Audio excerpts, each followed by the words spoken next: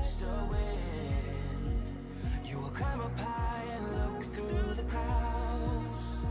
And when you're feeling low, I know you'll bounce back. Oh, and just remember, I will be there for you, baby. Remember, there's nothing out there to get you, don't forget it. When life throws lemons, just call me. Just call me. Just call me.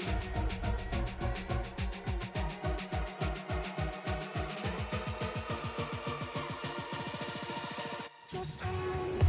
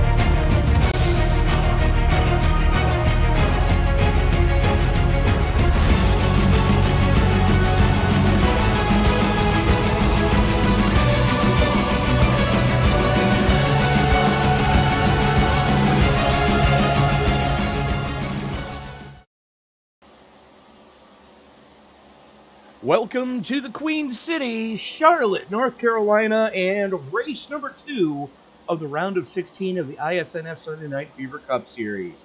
Good evening, ladies and gentlemen. Tony Trapasso, Jason Salford up in the booth with you for this one. And Jason, I don't know about you, but I'm excited. 600 miles here at Charlotte. Yep, exactly. It's looking like it's going to be a great race here, and especially since we are going to be cutting heads tonight, Tony. We are at that. With this being race number 2 of the round of 16, only 12 are moving on for the championship playoffs into Talladega next week. Currently, let's bring up what that playoff picture does look like. Bear with me 1 second, folks. As there we go. Colin Forrester is currently sitting atop the pile. Chris Worrell in second place. Curtis Kelly, Jalen Battle, Taylor Butch Benjamin, James Bowles, all safe for right now. AJ Green, Brian Chu, Derek Cook, still on the inside looking out. Your last 3 spots are held up by Christian Malcherik, Chris Van Mistrick, and Steven Sear on the bubble. Maria Ferris currently on the outside looking in, as is Skylar Carnes, who did miss last week. Charles Robertson and Alex Weigert almost basically are in must-win situations right now. Yeah, it's a situation where in a race like this, you've got to use your brain to try and get towards that win, and you've got to really try and hope as well. I mean, anyone who's looking for a win here tonight is just got to sort of stay out of trouble for the first 300 laps, honestly, and Oi! make sure they don't do whatever you've just seen. Well, clearly. If you take a look at the dog leg, there was a ton of smoke and a ton of cars, just, complete Waffle House situation, just scattered, smothered, and covered all over that part of the track. So, yeah, don't do that during the race and you might be okay. Yeah. But, beautiful evening here in the Charlotte Metroplex. You can see the dirt track over there in the background. As you can see the drag strip just beyond that. It's a great complex that they've got here on both sides of the highway. And, iRacing, if you're listening, please give us the drag strip. You've already scanned it technically. Just give it to us. And don't give me that we don't know how to do point-to-point racing, because there's that Mount Washington track proved that wrong a little while ago.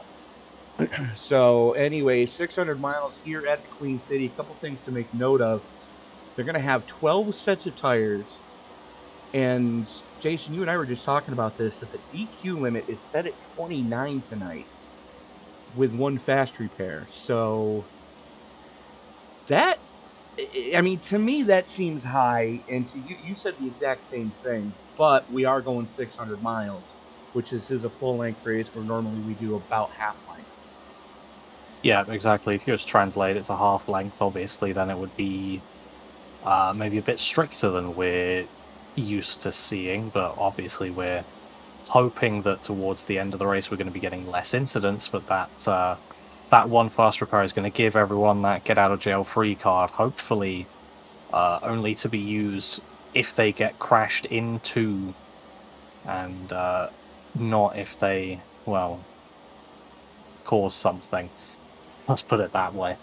Yeah, a couple of starting parks to make note of tonight. You're going to be participating in that portion of the race. Yep. In the 34, I believe the Love's 34 Ford. And one of the chief cook and bottle washers here at Sim Racing Media, James Riles, is going to be starting and parking in the Stuart Haas Racing number 4.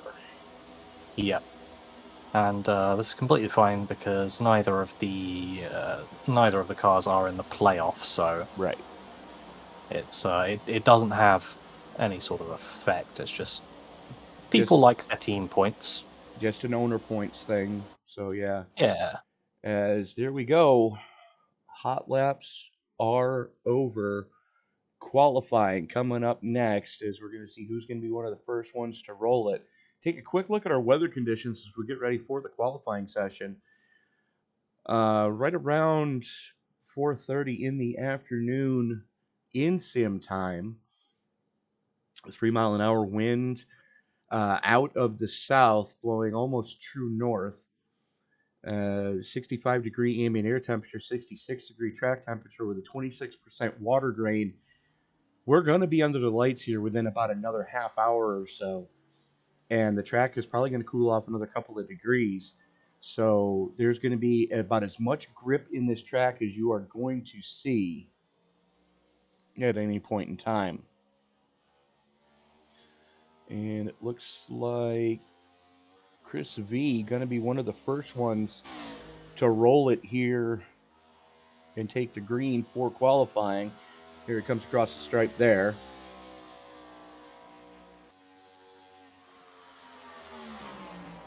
Rocking the Woody's paint scheme tonight in that Ford. As I'm just checking through here, I counted 37 haulers in the infield when we went to go to start the broadcast, Jason. Yes. Seems about Ricky Hudgens goes quick time. Chris V is going to slot into second. Now Taylor Butcher Benjamin jumps up into that second spot, gets immediately bumped by Clarence Prince. The bumping has begun as Prince a little bit sideways on his second lap. Rhea Ferris goes fourth quick on her opening salvo. Jason Ricketts on the backstretch. Skylar Carnes in a must-win situation as he comes across the stripe to post his first time. Second quick for Carnes. As Joey Maines jumps up to fourth. Clarence Prince goes seventh quick. Rhea Ferris to the top of the pile. Good grief. Maddie Forns immediately bumping her off. Joey Maines goes quick time now. Let the bumping begin. Ricky Hudgens back to the top. Skylar Carnes to the pole. Can this continue, Jason? That's the big question. As we are waiting on some heavy hitters to still come out and try to lay times here. Wow. And I believe there's 3 or 4 laps of qualifying, Case. They have 4 laps of qualifying to do it in. All right, Ricky Hudgens going to slot into second quick as his 4 laps are done. Joey Maine's 4 laps are done. He's currently sitting in fourth. Let's see if anybody can improve as AJ Green went purple in the first sector, coming off of turn number 4 with a good head of steam so far.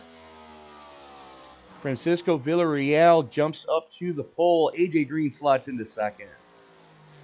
Christian Malstrick sits fifth after his 4 laps are done. Jalen Battle on his final lap brings it down the back chute with a good head of steam. Should improve on his time. Not sure about the position because he's got a little bit of a gap between himself and Christian Malstrick. Let's see what type of time Battle's going to post here. As Jackson Carr jumps up to the pole, Jalen Battle goes fifth quick. Wow, what a lap. Only 4 drivers tonight have gone. No, there's more than that. The top 8 have all gone sub 30 seconds here in solo qualifying. Yeah, but Jackson Carr's got the only Wow. only 29.8 Yes. that we can see, and he's a full 15 thousandths above FJ there. Absolutely. As we're watching Colin Forrester now.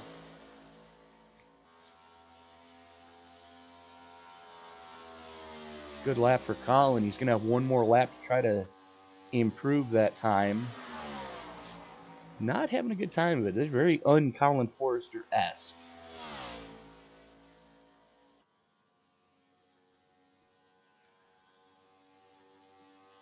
So we are going to stay with Colin as he brings it into the 3-4 complex. Brian Chu and Brian Treadwell both out on track now. Up. No, that's it. It's over. Now what he was hoping for is there is the M&M's Toyota of Brian Chu. Goes 30th quick on his first lap. His teammate Chris Worrell just took the green to start his Flyers. Tommy Stanley goes up to 25th quick.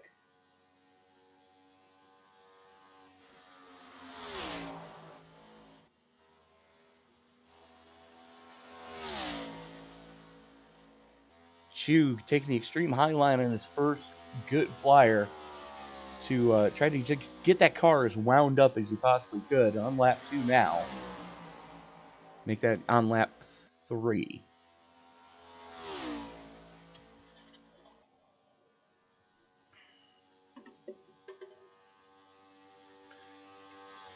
Good head of steam for Chu.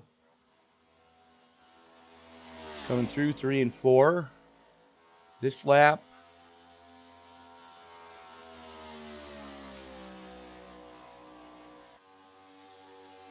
Does improve him all the way up to 4th. So we're going to check in with his Joe Gibbs Racing teammate in the Coca-Cola number 11 tonight. Digging it. And negates that lap. You can see the heavy right side damage on the 11 of Worrell.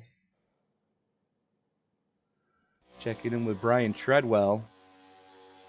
Treadwell's not had the season that he was hoping for here, Jason. I'll have to have a check on where he is, but I don't remember noting on him all too much. Well, that's just it. I mean, he hasn't really performed up to the Brian Treadwell that we have seen in the past. Yeah, I mean, it's unfortunate because he's not made it to the playoffs, so that is where he would probably normally want to be. Right. Though I guess that does take a bit of pressure off his shoulders in these last races, so maybe he can look to get a decent performance in here. He never really starts that high up the field, but we always see him move up, so look for him to move up from that currently 29th spot that he's sitting in. Yeah, absolutely. But, in the times that he hasn't been able to move up, he's been caught in an early dumpster fire that's happened in the mid-pack, and he's had no chance to avoid what's popped off in front of him. But Chris Worrell back out on track. He's going to pick up on lap 3 to start that one again.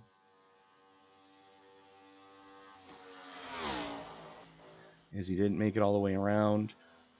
So Worrell going to need to hustle it.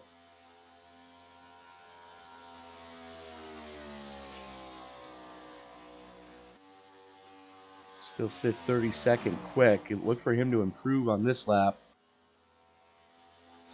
It looks like you have the point standings blocking the screen. That's not the point standing. Oh, shoot. Yes, it is. Yeah. Had to put that graphic someplace else, so yeah. Gotcha. Thanks, Okay. Rhea. Yep. As Worrell does go green. All the way up to 2nd quick. Nice lap. Good recovery drive for him after thumping the wall. Chad Thornquist out on track. Brian Treadwell continues to just turn laps. Colin Ziemer is in the building. Thornquist in the 99 at Comscope Chevy.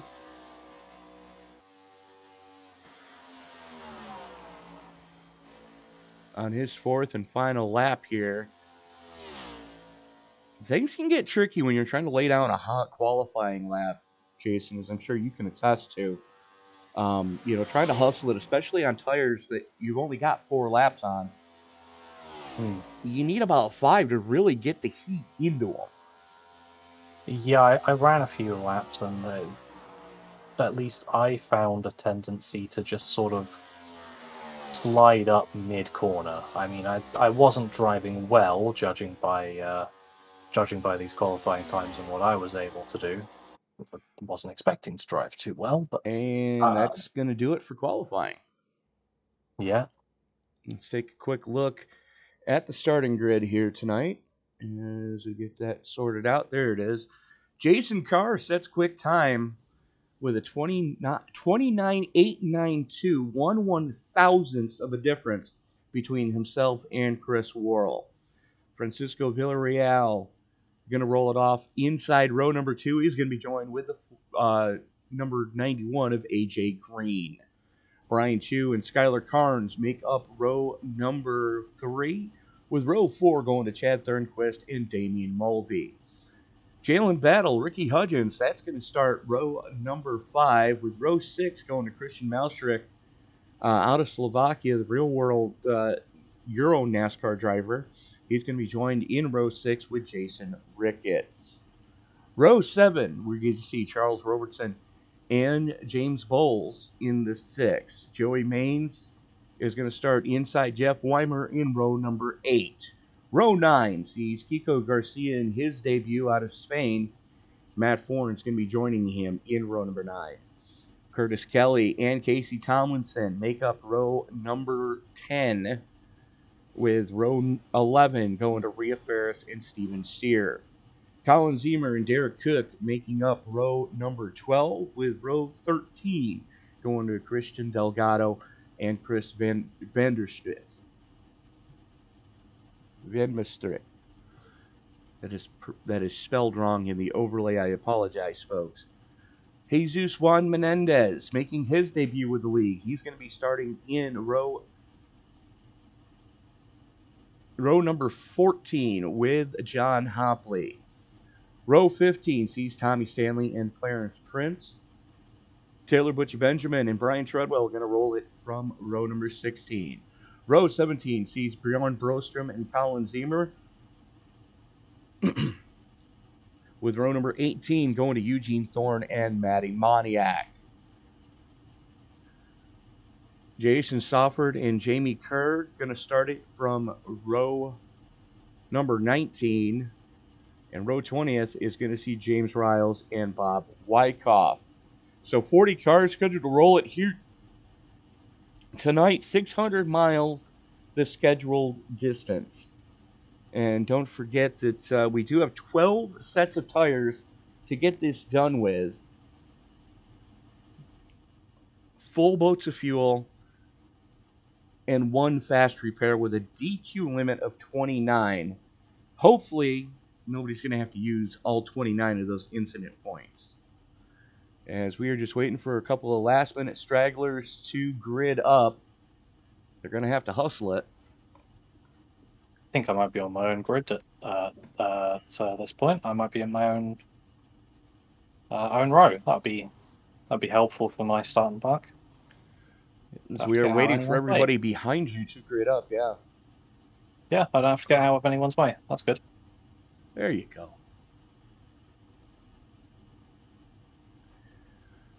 Proud of you. Thank you. As the pace car starts to roll it here at Charlotte, 600 miles of scheduled distance here tonight. Keep that in mind. No stage breaks. We are running this thing full distance. Or 4 hours and 20 minutes, whichever comes first. As we are starting to roll it. There is Jason Carr in that Hex.com number 55 Ford Mustang.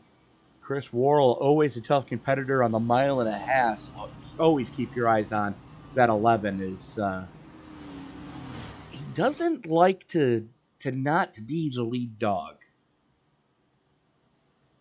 Kind of a quirk about Chris. But that lap that Jason Carr laid down, I thought it was untouchable until Worrell only lost out on pole by 1/1000th of a second. Lights are out on the Ford Mustang GT500 pace car, the official pace car of iRacing, as the field works its way into the 3-4 complex. Remember, Geico Restart Zone is in effect tonight. The other things, let's say, it's time to wipe the visor and adjust the 5-point harness. Grandma, grab some barbecue and a nice beverage of your choice. It's time to get it on in the Queen City. Race fans, it's showtime! Green, green, green. So green flag comes out and we are underway for lap 1 of 600 miles here tonight at the Charlotte Motor Speedway. Worrell with the nose out front as Carr battles back on the low side. Worrell able to keep his foot into it a little more aggressively on that top shelf, gets the run off the hill. Carr's going to slide into second, cutting off AJ Green's nose as here comes Francisco Villarreal on the inside. Worrell, Carr, Villarreal, Green, Carnes, Mulvey, Chu, Thornquist, Hudgens, and Battle, your top 10 as they currently sit. The battle right now is hot and heavy with Skylar Carnes on the top side, Francisco Villarreal on the low side in the deuce, trying to make something happen. Chris Worrell continues to show the way right now as he's got an angry pack of wolves behind him. Carr looks to the top side. Coming through 3 and 4, Worrell going to be able to throw the slide job. Coming off of 4, stays in the lead. Carr right on his back bumper though, as we're up to lap 3 already. Carr has the quick lap of the race with a 30.03. Here comes AJ Green to the inside of Carr down the backstretch. Carr on the top side, Green on the low side as they haul him into turn number 3, still door to door. Carr almost gets into the wall, playing that ultra high line we jokingly refer to as the Larson line most of the time. As here comes Green battling back through the dogleg. Green has the spot. Carr using that ultra high line, just barely staying off that outside retaining wall. Everybody's getting pretty single file. Oh, we got problems in the back. Yellow flag is out. And just in time for me to make it up to the booth. So, hello everyone. Hello. I'm in the booth now. As we are going to take a look at what happened to Joey Maines here. As he was part of it. There he is. It's going to pop off in front of him, I think. As the 55 gets a little bump and run in the middle of 1 and 2. And yes, it has... Wow!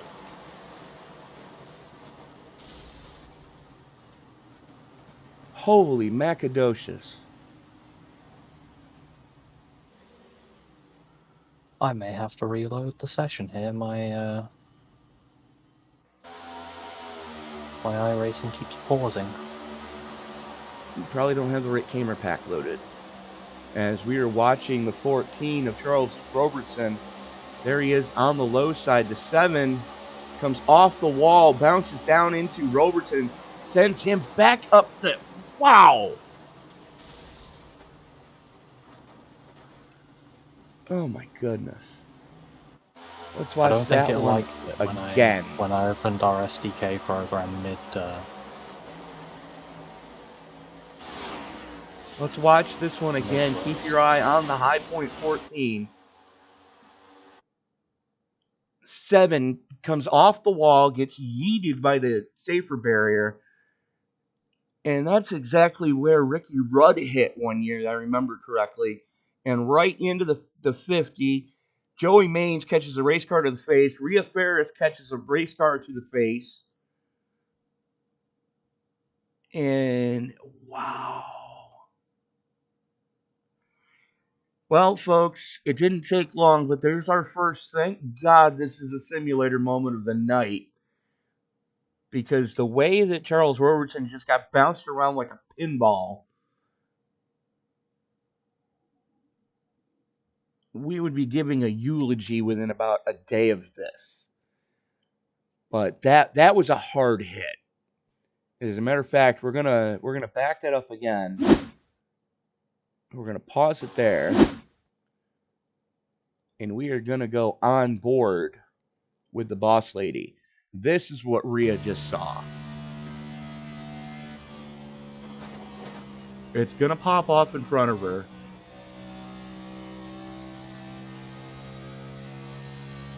There it goes. and she was off the throttle, and luckily the car was already airborne when it caught her, so it hit the top of the roof.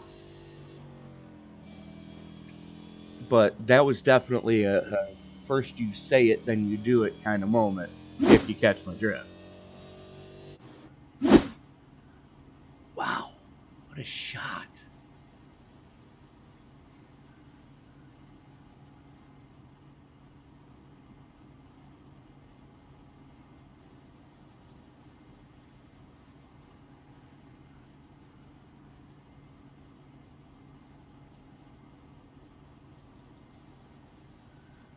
I am having to reload, so. And I'm going to need to reload too. We'll be back right after this.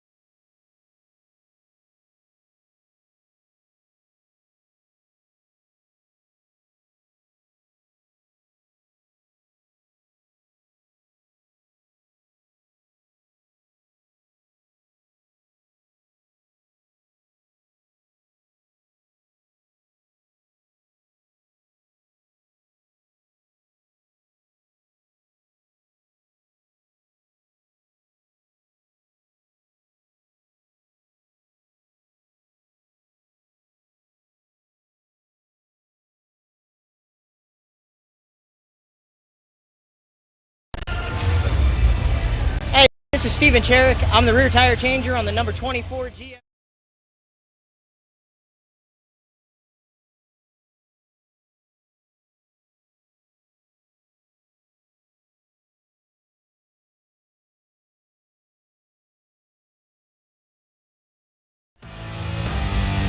Hey, this is...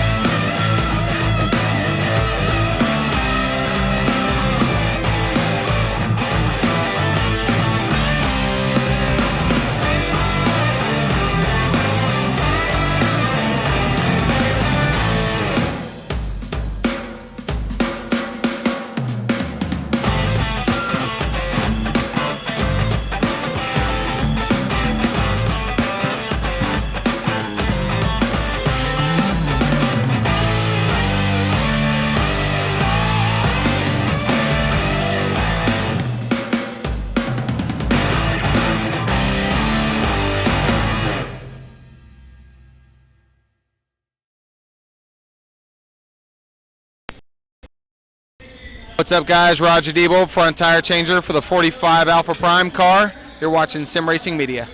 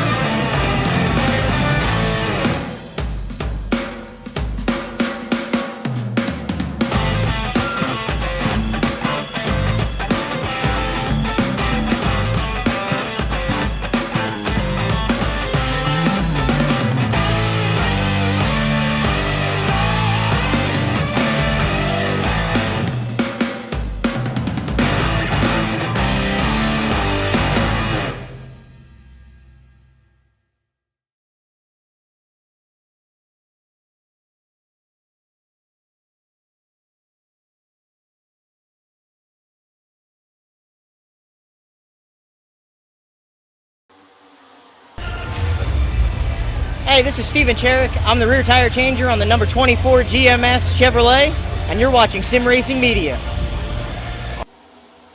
And I believe we are back in. Do we have pictures, Tony? We do. Sorry about We that, do. folks. That's good.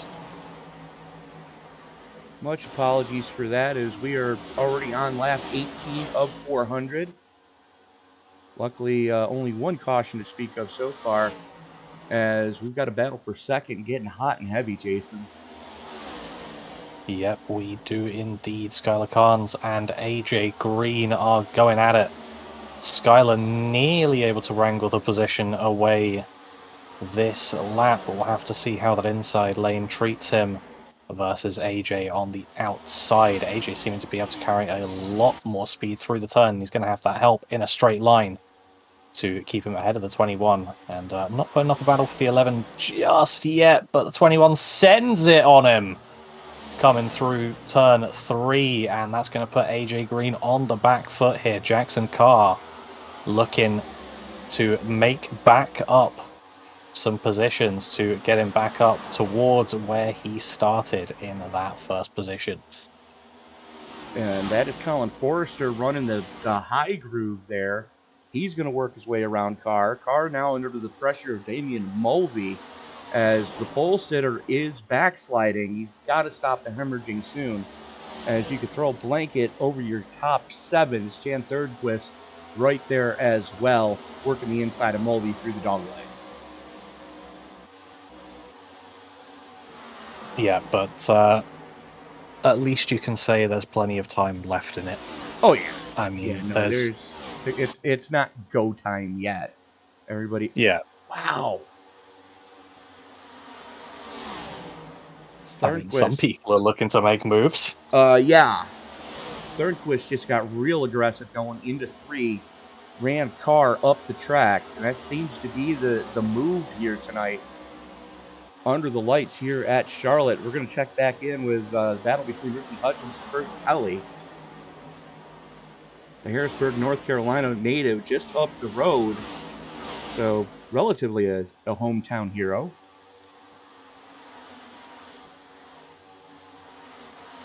There is Hudgens in the 52, making it stick. Checking back here with our Euro NASCAR ringer, Christian Malsharek, in the number 3. As he has taken over that car full time since the retirement of yeah. Ow. Jalen Battle just threw one.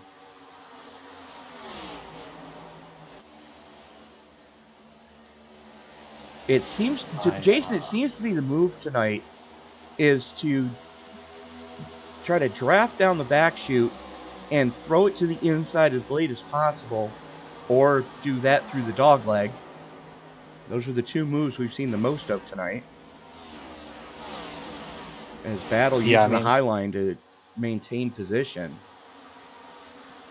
I think with a move that you are more expecting and able to set up to defend, then you're probably able to defend pretty well on that outside lane, keep more speed through the turn, momentum up, and then power off the corner. But if you're not like setting up to defend it, then I think it's going to be a lot more difficult to hold it. Uh-oh. As we've got a yellow flag, and I see Skylar Carnes moving slowly. I thought I saw the same thing. He didn't stop.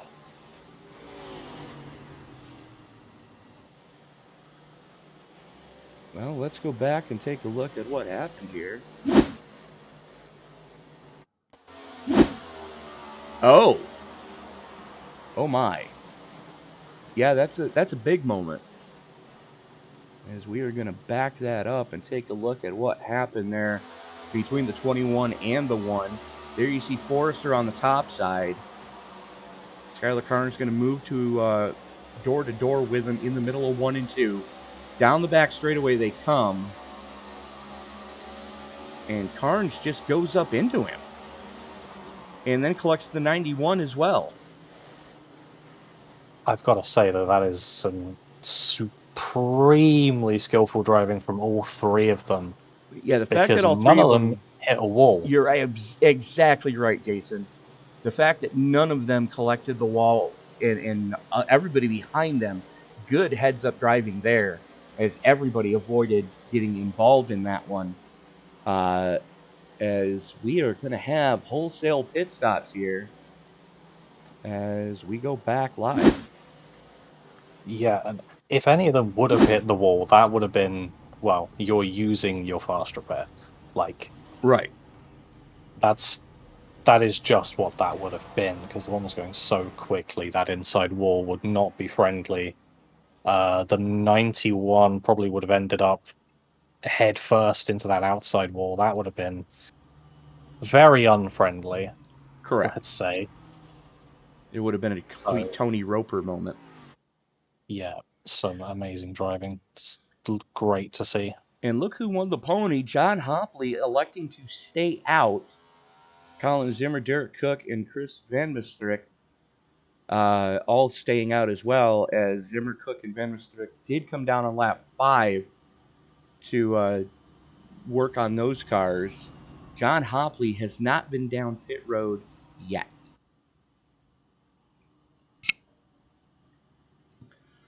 So working caution number 2 here on lap 27 of 400.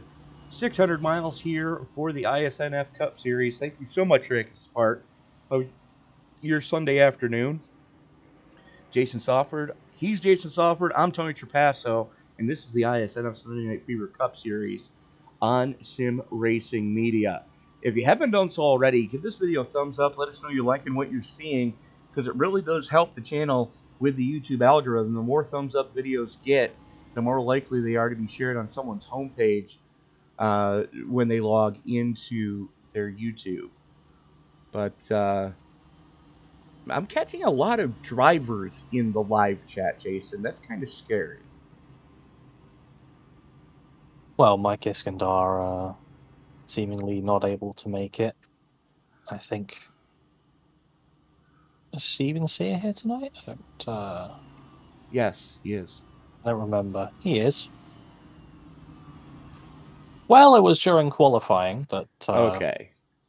that he was speaking, so That makes me feel mildly better. We'll forgive him for that one, but please don't type and drive if you're still listening. Yeah, texting and driving is no bueno. That goes out to you, Tommy, as well. Yes, Tommy Stanley usually guilty of that, usually under cautions, though, so I got to give him credit. At least he's not trying it at 180 miles an hour. He's doing it at 55. Yeah, we'll give him the pass for that in the sim. In the sim only, we will give you the pass for that. Same if you're having an adult beverage and driving. We'll give you the pass in the sim for that. As a matter of fact, Jason, There's a special race coming up here in a couple of weeks from one of our other leagues. They're having the 24 Beers of Daytona. Oh, very nice. Yes. How long is that race? I believe it's 200 laps. Okay, at least you got some time then. Yes. And it's a team of 4 drivers, and between the 4 of you, you have to consume 24 adult beverages, prepackaged adult beverages. So, Yeah. you know, some form of hard cider, ale, lager, stout, you know, all that the happy stuff there. But it has to be prepackaged, no homemade drinks.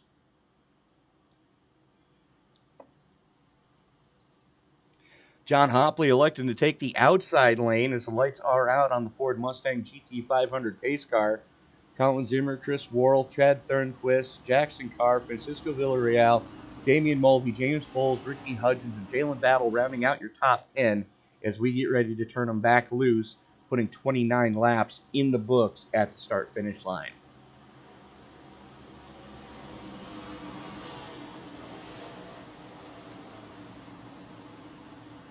And it's Colin Zimmer kind of playing possum right now, hanging way back, trying to make sure he can at least see Hopley when he jumps on it as they go into the Geico restart zone. Hopley holds him down, finally jumps on the left pedal about halfway through. Zimmer did not get a good restart.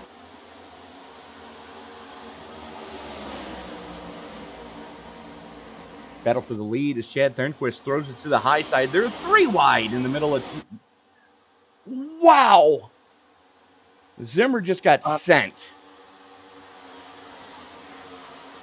Looks like John Hopley's suffering a similar fate as we are. 3 wide through turn 4. Curtis Kelly and Ricky Hudgens wasting no time trying to get past John Hopley, as unfortunately on those older tires he is going backwards. We're seeing how the tires are working already, but the answer is they're not. It's a long race. Yeah. At this point in time, does it really matter? No. As long as he can stay on the lead lap. As here comes Thornquist and Villarreal going after it. Thornquist on the top side, Villarreal on the low side with Chris Worrell for company. Now those two were stablemates last season. Yellow flag is out. Ah, come on. Really? Don't start this again. I do not have it. I don't know who it's with. Connie Stanley.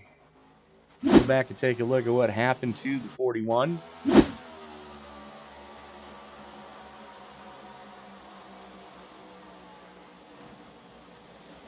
Looks a little sketchy coming through 3 and 4. And just loses it on the bump off of 4. Gets into the wall sideways, spins it, and just like that, we're under our 3rd caution.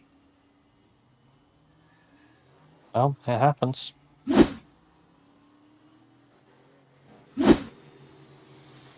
Gotta watch that bump on the middle. It's the middle groove coming through 3 and 4 where that bump gets atrocious. And when we saw it affect the Gen 6 cars and the Xfinity cars last season, it's even more pronounced with the independent rear suspension and the anti-sway bars that these next-gen cars have to run.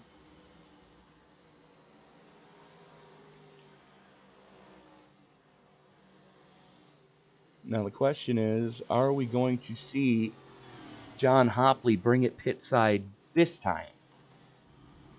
The answer is no, as he went from 1st to 16th in 2 laps. Yeah, that's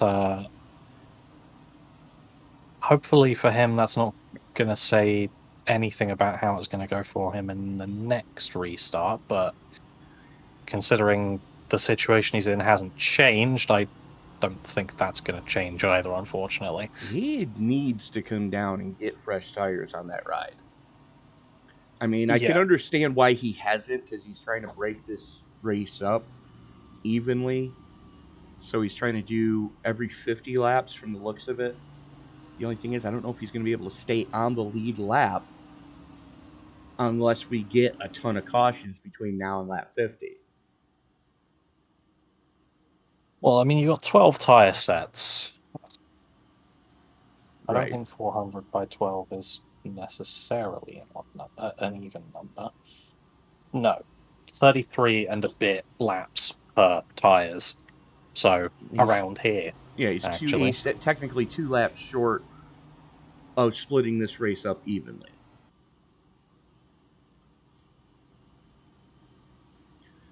So, he could well come in now, but I guess if you stay out, and you just stay out and stay on the lead lap, is what you're hoping, then you'll be pretty much good for the end of the race, because you'll have an extra set of tyres. And hopefully, just run straight past everyone.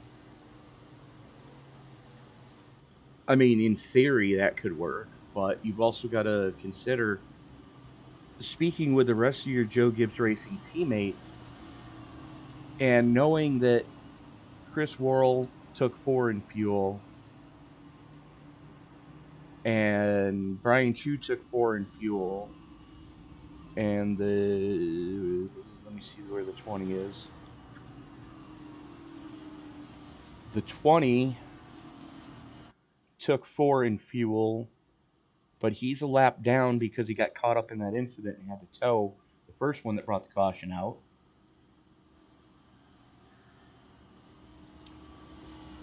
You know, you kind of have to figure that maybe those guys have figured something out. As Francisco Villarreal in the Keystone number 2 for Team Penske tonight out of Wasalo, Texas. Chris Worrell currently sits right where he started in second place. Your biggest mover in the positive direction, we were talking about it earlier, that is the one of Colin Forrester after getting sent for the first caution. Has had a decent recovery drive so far, sitting plus 25 back in 9th.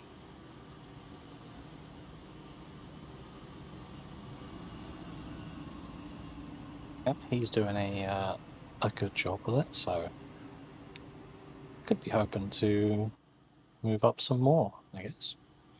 Absolutely, as the lights have gone out on the Ford Mustang GT500 pace car, the official pace car of iRacing. Villarreal going to have the button. Geico restart zone is in effect, as he's going to elect to take the inside lane here on the restart.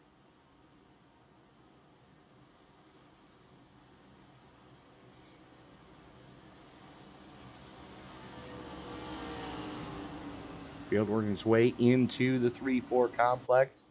Again, thank you so much for making us a part of your Sunday evening as you are watching the World 600, part of the iSNF Sunday Night Fever Cup Series. Round of 16, playoff race number 2. As the field comes off at turn number 4, pace car gets ready to make that hard left turn. There it goes. Villarreal has the button as the field goes into the Geico restart zone. Green, green, green. Villarreal drops the hammer and spins the tires just a little bit.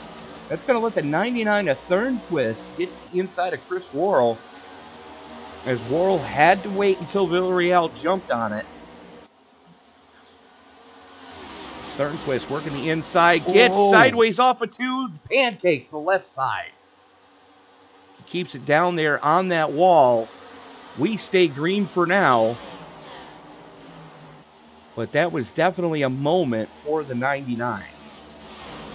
And he is going to have to come down pit road to get some damage fixed. As you can see a little wobble there on the left rear. That is now Bluetooth suspension, and that's not the way it's supposed to work. Yeah, and I thank him for staying down there and not causing a caution, but when your suspension is not attached, I'm pretty sure that warrants your fast repair, so that's not going to be handy to have to use that on lap 38 of 400. True story. As we're Not watching even the a tenth of the way there. As we're watching the battle for third, James Bowles pushes the wall but keeps it pointed straight. As the 45 of Curtis Kelly got a little bit loose, that's going to back him up to the 51 of Damian Mulvey, the Irishman, trying to make something happen as Jackson Carr all over his back bumper, and they're too wide behind him for 7th. Yep, Carr needing to see that position to Forrester, and Ricky Hudgens looking good with a run here, but nowhere to go with it, as Forrester is very much looking for a way past that 51. Forrester goes to the top shelf on the Irishman, Damian Mulvey. Forrester's going to carry a good head of steam coming off a 2, gets to the back straightaway, and we're back single file up towards the front. Everybody trying to play duck and peek right now as pretty single filed out. Tell that to Delgado. I just saw that. Christian Delgado getting a lot loose coming off of 4 that time. That's going to let AJ Green get back to him. Green throws it to the inside. Look for the dive bomb here. Delgado keeps it wound up on the top shelf. And just behind them, you got Chu and Weimer going at it as well. So definitely no longer single file. As well, didn't expect it to last too long, and it's not lasted too long up at the front either, with James Bowles and FJ Villarreal right next to each other. As Francisco keeping that low lane, but not able to keep the momentum up, stuck right up behind Chris Morrell rather. So James Bowles able to sweep around the outside. Colin Forrester following and immediately going for the move on the 6, but the 6 going for the 11 here to try for the lead. Don't look 3 wide, please.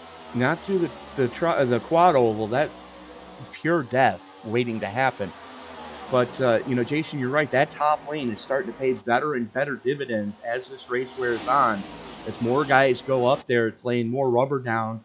And conversely, it's making that groove even faster. Because you're turning the car less, you're bogging it down less in the corners. As taking a quick look at the weather conditions right now, we are under the lights. The Moscow high watt LEDs are shining this place.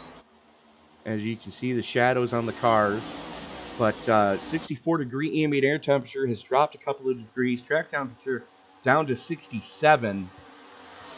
Again, cloudy skies here, so this track is going to remain cool all night long.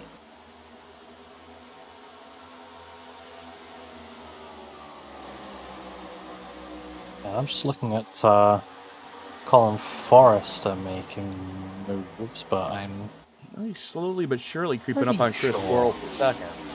Has the nose pretty out sure front. I Go ahead. read correctly that he doesn't necessarily need it, No, he doesn't. but still might as well go for the best result you can. Obviously, it's more fun, and Well, you play spoiler around those guys that need the win. As we're watching Christian Malshra kick his way up through the field. As here we go, battle for the lead, starting to get hot and heavy.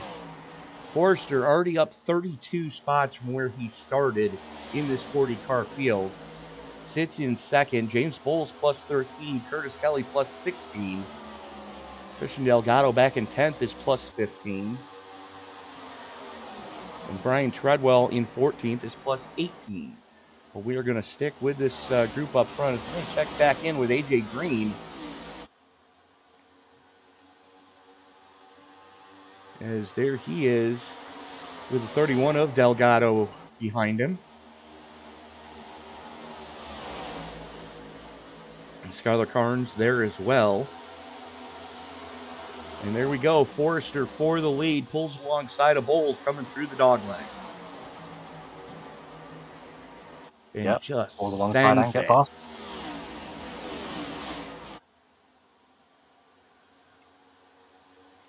See if Bowles is going to go for an immediate response. Didn't think he would, and he doesn't. Chris Worrell, connection dropped due to upload packet loss. Oh, the heartbreak. That might drop him out of the playoffs. Yeah. I mean, if he can get back here quick enough, then he's still got the time. That's the good thing about a long race. If you can get back, if it's not like an internet out issue, Right. then he is not good, but he's also not too bad. That's just fine. We're watching the battle for second now between Curtis Kelly and James Bowles. Kelly on the low side, Bowles on the top side. Francisco Villarreal just waiting for one of those two to make the move, and he's going to pick that lane to go with as Bowles almost gets into the wall in one. That opens the door for Kelly. Kelly's going to throw the slide job coming off a two, and that's going to check out Bowles just a little bit. But behind him, it's an all-international battle with Malserick and Mulvey go door to door.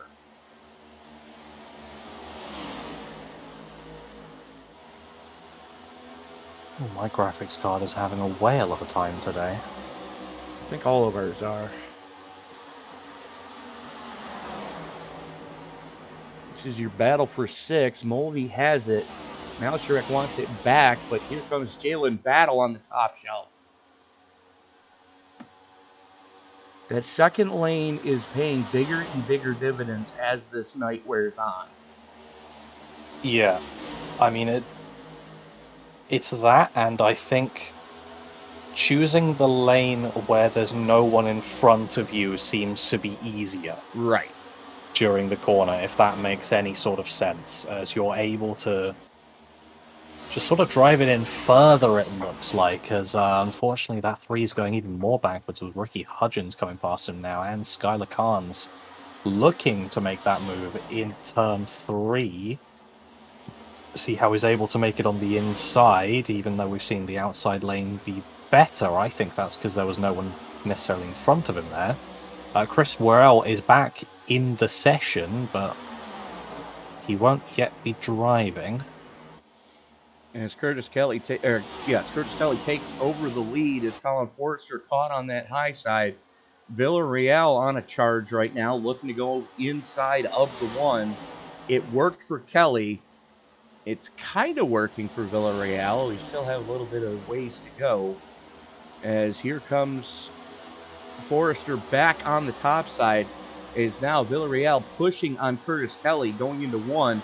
Forrester, though, keeping it wound up in that second lane, able to keep his foot in it. He's going to make a bid coming off a two.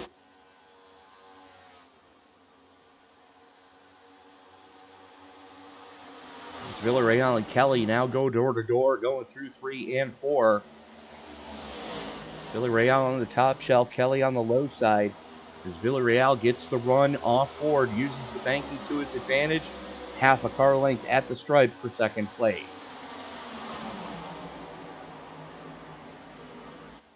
Ricky Hudgens and Skylar Carnes going after it back there for 8th and 9th.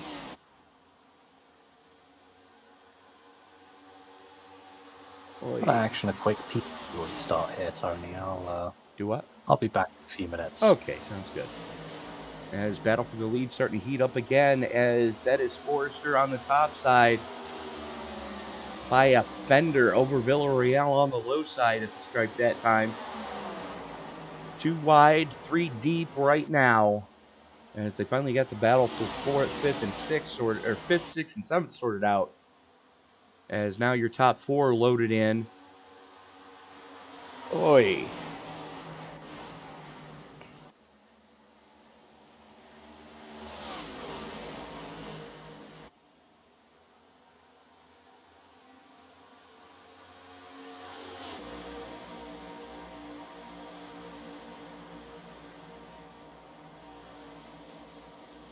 Forrester using the extreme high line, trying to stay out of trouble.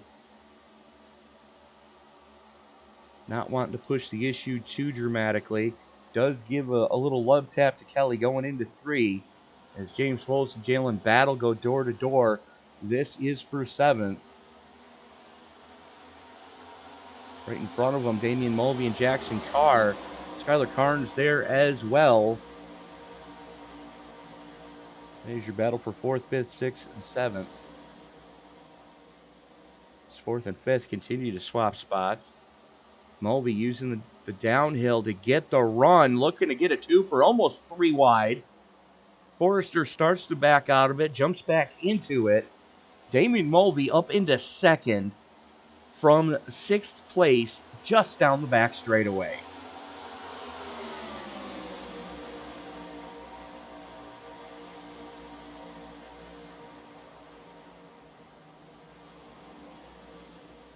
Forrester, Kelly, Carnes, Carr, all right there. Throw a blanket over them. There's Curtis Kelly on the top side, getting a little shove from Carr, going into 3. Here comes Carnes to the inside of the 45. They're leaning on each other. A little bumping and banging going on. Everybody gets it sorted out, still pointed in the right direction. As here comes Jalen Battle to the inside. We haven't talked much about the pride of Atlanta, Georgia. There he is in the Liberty 24. It's the 55 of Jackson Carr. Going to try to do the same thing Mulvey did a couple laps earlier. Keeps his foot in it and uses that downhill coming off a 2. Shot out of a flipping cannon. Not close enough to get anyone but Curtis Kelly there. As we're checking back in with Jalen Battle, James Bowles, AJ Green, and Ricky Hudgens.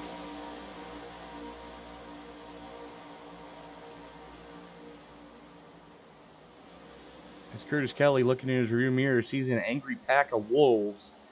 And here comes Bowles. The run gets blocked off. Curtis Kelly catches the chrome horn.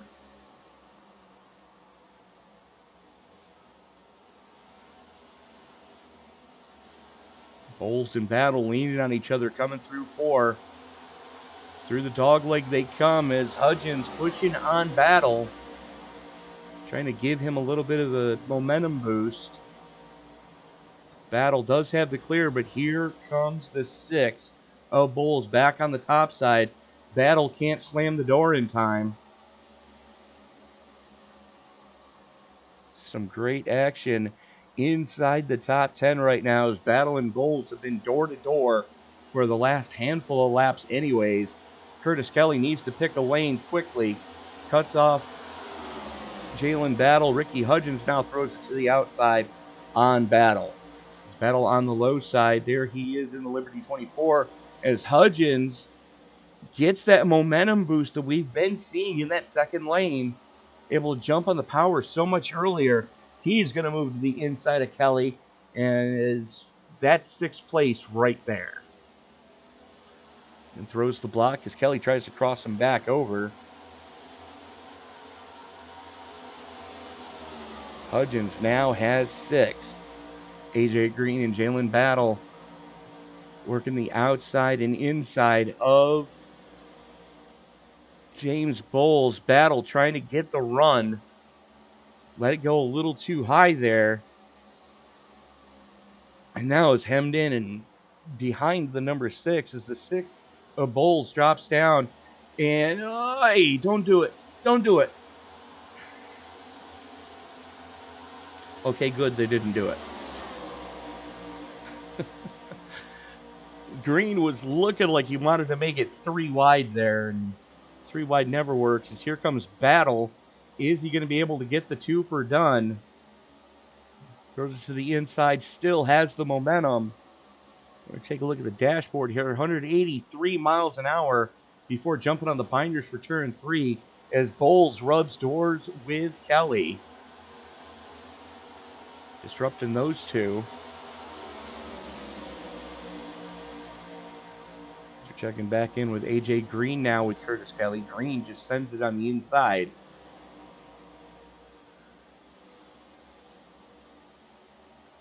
Bad news if you're a John Hopley fan. He has just gone a lap down to your current race leader. It's that man, Francisco Villarreal, in the Keystone Light number 2. Skylar Carnes in the Motorcraft Ford sits in 2nd as they just put the boss lady Rhea Ferris a lap down. Damian Mulvey sits in 3rd.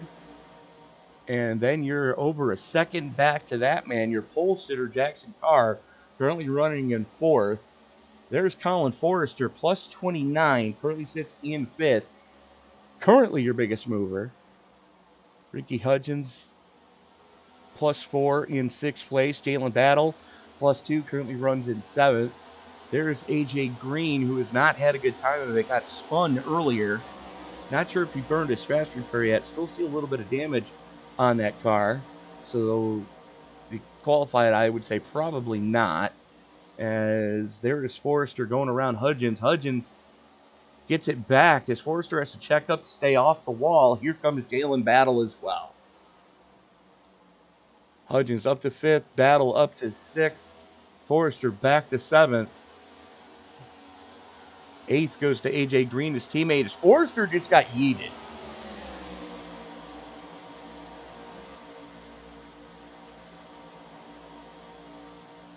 Let's watch that again.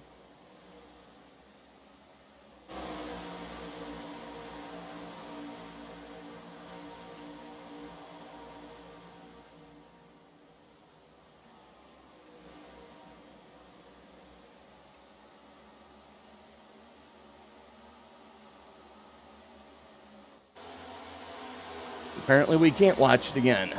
But anyways, Forrester back to 8th. James Bowles to 9th. Taylor Butcher Benjamin up 21 from where he started. Currently sits in 10th in the double deuce. That Pennzoil Nuclear Banana of his. And Jason, are you back? Yes, I am. And after a quick restart, my graphics card appears to be fine. Yay and stuff.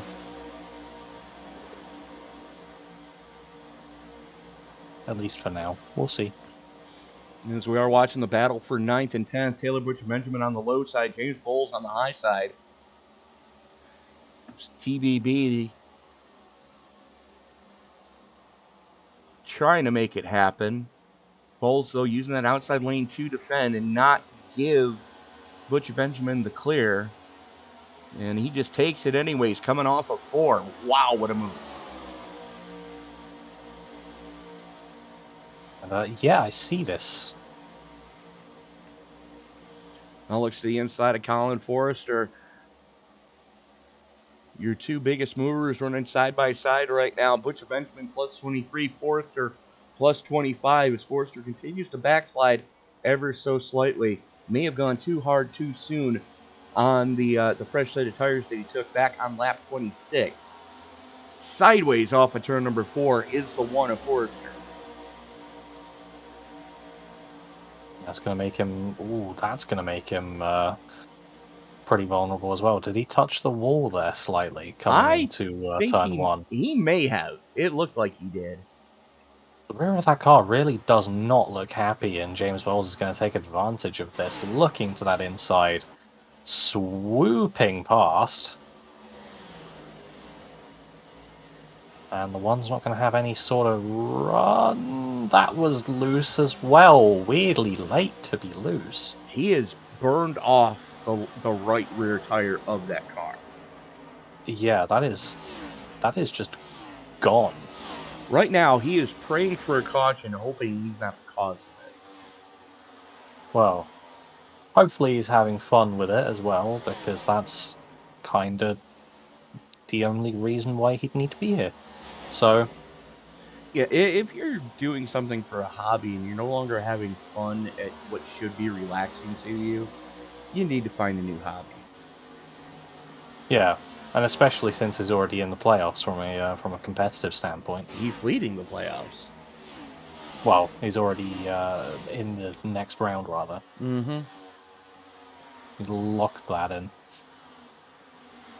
Christian Malschrick back into the top 10 now. As your race leader, Francisco Villarreal, has already lapped up to 27.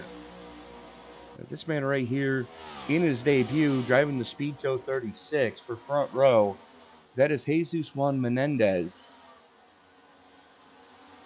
And that is our race leader directly behind him.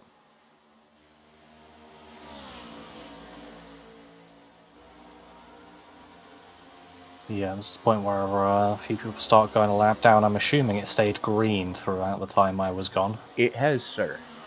As we were watching the Oviedo, Spain native driving for front row right now.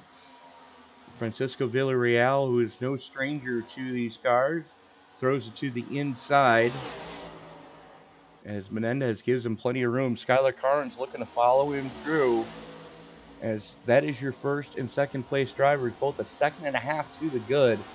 Currently over third place, Damian Mulvey, who's got another second to the clear over Jackson Carr, who sits in fourth. And then things start to get a little bit tighter. Carr with about 0.3 of a second, as you see the four-car parade behind him of Hudgens battle in green, as Taylor Butcher-Benjamin trying to reel those guys in. Battle in green going door to door, going into one. Green able to make it stick. Clemens, North Carolina native, just up the road, looking to do good in his home state. And I know that's not proper English, Jason, but might give a damn bust about a half hour ago. Well, that was early then. But it can be proper English if you want it to. The language can change and adapt around people. Why is Casey Tomlinson Yellow, yellow, yellow. not okay? Something has occurred somewhere. Chris Van Maastricht. Oh, cheaper. No. Okay, don't hit anything. He's going to have to 51 tow that. Hit anything other than the car. That right front suspension is not attached.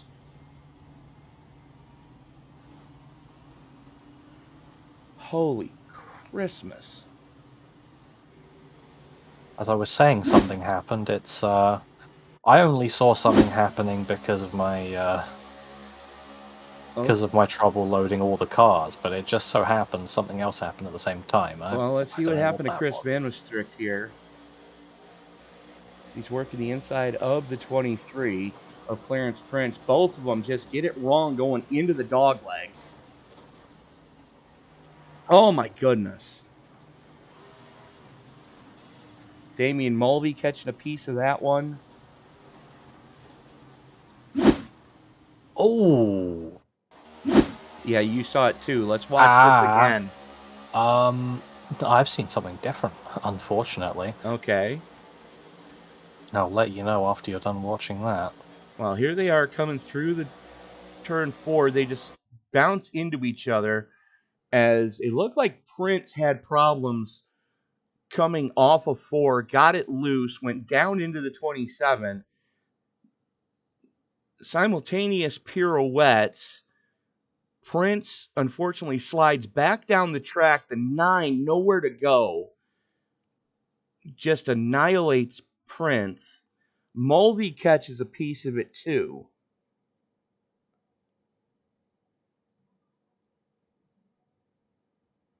Why can I not find Damien?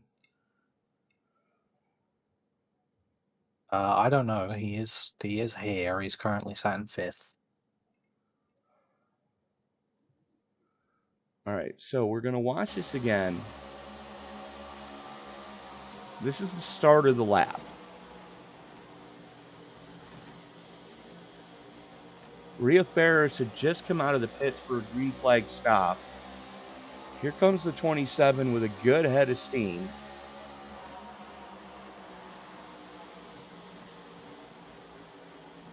And you're going to see Prince get loose in the 23 on the top side. There's the wiggle, and they both catch that bump.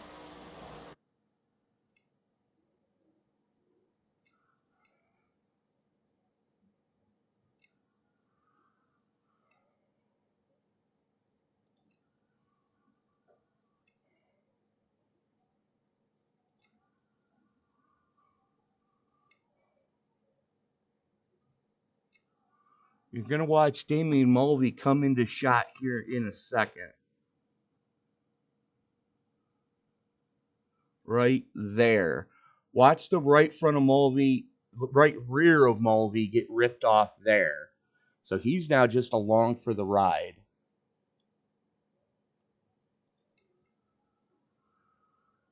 And then, bang! The 52 just annihilates the 23 again. To add insult to injury. And what is it you saw, Jason? Well, it's on the theme of Damien Mulvey, unfortunately. Go take a look at his pit entry. I don't know exactly what happened with himself and the 52, but something led to another thing. It looked like the 52 was deciding whether to go in the pits or not, and there was some contact.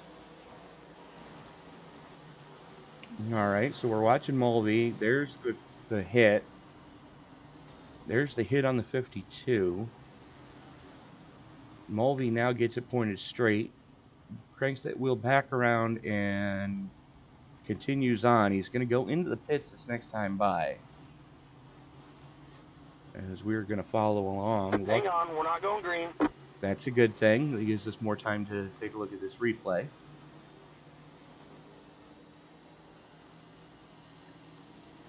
As Mulvey trying to hustle that car back around.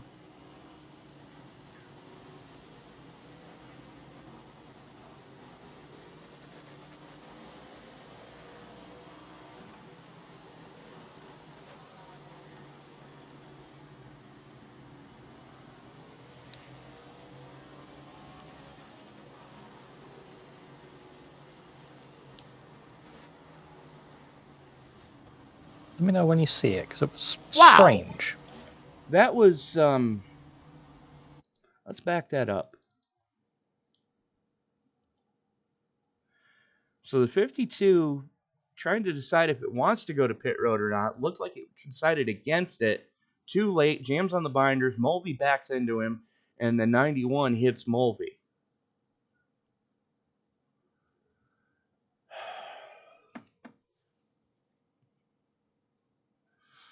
Yeah. They need to move that commitment cone back further. Well, realistically, it should be the first yellow line, you'd think, no? Because you can't really... I mean, the wall is effectively a commitment cone in itself. Right. Because how are you going to move that uncommit back further after from a that. wall? Yeah, no, you should be back further from that. By quite a bit. You know, at least 2 to 3 car lengths before the wall. Before those barrels. Yeah. Is where that cone should be. That way you avoid stuff like that happening. Unless we're at a track where NASCAR decides to park the pace car at the commitment cone. Or no, I'm sorry, they parked an ambulance across the commitment cone. So nobody could get to pit road technically legally. Right. That works. That makes sense. Yeah. You know what else makes sense? The lights are out on the pace cars. We get ready to turn them back loose. We're getting ready to put lap 84 in the books here of 400 tonight as part of the iSNF Sunday Night Fever Cup Series. Currently working caution number 4. Not too bad. We're in better shape than we were last year at this time. Everyone's realizing that there's so long to go. There's no point in starting an instant now. Well, most people have figured that out. Francisco Villarreal holds him down. Skylar Carnes gets turned. Oh. Oh my goodness. I think it's fair to say that restart couldn't have gone any worse for Skylar. That's possibly the worst it could have gone. Now it's time to figure out why. Well, we're going to watch it here. There's the Geico restart zone. Villarreal waits till the last possible second to pull the trigger. He jumps on it. Skylar Carnes spins the tires. And up into the wall goes the 21. The 91, nowhere to go, gets the race car to the face. Gets down and turns Mulvey. Oh my goodness. The 9 gets turned by the 52. The 50 spins his tires, spins it out. The 42 just hits the 21 again. Oh my goodness. So I'm looking from Skylar's onboard. I think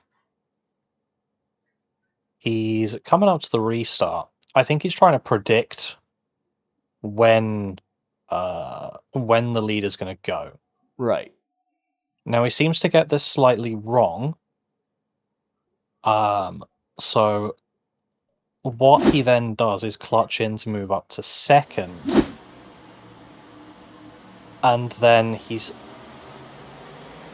still at really high revs when he dumps that clutch. That's sending your rear round, and when you send your rear round in front of another 33 cars, unfortunately that's not going to go too well for you. Absolutely. As James Bowles parked the wrong way on a one-way street. Let's watch this again here. Again, slow motion. This is quarter speed. Into the restart zone. Villarreal holds it to the last possible second. There, he jumps on the loud pedal. The 55 almost gets into him. Has to lift momentarily as Carnes, the back end washes out there. Up into the outside wall. Down into the 91. Down into the 51. Goes to 91. The 52 turns the 6. The 50 sees it happening, tries to take evasive action, and eats the wall himself. The 51 comes back up. The 31 nowhere to go. The 42 blasts the 21. And we have carnage on the restart as the 10 throws it against the wall himself and jumps on the binders to try to not hit anyone else. And there is our, thank goodness everybody has a fast repair moment.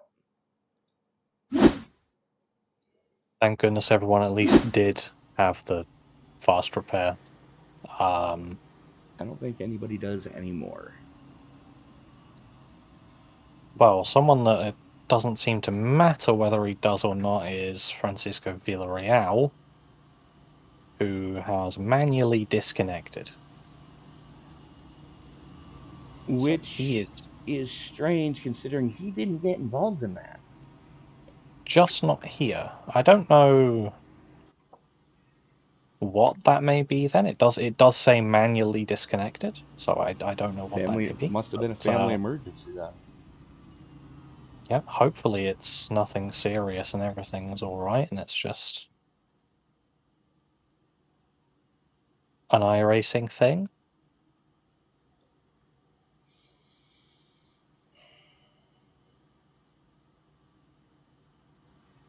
What that may be then. It does say manually disconnected, so I don't know what that may be. Must have been a family emergency then. Well, we shall see, Jason. Bear with me, I have to go take care of an issue myself. Fine.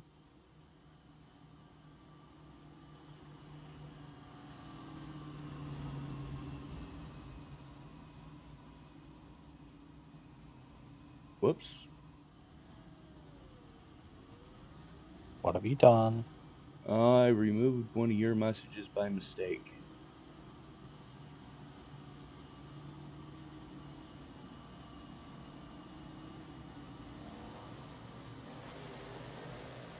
That probably doesn't matter. Yeah, I apologize. I clicked the wrong thing trying to remove another bot. Ah, yeah. Oh well.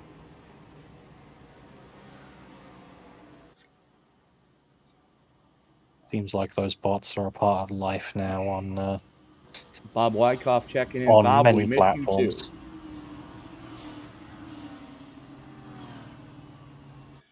As the lights are out on the Ford Mustang GT500 pace car, Jason, what do you say you get us going this time? That's dangerous. Yeah, I can do that. True story. You know what else is dangerous? The organization of that field coming down the back stretch. It's what you call a Waffle House situation, folks. The track is scattered, smothered, and covered in race cars. Well, I'm focused on the front six, and they look okay. So I'm going to pretend that everything's fine. The one's positioned a little bit far back, He's third been in that doing that a top lot lane. tonight.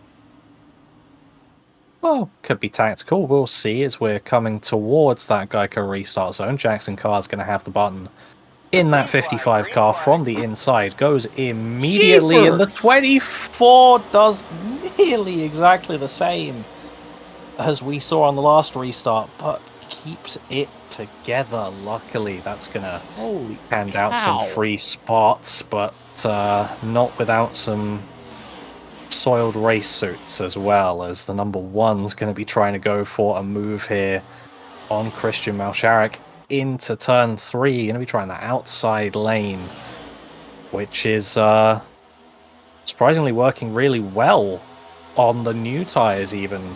See, not pent up behind anyone, able to get overtakes done. He got 2 in one corner, and he's going to go for another one here on Jackson Carr. And we know Colin Forster not afraid to hang it out. Rushes the wall coming off a 2, though. As Carr protects the inside, takes the rookie street stock line going into 3 that time. That's going to cost him a little as Forster able to get the run on the top shelf. Malsharik trying to work the top side as well on Joey Maines. Maines gets by. It looks like Malsharik may have caught the wall as he continues to hemorrhage spots. Ricky Hudgens gets by him. They're 2 wide behind him. It's Skylar Carnes on the top side, Curtis Kelly on the low side. And you just reminded me of my my early days of oval racing with the rookie street stock line. Christian Malsharik is seemingly having some sort of issue. That's a black flag issue. So he's going to go down and serve that one, or at least try to, and that'll be cleared even if he's trying. Skylar Carnes still trying to move back up after the mishap. Trying to get past Taylor Butcher Benjamin now, and does so. Seems like when you get past, you're going to probably be passed again if there's someone close, as Kelly gets past TPB now as well. Christian Delgado works the back bumper of Taylor Butcher Benjamin. TBB is up 24 spots in the double deuce. Currently sits in 7th. Your biggest mover, though, is the one of Colin Forrester. If you're checking back with Jeff Weimer working the outside of AJ Green. Yep. Neck and neck as we go into turn 3, but AJ Green able to run it in a bit harder than the 10 was capable of, and he's got that position down and is going to look with the best seat in the house at this battle right in front between the 31 and the 22, with Delgado making that move, swooping around the outside as the 3 is just coming back out the pits there. He is at that. So we're going to check back in with Brian Chu and Casey Tomlinson. Those 2 are going after it like 2 kids in the backseat of a station wagon on summer vacation. Tomlinson, though, making the move stick as here comes Chu's teammate. That's Chris Worrell trying to unlap himself the hard way.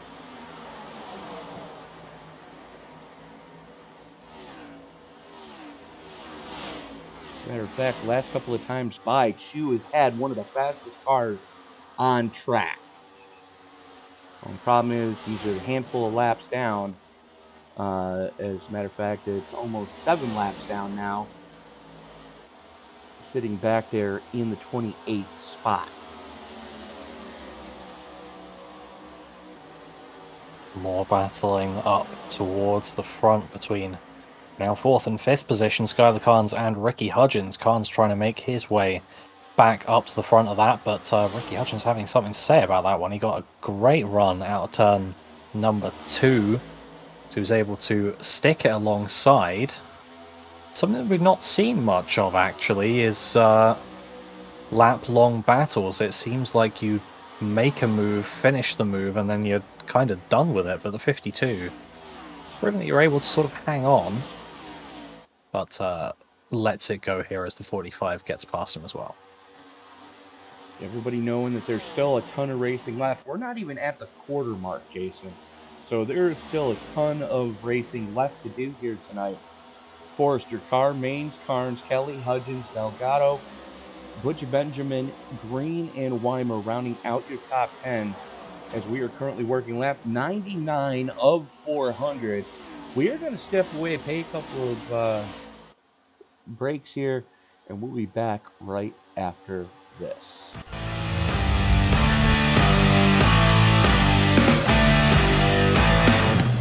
Hi guys.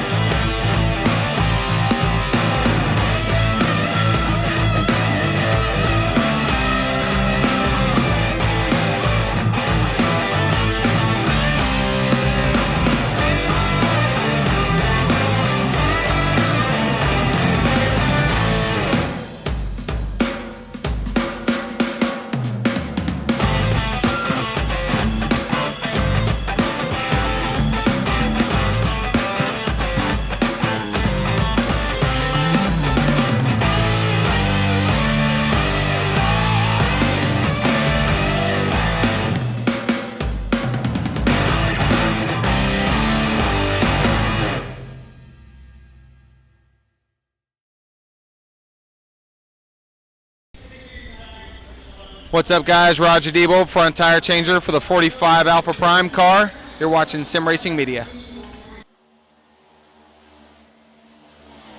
And we are back at the Charlotte Motor Speedway for the second race of the round of 16 in the iSNF Sunday Night Fever Cup Series playoffs.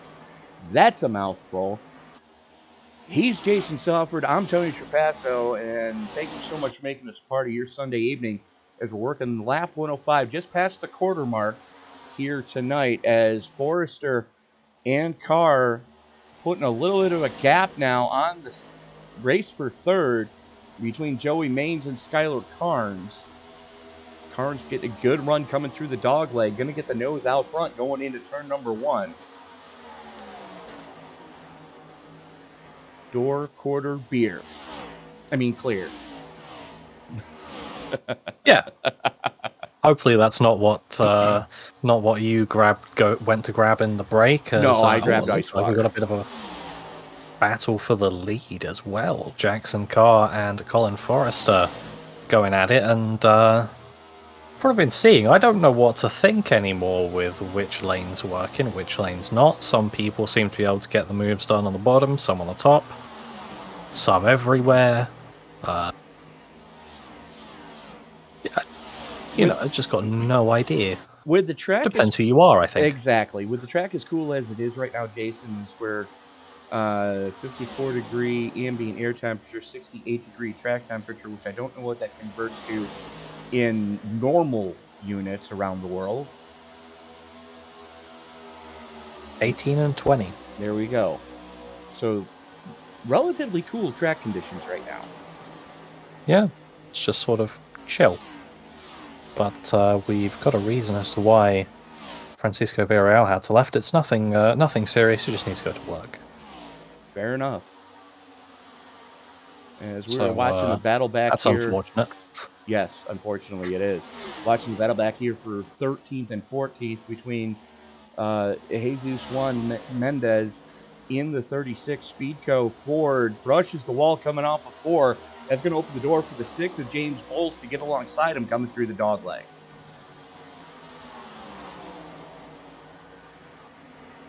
I've got to find that one now. 13th and 14th. There we go. Yep.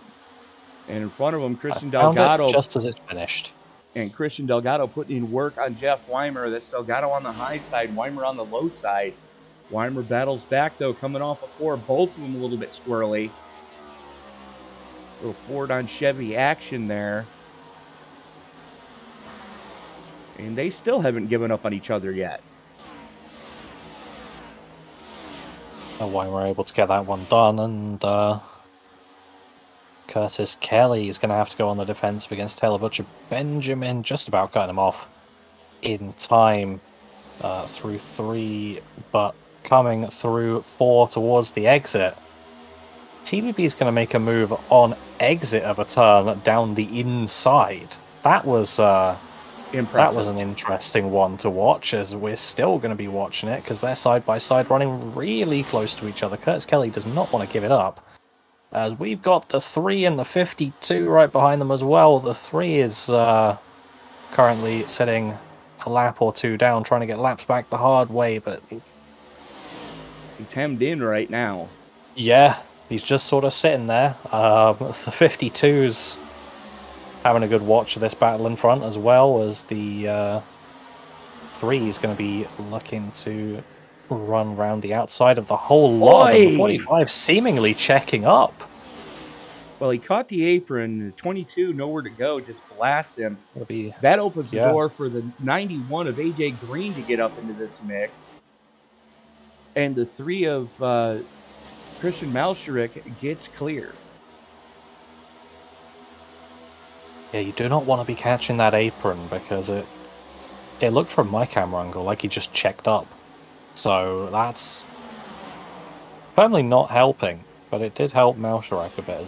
It's just swoop on past. It did at that, as that battle continues to rage on. As Ricky Hudgens and Curtis Kelly going just hammering tongs after each other. Oh, sideways! Dear. Whoa, Captain! Maybe? Yes? No. Yes? Yes? Yes. Just that. Holy Christmas. Do you have a replay you're able to jump to for that? I don't think it would have generated one. I think I've got one, or I can come up with one. Here we go. This is going back to start that previous lap. So we've got Kelly and Hudgens. Then you've got the 91 of Green there as well. Again, you're a smart man. As we're going to jump up to the chopper, and bang, there's the contact. Kelly tried to close the door, and it was too late. Wow, what a driving job by the 10 to not get into him. Yeah, and the 45 was just left and right, left and right, left and right, trying to keep it in a straight line. Eventually got it slowed down enough that it didn't really matter how much he turned left and right. It was going to grip up. But the fact that nobody behind him clobbered him. Yeah. That's impressive. Exactly. Great heads-up driving from everyone to prevent us from having another caution here, though it's so far, considering what, lap 116, we've had 5? Correct. I'll take those numbers, to be honest. So will I. I mean, this league has really turned a corner compared to what we saw the last time we had the Cup Series on track. That's a race you and I just as soon never talk about again. Yeah, very true. So we won't. having a look up at the battle for the lead, Skylar Carnes has got back up to where he wants to be. He's in second place, but obviously he's going to be looking for that first position. Jackson Carr has it, and Skylar Carnes wants it. For this, I think it matters a bit more to Carnes than it would to Carr, considering Skylar Carnes is in the playoffs. He wants to be making it into that round of 12. Obviously, getting that win would lock him in directly, whereas Jackson Carr not in that. So still going to put up a major fight. You know, Carnes just biding his time right now. He's kind of using Carr as a fuel pig down the straightaways, letting him punch the hole in the air. Yeah. Carnes is just riding right now. You know, we're just past the quarter mark. We still have 280 laps to go. Yeah, I mean most races you get to lap 120 and it's go time. We're still firmly building it up here as I say that, and then Carnes is able to get the lead. That was looking at a different battle. Just as I looked away. Let's go back and take a look at that one. Classic. This is Carnes on the replay coming into turn number 1. Just sends it. The 55 gives him plenty of room. 55 into the wall off of 2. That lets Carnes get to the lead.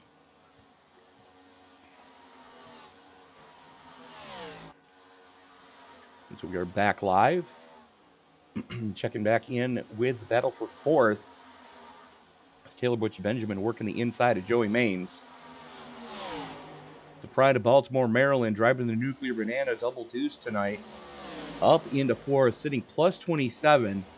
The only bigger mover than Taylor Butcher Benjamin is the man right in front of him. That's Colin Forrester in the ace. That Advent Health Chevy Camaro sits plus 31 in 3rd. Yeah, great drive from him after a not so smooth sailing qualifying. It's been pretty smooth-ish for him so far. I say ish after I look at the instant count of 11, which is actually 4th highest in this grid so far. So That's impressive. shows you how well we've been doing.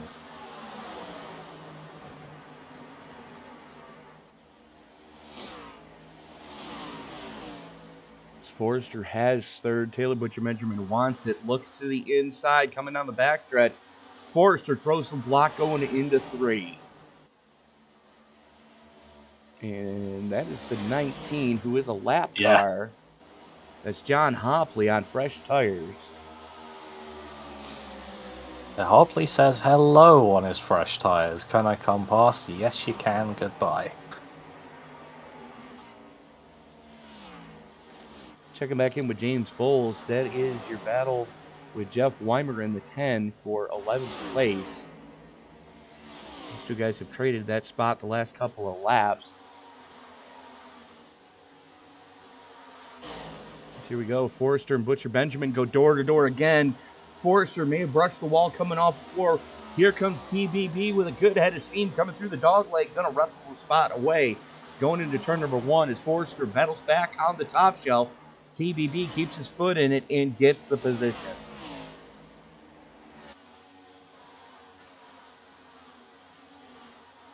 Butcher Benjamin up into 3rd. Forrester back to 4th. Still your two biggest movers tonight at plus 28 and plus 30 respectively.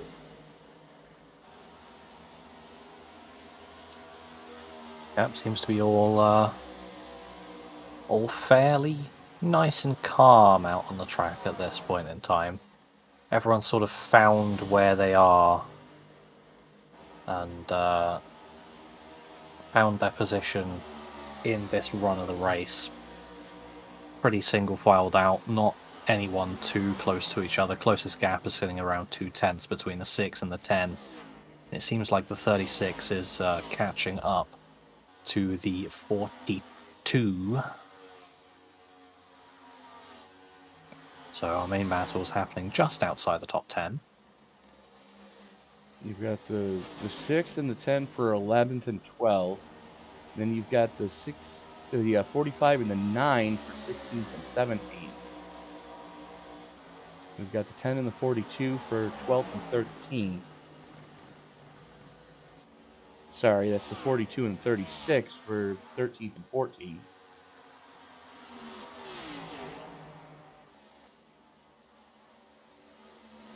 The 7 is a lap car in front of them. As the battle between the 1 and the 8 start to heat up again. Just as soon as I say they're nice and single file, Joey Manis is taking a look for 4th position off of Colin Forrester. It's the law of commentating. As soon as I say something, the opposite will happen. As Jalen Battle and AJ Green are getting closer to each other at this point as well. Let's test this theory, Jason. Are we getting a caution? Yes. Okay. I'd think about that answer. So Jason says we're going to see another caution. Let's test his theory that the opposite will happen. Well, we'll see. This battle is between Forrester and Manis temporarily being broken up as Bob Wyckoff moves his way around, presumably on some very nice and fresh tires. Are we keeping you up, Tony? Yes. I'm sorry.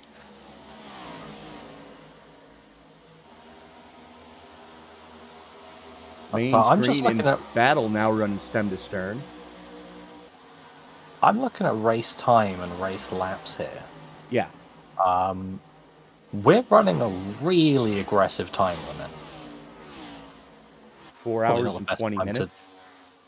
Probably not the best time to talk about time limit, actually, as Jalen Battle and Joey Manis going after each other as AJ Green, I'm pretty sure, just passed the pair of them. Well, now, mind you, Jason, this goes back to the whole testing your theory. You're thinking we don't have enough time to finish the number of laps that we're on. Well, not necessarily thinking that we don't have enough time. It's just I've noticed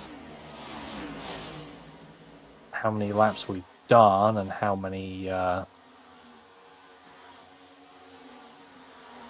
much time's gone by, and if we keep it the same number of cautions, it's not the furthest away thing in the world. Okay, so you said there is going to be another caution, and we're going to finish on time. Again, we're testing this theory that everything Jason says, the opposite will happen. You know what? Yeah, I said that. Yeah, we'll go for it.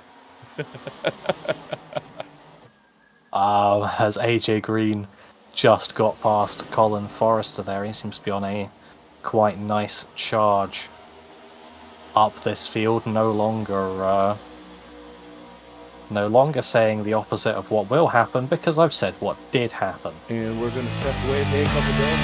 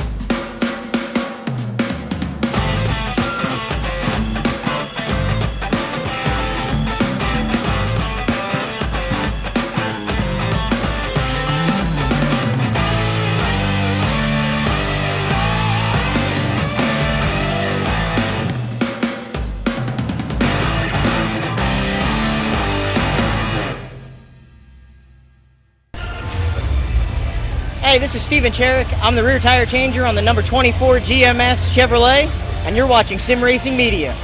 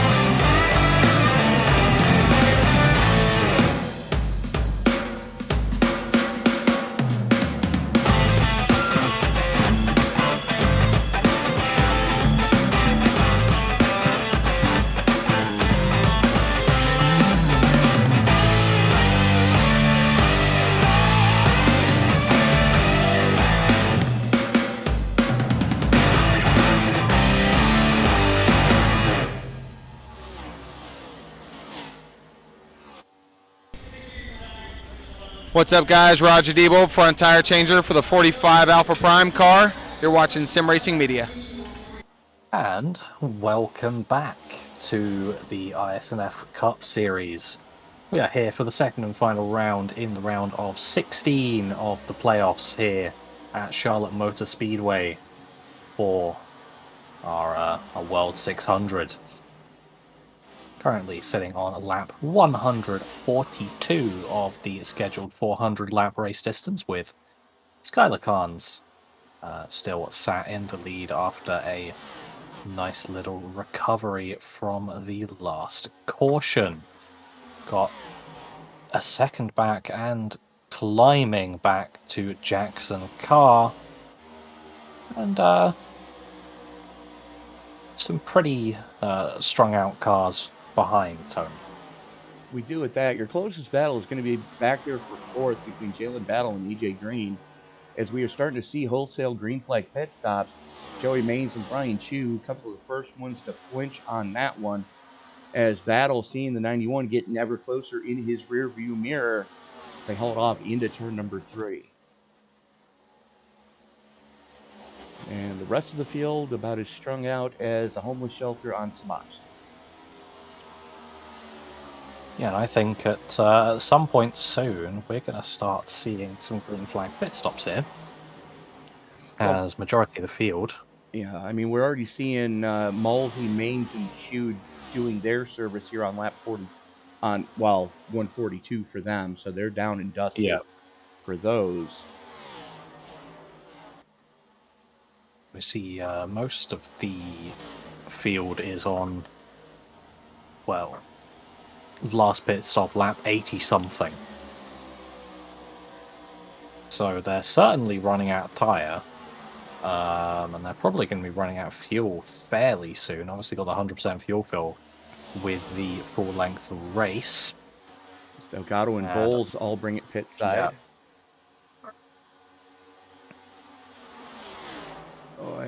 Those two now coming in. Presumably everyone who comes in is fuel 4 tires and go. Jalen Battle goes pit side. And yeah, Chris, I don't have Spectrum internet, unsurprisingly, but I can imagine you'd hate it. That's one of the reasons you dropped out again. That's one of the reasons why I switched to Verizon Fios. Not that it's a ton better, but mildly. Do you not have an issue in your country with internet monopolies at certain places? Uh-huh. Yeah, that probably doesn't run too well. Yeah, as a matter of fact, there was a lawsuit filed just recently locally where the building only allowed Spectrum. Sorry, the building? The building signed a contract. It was an apartment building. They signed a contract with Spectrum saying that they were going to be the only provider allowed. A tenant absolutely despised Spectrum and refused to do that and sued the company, stating monopoly that's not legal. And they win? They won. Good. That's good to hear. More people down pit road. Got AJ Green down there. Got Jeff Weimer down there. Yellow, yellow, Oh, yellow. Jackson Carr got that wrong. He was either coming into pit road or he got very loose and looked like he was going to come into pit road. Well, let's see that again. Or did he get hit by a car that I couldn't see? Either way. Well, the 31's behind him, and here comes the boss lady on fresh tires. 3 of Ferris and the 12 shooting the gap up through there. Yep, car just got dumped by the 45. Ow! Yeah.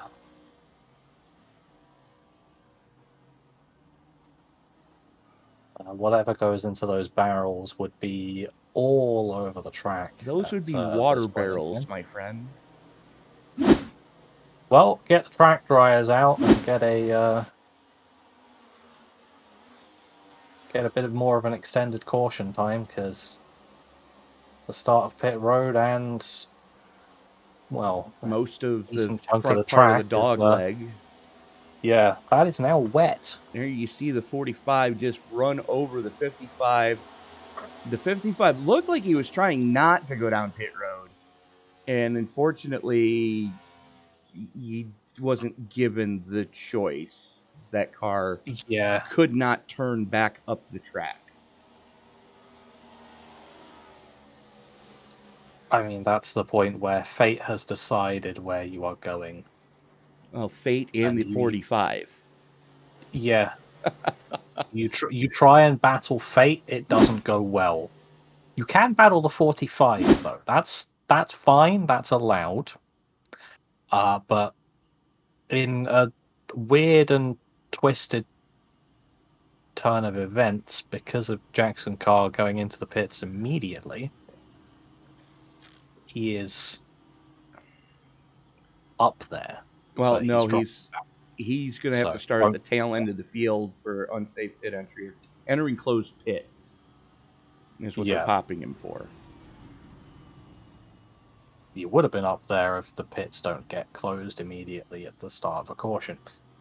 So that is going to hand the lead of the race over to the man in the 21 for Woods Brothers. That is Skylar Carnes, who's in pretty much win situation coming into tonight. Now, we are going to take a quick look at the point standings. So, Forrester, Worrell, Kelly, and Battle safely in on points. And I would dare say Taylor Butcher Benjamin safely in on points as well. James Bowles, pretty safe. AJ Green in back. As you're looking at your top 12, Steven Sear on the bubble is here, but not on track right now. Yeah. The boss lady is on track right now. So if the race were to end right this second,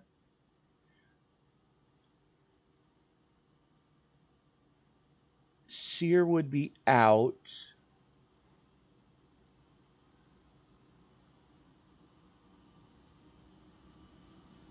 I'm trying to see where Van Mestert is. In 16th, so he would be...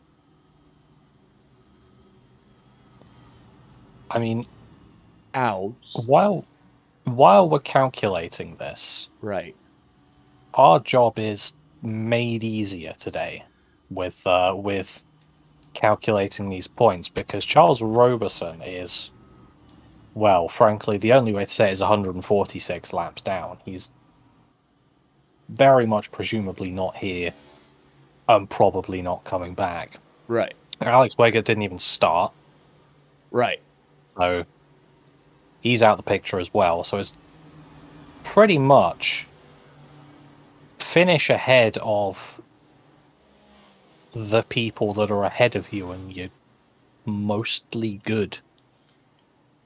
Pretty Which much, yeah. Skylar Carnes is doing well. Rhea Ferris Hang on, we're not sitting going green. in 21st is not ideal, you'd have to say. Right. Where's Stephen Sear sitting at the moment? In 25th. 25th. Yeah, okay. This is where I look up our points system.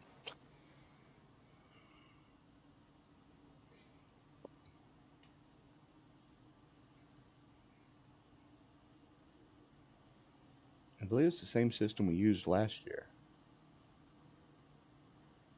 Were the points not massively higher last year? No, they were massively higher at the beginning of the season when we were doing stages, and that didn't work.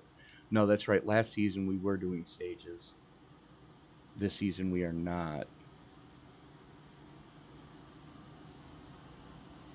Go to race results. Okay, so winner gets 40, and then it's 35, and then -1 all the way back.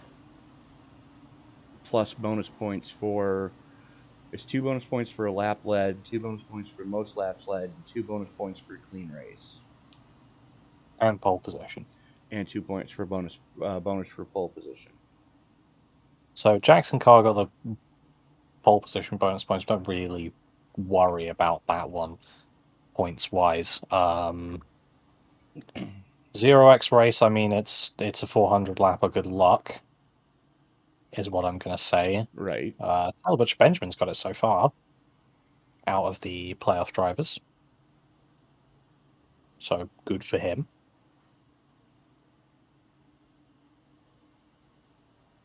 Led one or more and led most. Skylar Khan's definitely able to challenge for that one at this point. You are correct.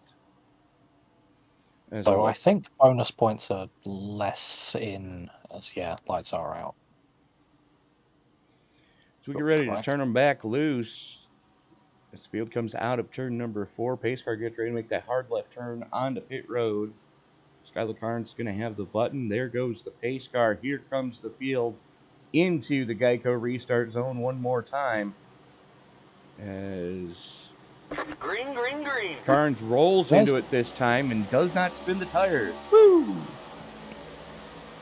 Where was the rest of the top lane? I don't know, but where's Christian Malschrick? As he just had issues on that restart. Let's watch that again. Okay. Entering a closed pit, maybe? He said in the chat, pitting in. I didn't realize that was serious. I didn't think he was serious either, but he was. Okay, fair enough, but either way, Matty Moniak has found himself with the lead of this race after pulling off a pass on Skylar Carnes through 1 and 2. The Pride of Joliet, Illinois right now shows the way, sitting plus 35 from where he started. I've got to admit, this is a driver we don't normally see in the hot seat, but I'm here for it. Oh, absolutely. You know, Matty's one of those guys that he doesn't get a lot of respect from the rest of the league for some reason.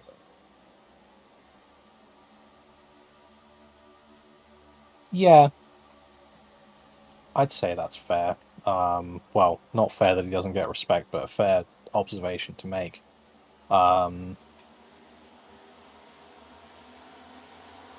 So I'm trying to see what his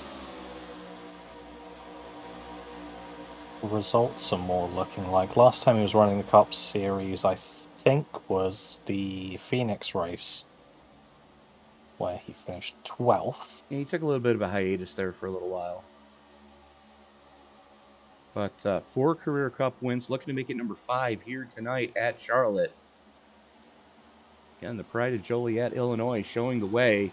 Skylar Carnes, Benjamin sitting in 2nd and 3rd, about 3/4 of a second separation between the rookie Juan Mendez, as there he is in the Speedco number 36. And a little bit of pressure being applied now by the 17 of Derek Cook as he's caught up on the top side. As Casey Tomlinson relieves the charge on the low lane, bringing the 31, who is a lap car, with him.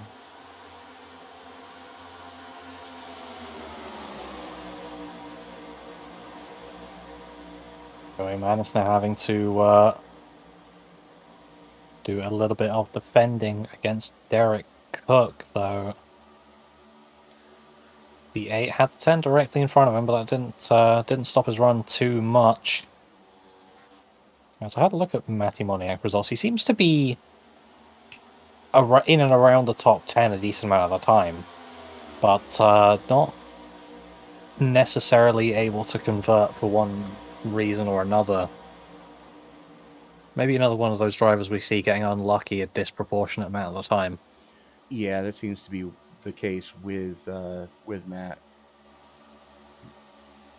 Checking back in, battle for 5th. Casey Tomlinson has it. AJ Green wants it. Green just sends it down the inside. Oh my. Yeah, still Jeff Weimer making up the lap back. Then you got the 31 as Delgado trying to make the lap back as well, and potentially battling the 10 in front of him to try and get that lucky dog on any caution we may have. And Skylar Carnes is being passed up here by Taylor Butcher Benjamin, who, while more secure in the round of 12, is still going to be fighting for it. Not a necessarily must-win situation, but it would help. As checking back into the battle for 7th, Casey Tomlinson and Jalen battle as Tomlinson battles back on the high side. Now gets a good run on the 8 of Joey Maines. Maines trapped on the low side behind. That battle for position in front of him between Delgado and the 10 of Weimer. And, you know, you've got to be mindful of the fact that those guys are battling for position between the two of them. And they don't necessarily just have to give up their battle knowing that it's 2 lead lap cars behind them that want to get past. Yeah, speaking of battle and lead, there is one. A 3-way battle for the lead of this race here. Nine's had nice few laps up in the lead uncontested, but Taylor Butch Benjamin here to spoil the party and contest with Skylar Carnes directly behind. He's going to get the maybe a little push here from the 21. Yep, does get a push. Clears the 9 into turns 3 and 4, but the 21 still having work to do here. That 9 seeming to be able to hold it around the outside fairly well, but shorter line for Carnes through the flatter part of the track, getting him through. Now, all that battling has let the 36 of Jesus Mendez to get up to them. So throw a blanket over your top 4 as 5th place AJ Green is 1 1/4 seconds to the arrears off this battle.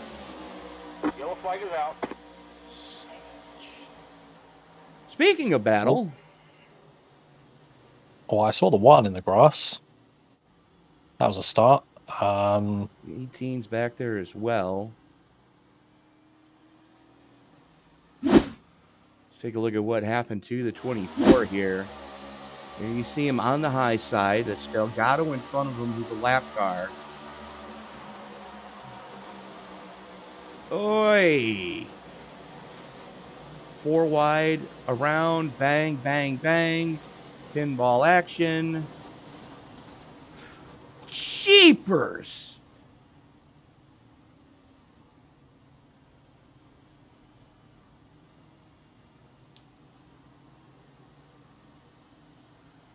Let's watch that again.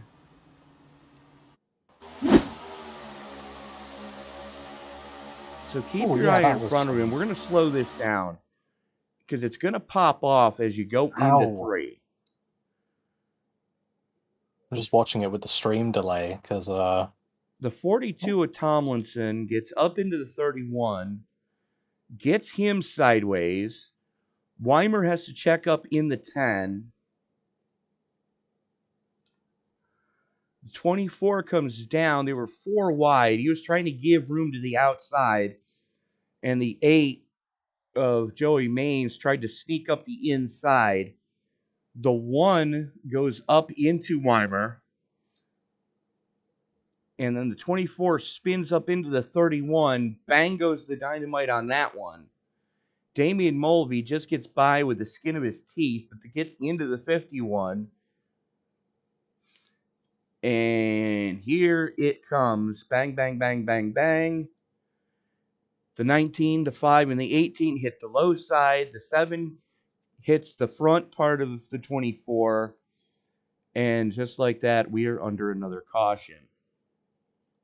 and we got more to watch again.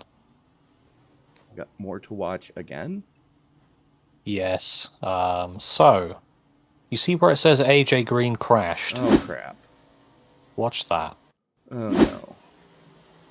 Here's AJ Green, kind of all by his lonesome. This is under caution, mind you. This is catching the pace car. What the hell? Yes, I'm looking at it from the cockpit cam of the 42. Just driving along the backstretch, doesn't seem to notice that they're all slowing down in front of him, and well, The same thing goes for the 31. Christian Delgado. while Go ahead. while they've improved the brakes on these cars, they're still not exactly GT3 level? yeah, not exactly up to the standards that I personally am used to. Well, here we're watching Christian Delgado scream down the back straightaway at around 150, 145 miles an hour. Sees the group in front of him. Does not brake till Yeah. there. That's not enough room as he's hits the 42, hits the 6, 42 hits the 91, spins him around. The 6 nowhere to go, collects the 91.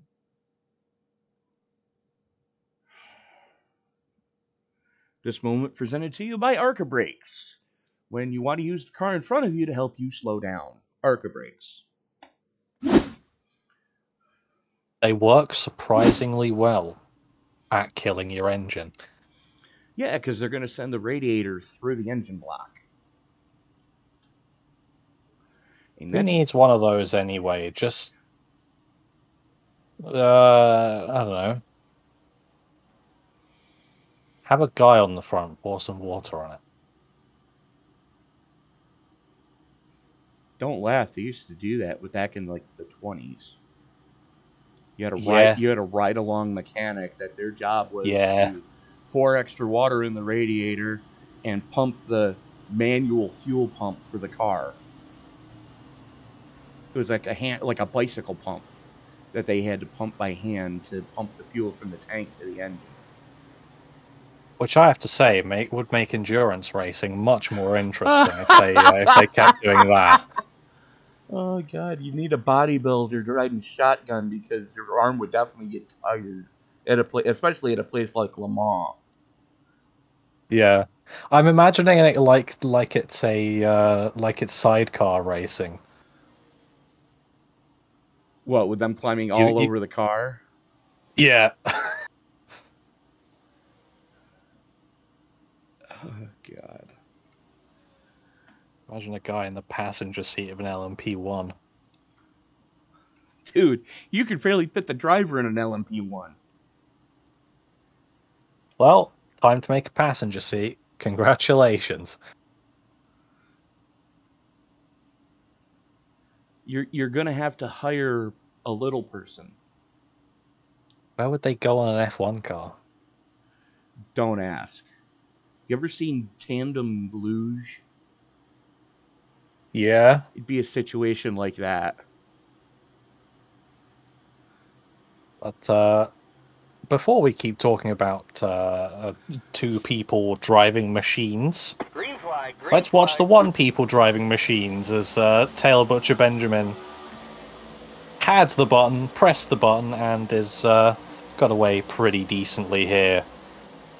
We go green back onto lap 171 of 400. And we did see wholesale pit stops under that caution. It's TBB winning the battle off pit road. Here comes Skylar Carnes with a good head of steam, reeling him in. A little Ford-on-Ford action at the front of this beast.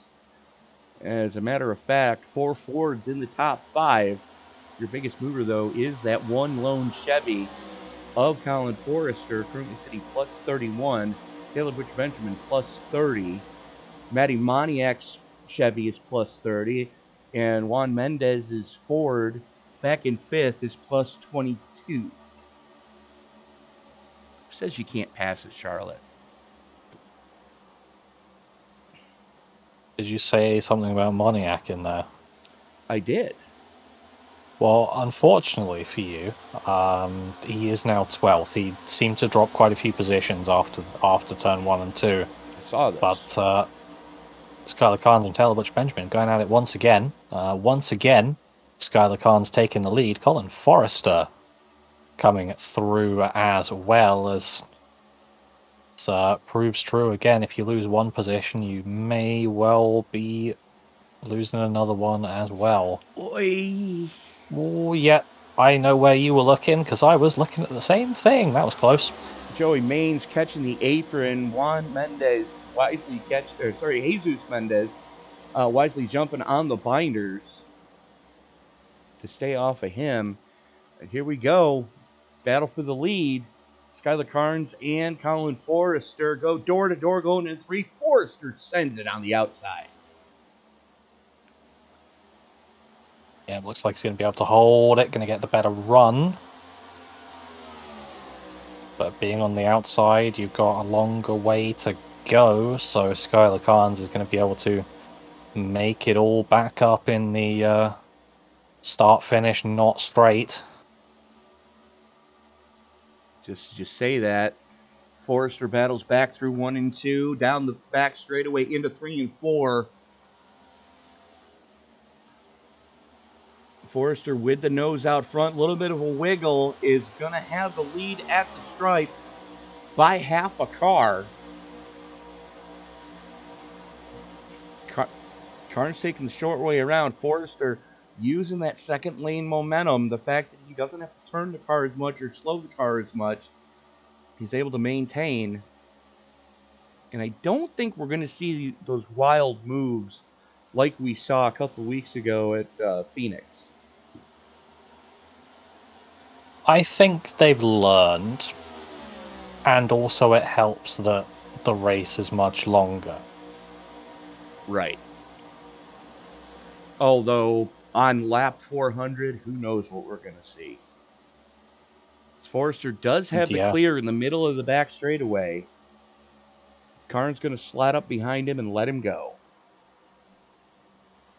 That is assuming we see a lap 400. True story. If the caution count gets much higher per 100 laps than it has been, there's a solid chance we may not. But at the moment, we're, I'd say, fairly on track. We've had a couple hours come through in this race. We're not too far away from the halfway mark. As that battle continues for the lead, Carnes once again alongside Forrester. This time it's Carnes trying to make the move and get it done. But still, Carnes inside, Forrester outside. And Taylor Butcher Benjamin sitting right behind these guys going, yeah, go ahead, just wear your stuff out, boys. I mean, yeah, he's just sitting pretty behind them, got the best seat in the house. Don't worry about it. Yeah, just riding right now. That's what you got to do. Stay on the lead lap and stay clean, and you're pretty much good for now. Correct. And there goes the clean race for Taylor Butcher Benjamin as Joey Maines gives him a green chrome horn. Let me check the incident count. You're wrong. He's still on 0. Nice then. Must have been a 0x touch. Yeah. Well, it's more lenient on an oval than it is on road. True story. This battle for the lead has been side by side for about the last 10 laps. And you got to wonder, Jason, how much longer can these guys stand doing this? Well, if there are 2 people on this grid that you choose to battle side by side for an entire race, I don't think I'd be making much different choice than what we're seeing at the moment. There are a few other drivers I could add into that mix, but these 2 are certainly one of whom certainly in the pool. One of whom being right behind those 2 in the form of Taylor Butcher Benjamin. Yeah, exactly. But this is probably the longest battle we've seen so far this race. I mean, I spoke earlier about it normally being you start a move at the start of a corner and it's done at the end of the corner and you just sort of move on with your life. But these 2 battling side by side, having a bit of fun with it, admittedly causing a bit more of a train behind them than what we were seeing in the past green flag runs because of it, but oh well. I'll throw a blanket over your top 6 right now. They don't care, and we don't care. Oh, Joey Maines brushes the wall off the 4. Yeah, you might care about that one. Gonna cost him a little bit. And while that happened, Carnes was actually able to get that move finished, and just in time as they're getting another lap on the 5 of Steven Sear. You hate to see that happen as Carnes now shows the way. TBB back into 3rd as the battle, well, it's kind of a battle as AJ Green works around Steven Sear. Joey Maines and Jackson Carr sit there in tow. And then you're second to the clear over that man in the Liberty University number 24. That is Jalen Battle. As he's got about 0.3 of a second to the good over Ricky Hudgens, who's 3/4 of a second to the good over Jesus Juan Mendez in the 36. Checking back up here as Maines under heavy pressure from Carr right now. Maines with a little bit of right side damage. You can see that right rear suspension arm not really sitting how it should be. You can get a good shot of it down the front chute here. Jackson Carr starts to pull away from him. Taylor Butcher Benjamin under pressure putting the pressure and gets by Carnes there. Now sets his sights on by Forrester. Taylor Butcher Benjamin starts to reel in Skylar Carnes.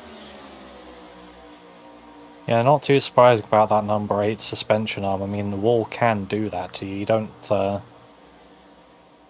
You don't want to be touching that wall, not even if you're going for a last gasp pass on the last lap, because it is technically against the iRacing sporting code. True story. Which I think a few people probably found that out in the last few weeks. Uh-huh.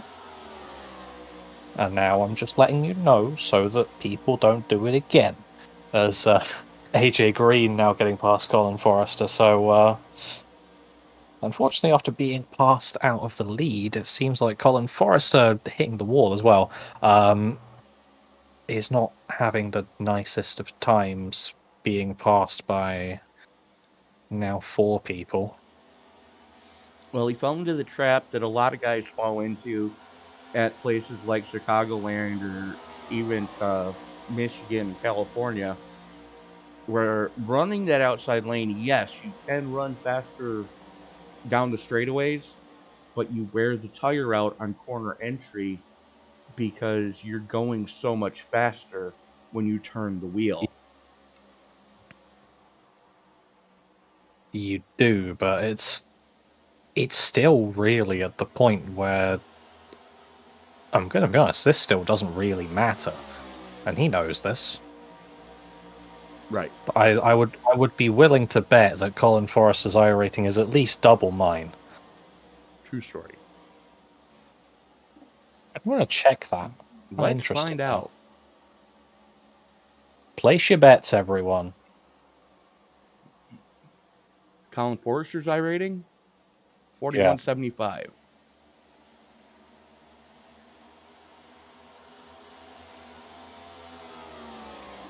Oh. Yep. That is, You can look it up in data display in your SDK timing. Oh, that's true. I'm going to do that. Just because I'm interested. And while you're at it, what is the average iRating of our top 10? That I do not know. I would go quite high. Well, let's take a look. As we're going to bring up our trusty calculator. Get that off screen. Get that off screen.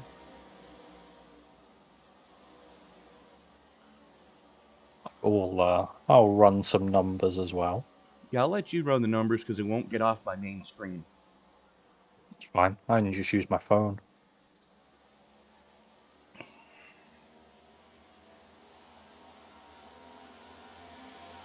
If I had to venture a guess, I'm going to say it's north of 3,000.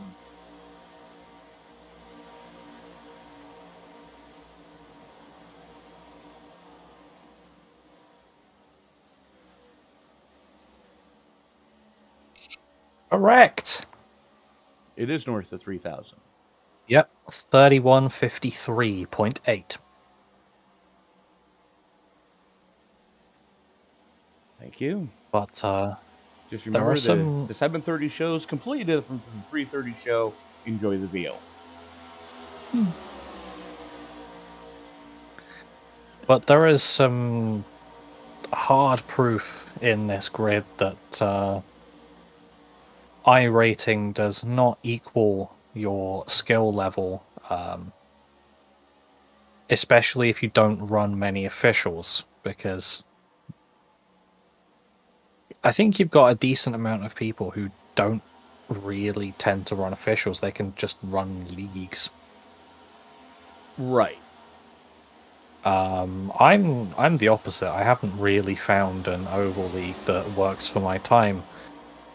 As we've got a battle for the lead while I talk about that, Skylar Carnes and Taylor Bush Benjamin. Let's take a quick look at that.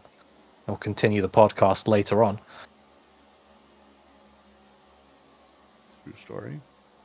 But if you know of a league that isn't this one, because we broadcast this one, that runs at a good time for a UK man. The Midday Racing League on Tuesdays. Yes. Which is also broadcast here on Sim Racing Media. Very true. Noon Eastern time start. Which I believe is about 5:30 in the afternoon your time. Yeah, 5. Yeah.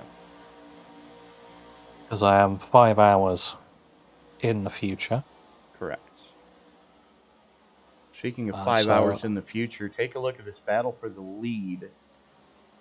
As Taylor Butch Benjamin has it, protects the inside against Skylar Carnes, grabs the apron. That's not going to help things, as Carnes now does the power move around the outside and gets back in the lead of this race. As these two guys are a second and a quarter up the road from AJ Green. There he is, as the 48 bangs the wall in 1 and 2. Keeps it up there. Gonna let the Green... 1 is also doing the same thing. It's actually a battle for position with Joey Maines. And in front of them, Ricky Hudgens and Jalen Battle go door to door. Yeah, it seems like here we get no battles for a few laps, and then all the battles again for for a few laps. This one involving the man himself. That would be the pride of the ATL, Jalen Battle. Only 20 years old, rocking the Liberty University colors on that Hendrick Motorsports number 24 Chevy Camaro here tonight. You say the university colors, I say the American flag. If we're seeing the same livery. Well, it does have that American flag-esque vibe to it, but it is for Liberty University. Well, that would explain why it looks like the American flag. Yep. If the university's called that. Yep. Here comes Hudgens back on the inside.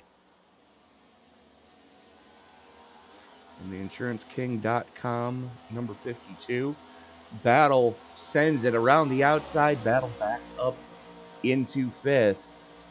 And they've got a ways to go till they get to Jackson Carr. About a second and a half up the road, sitting in 4th.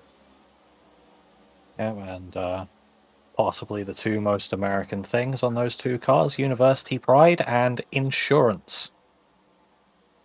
I see what you did there. We are just past the halfway mark here. Working lap 202 of 400.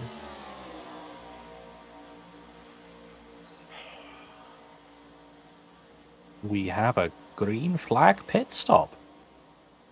Colin Forrester finally deciding to call no mas. Well, I mean, did he pit under the last caution? Yes, he had. Okay, interesting. But he's also hit more things than anyone else since that last caution.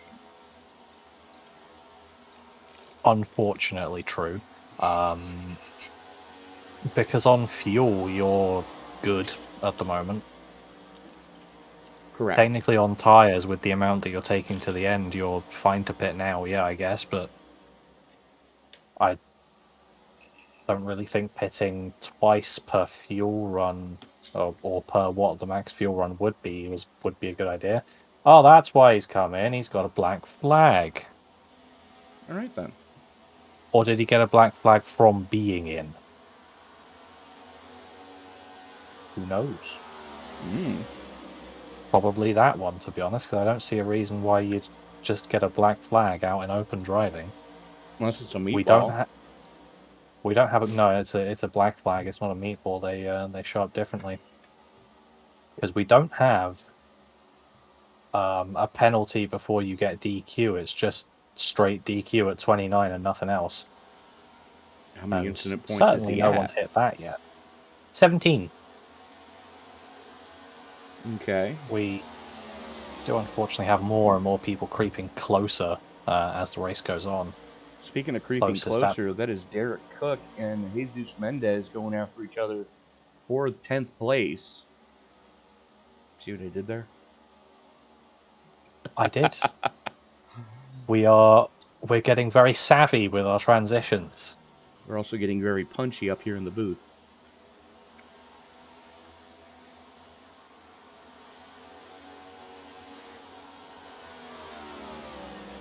As that is the closest battle on track, and the closest person to the DQ limit at the moment is still 7 away, so still got a buffer.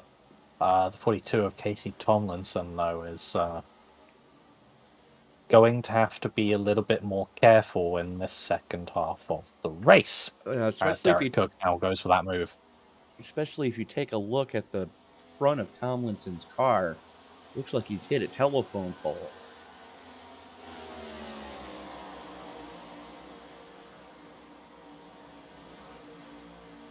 Hopefully you're not going to find any of those on track. Something would have gone very wrong if you do. But yeah, I see what you mean. Or if you run into a situation like Frank ran into when he did that review the other night of the new Rallycross game that's out. Frank, that's a tree. Yep. Whack! Frank, that was another tree. There was a corner there, bud. Colin Forrester in our chat. Sir, why are you here and not there?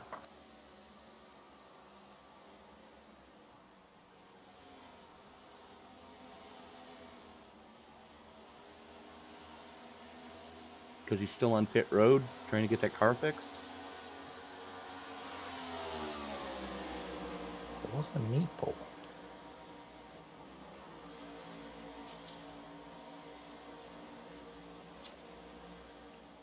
I guess we'll find out.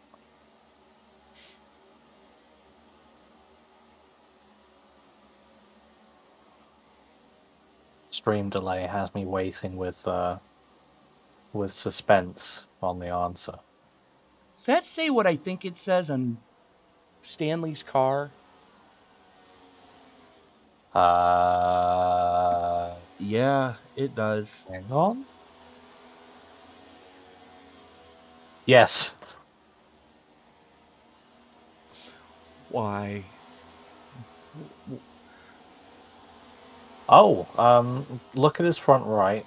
Oh yeah, no, that's Bluetooth, buddy.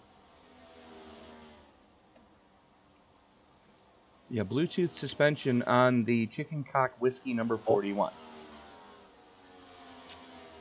Yeah. Interesting. It's one way to put it. My stupid question of the night is going to be, is that real sponsorship? It would have to be if it's being allowed to be run. Yeah. I didn't realize this, but okay. And as it turns out, yeah, fair enough, Colin. He's locked into the next round, obviously, with his win, and he's run a 24-hour race so far this weekend, so didn't feel like running the rest. And it is official Kentucky bourbon. Oh. Fair enough. There you go.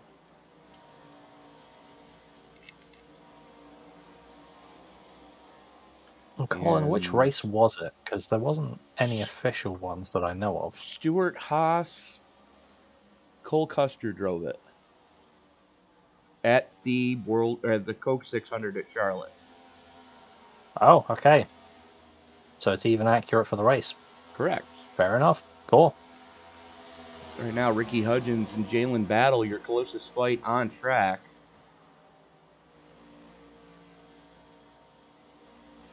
These two guys haven't gotten that far away from each other for about the last 20 to 30 laps. We are working lap 214 of 400 here at Charlotte. He's Jason Sawford. I'm Tony Trapasso. You're watching Sim Racing Media and the iSNF Sunday Night Fever Cup Series. Round of 16, race number 2, which means we are cutting heads here tonight at Charlotte.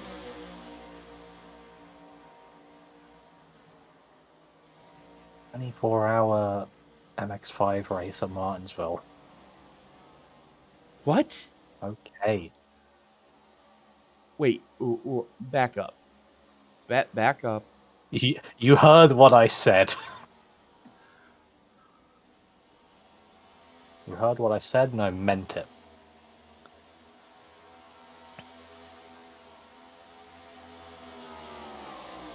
But, My weirdly brain enough, hurts just to think about that. I'm doing a 24-hour race in an MX-5 next weekend. The Roar before the 24? No. It's slightly more sensible than 24 hours of Martinsville.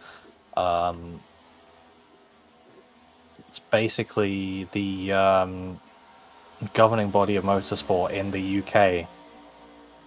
You can figure out the name of that.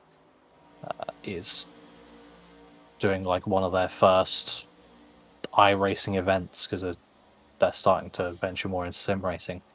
So let's see, it's going to be you, Aiden Milward, probably... No. No, really? No.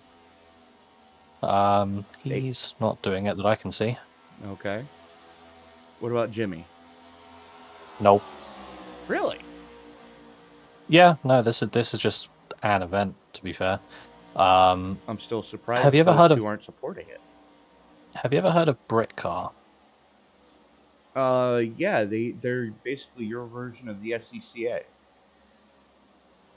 Yeah, so we're basically doing pretty much as close as you could get to a Britcar grid, because they always do a 24 hours of Silverstone each year. Which- Closest you can get. Oh, wait a second. Is that like your guys' 24 hours of lemons? No, we Like it's actual proper race cars, or Yes. proper cars, as opposed to you can't spend more than $500 except on safety Oh yeah, equipment. yeah. It is actual proper cars, but you've got everything from full-on GT3s all the way down to. Let me actually have a look this year. Britcar is actually what I think it's what Jimmy Broadbent first raced in real life, actually. Gotcha. So the Pragas exist. Looks like there's five classes that you can be in, with class 1 being GT3s, GTs, etc. Class 2, you're getting down to the GT4 level. You got the Praga in there.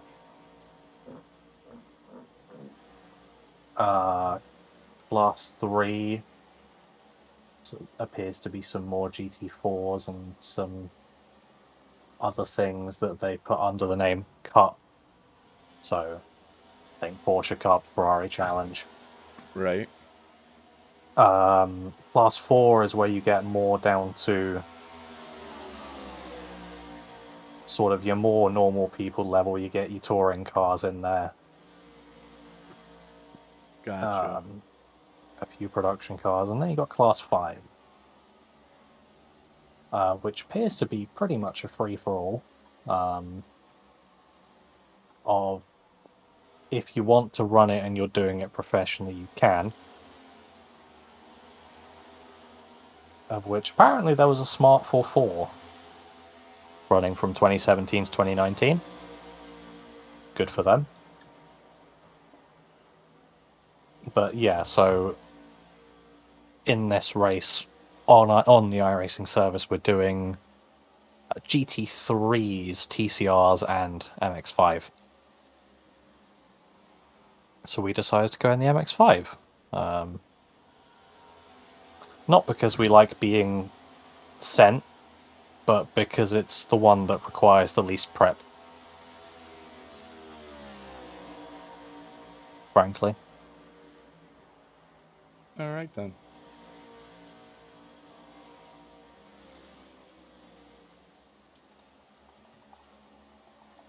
And also, can you believe it? That's the... I had to buy Silverstone for that. I didn't own it before.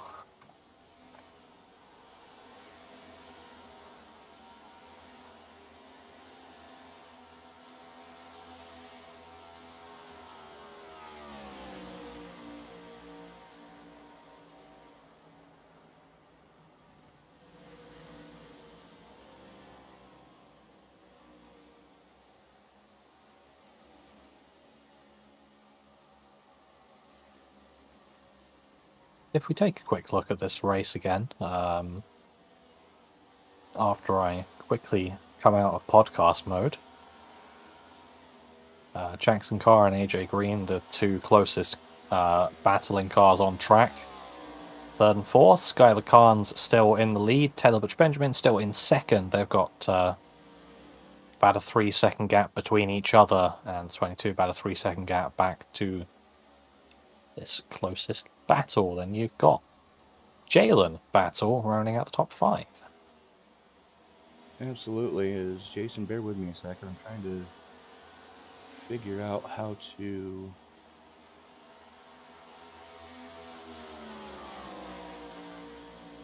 I'm not seeing it. Why the hell am not seeing it.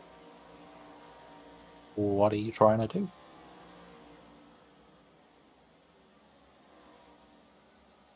I am trying to ban certain words so that the bots have less of an opportunity to show up. Ah. Trying to be proactive. I'm going to be honest, I have no idea.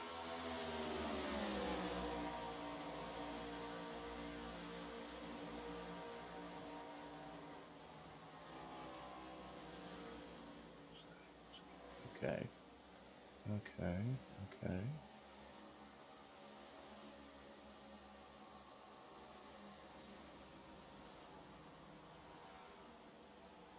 Got it.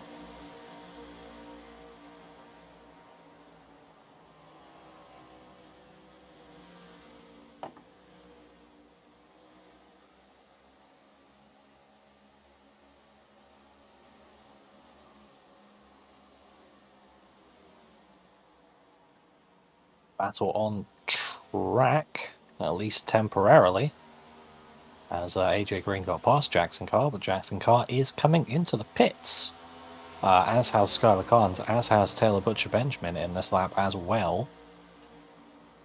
So green flag pit stops are in full swing this time around.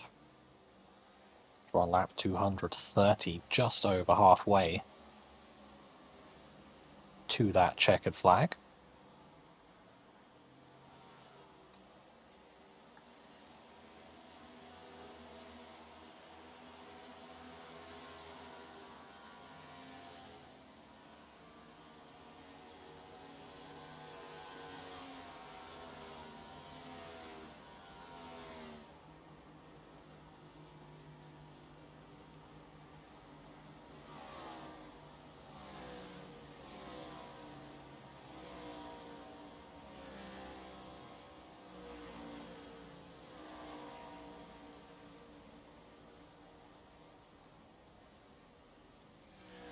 There.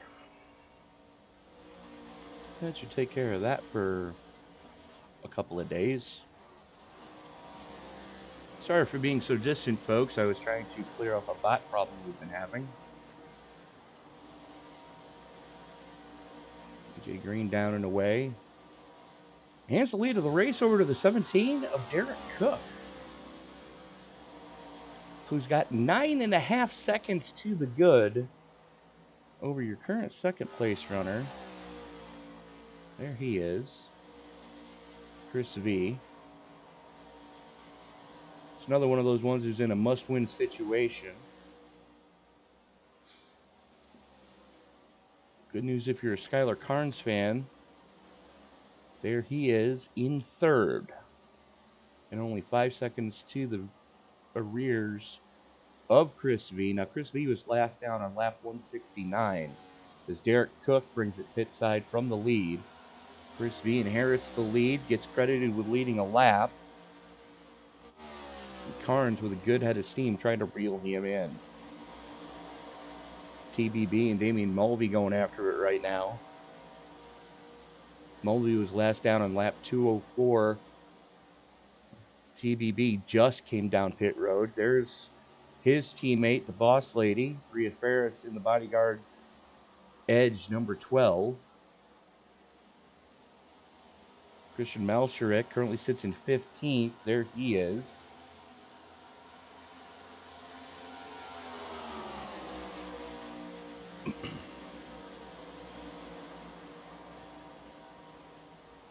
As Jackson Carr and AJ Green have found each other again. Only one lap separate the two from when they came down pit road. They are now on the same lap in only about 2 car lengths separation between the two.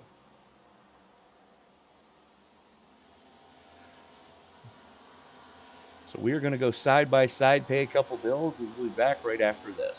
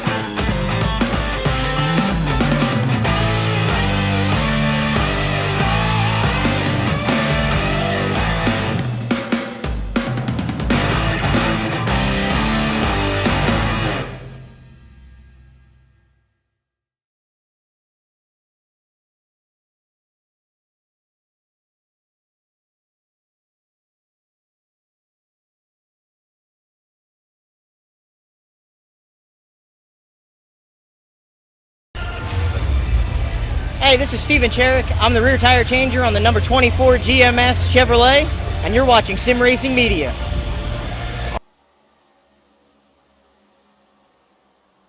And we are back Yellow, yellow, once yellow. again. As what beautiful timing, Tony.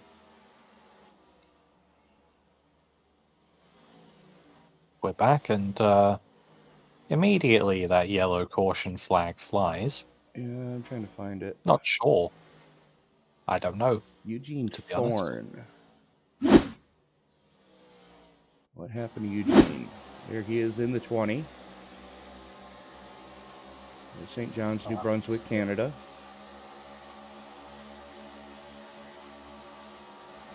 Oh!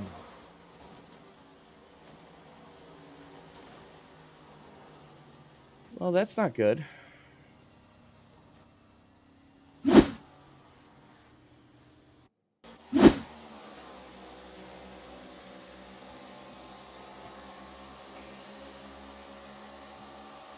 Here comes the 9, trying to work the outside of him.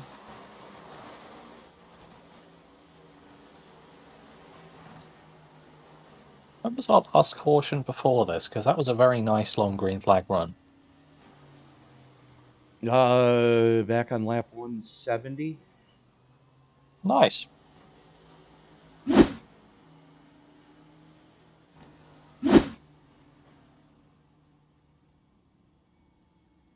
Wouldn't you know it, we go through a green flag pit stop, and then the caution comes out. And a load of people decide to come in anyway. Sure, why not? You got that set of tires. I mean, they're probably going to have multiples of tyre sets left at the end by my calculations, if they've got, like, only about 35 laps to do on each. Already done full green flag runs of 60 laps. Make sure my math is correct. Yep, 8th caution. Joey Maines electing to stay out here. Jalen Battle comes down for fuel only after having just pit prior to that flag coming out. There is Skylar Carnes, who was leading when the caution came out. Came down, took 4 in fuel. Taylor Butcher Benjamin, 4 in fuel. Jackson Carr, your pole sitter, currently sits back in 5th, took 4 in fuel. And AJ Green, want to guess what he took? Was it 4 in fuel? You are correct, sir. Wow! Same goes for the rest. Psychic. Same goes for the rest of your top 10. Did you say you're psychotic? No, psychic. Oh, okay. I was going to say, you're the first person I've ever heard admit to that. Never. Roses are red, violets are blue. I'm schizophrenic. So am I.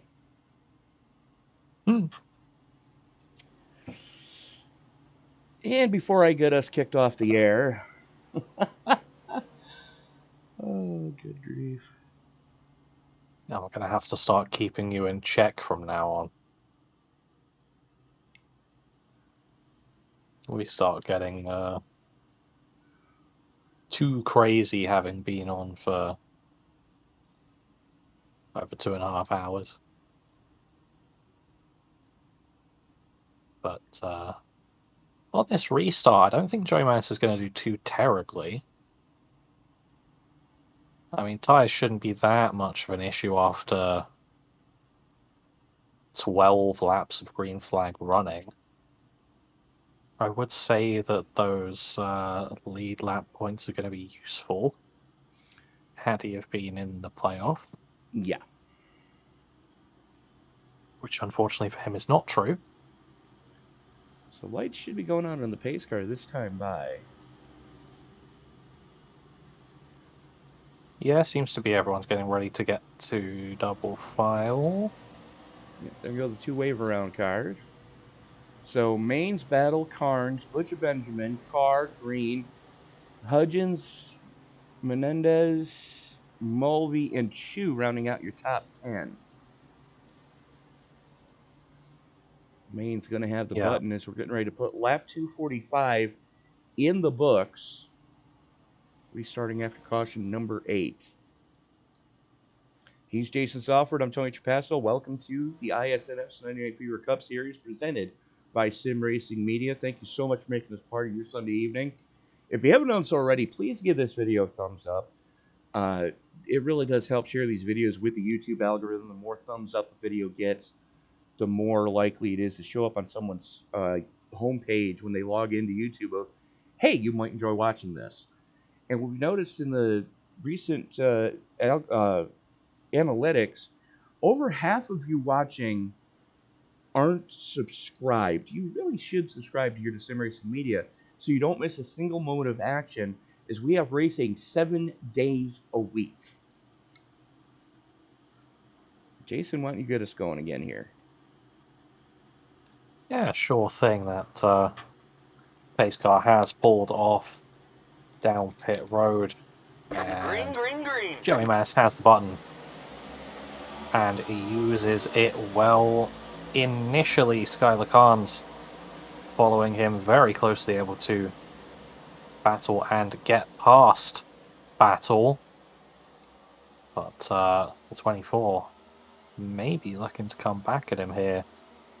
So it looks like we're going to have a battle for the lead through turns 3 and 4 with Carnes versus Manis here.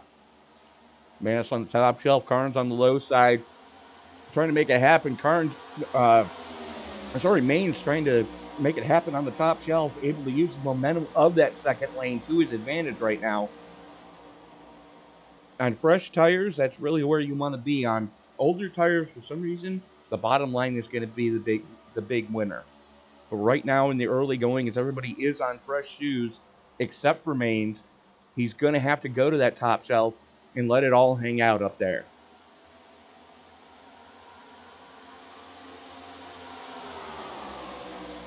That battle's going to make his way past as well.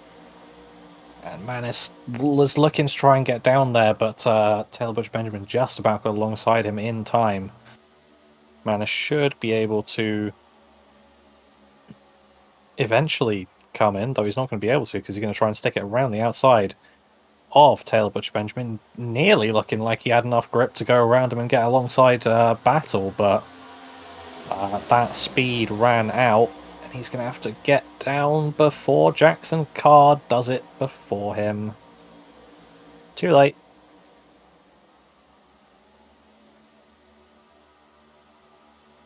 Finally able to shuffle back into line as here comes Taylor Butch Benjamin to the inside of Jalen Battle. That is your fight for second place. Battle on the top shelf, Butcher Benjamin on the low side.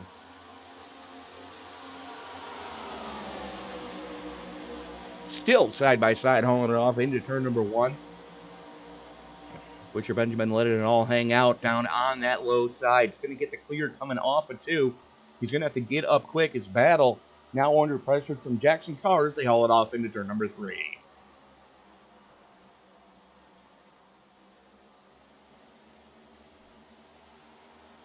Yeah, it's such a difference here between before the caution gets called and after it, as it's all pretty much completely calm before that caution period, and then after it just becomes chaos again when everyone gets put right back into battle with each other as Mulvey and Manis side by side, Green and Carr side by side ahead of them. We're 2 by 2 coming through turns 3 and 4. No, we're 2 by 2 by 2 actually. I just noticed the battle behind both of them as well, but AJ Green making some great progress here as well, as he's now nearly just about past Jackson Carr. He's going to be looking forward towards those top 2 in front of him.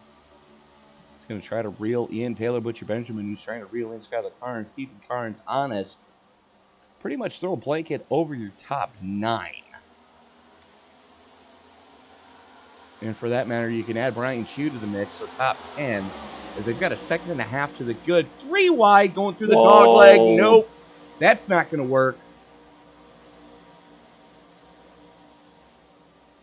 Brian Chew coming back up onto the track. Luckily, absolutely no one to be seen. It seemed like we had a top 10 and then pretty much no one else behind them, which was a good job here for Chew, as you don't really want to be met with anything above you, but he was definitely trying to be met with wall rather than car, but that right side is not going to be feeling too happy. Well, let's watch that again as we got to it late. This is what did happen to Brian Chew. Got nerfed by the 36, bangs the inside wall, and does hit that outside wall with some good momentum. It had to have bent some suspension part on that M&M's number 18. Yeah, feels like he'd be very lucky to go without that, but I think it's still a fairly lucky outcome overall, as yellow does come out now, or I think Bob Wyckoff. Bob Wyckoff. Why do I not see Bob? There he is. He's already in the pits.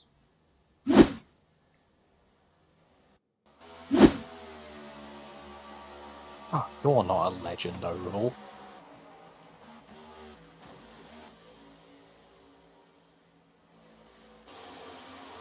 The hell was that?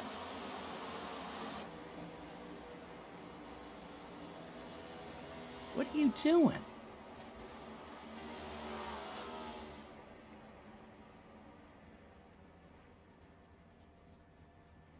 I mean, I didn't see all of it. Did you just...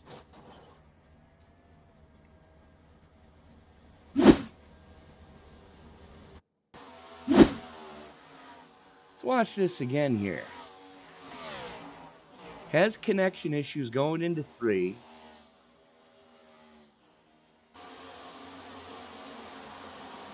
Comes back, and he's down in the road course chicane on the front stretch, spins it, tags the outside wall, and parks it in the dogleg, and then uses part of the Legends Oval, hits the wall, and comes down pit road and just parks it, trying to get it back to the garage area. Well, he's gone now. He's disconnected.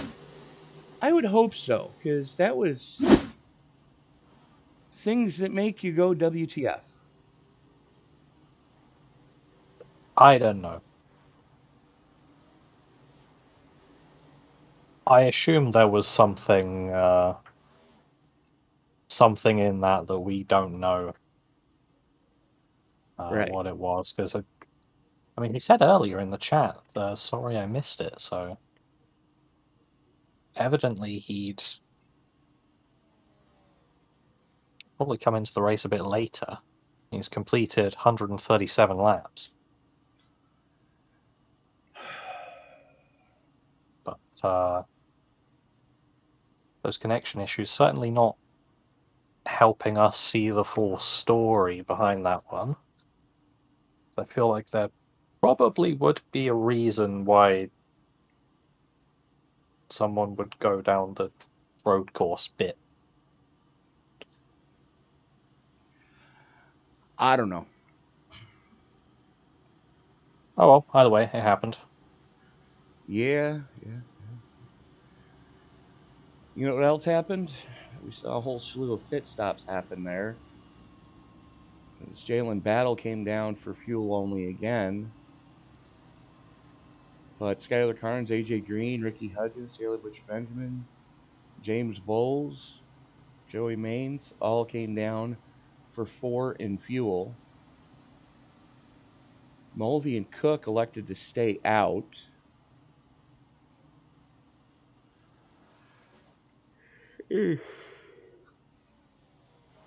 Let the gamesmanship begin.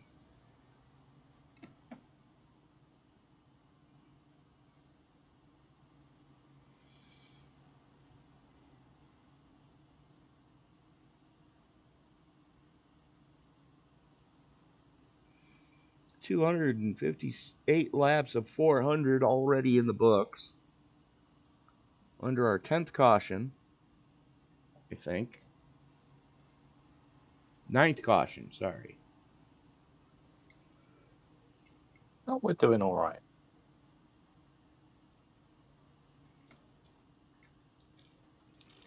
Wasn't that the theme song to Caddyshack? I don't even know what that is. Movie about a golf course? Could be. One of Bill Murray's best roles ever. I am famously unhelpful when it comes to films because I don't really watch them. It's a movie where they blew up a country club trying to kill a gopher. As you do. Happens to the best of us. Yes.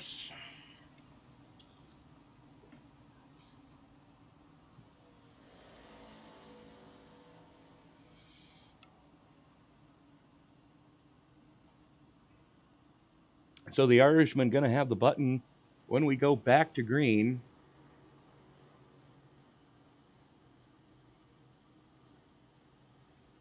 It's coming down the back straightaway right now. Lights are out on the Ford Mustang GT500 pace car.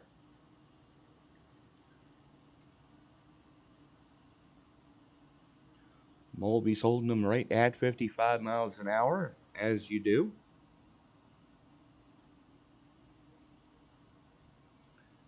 Derek Cook, one of your biggest movers so far, sitting plus 22 in second place.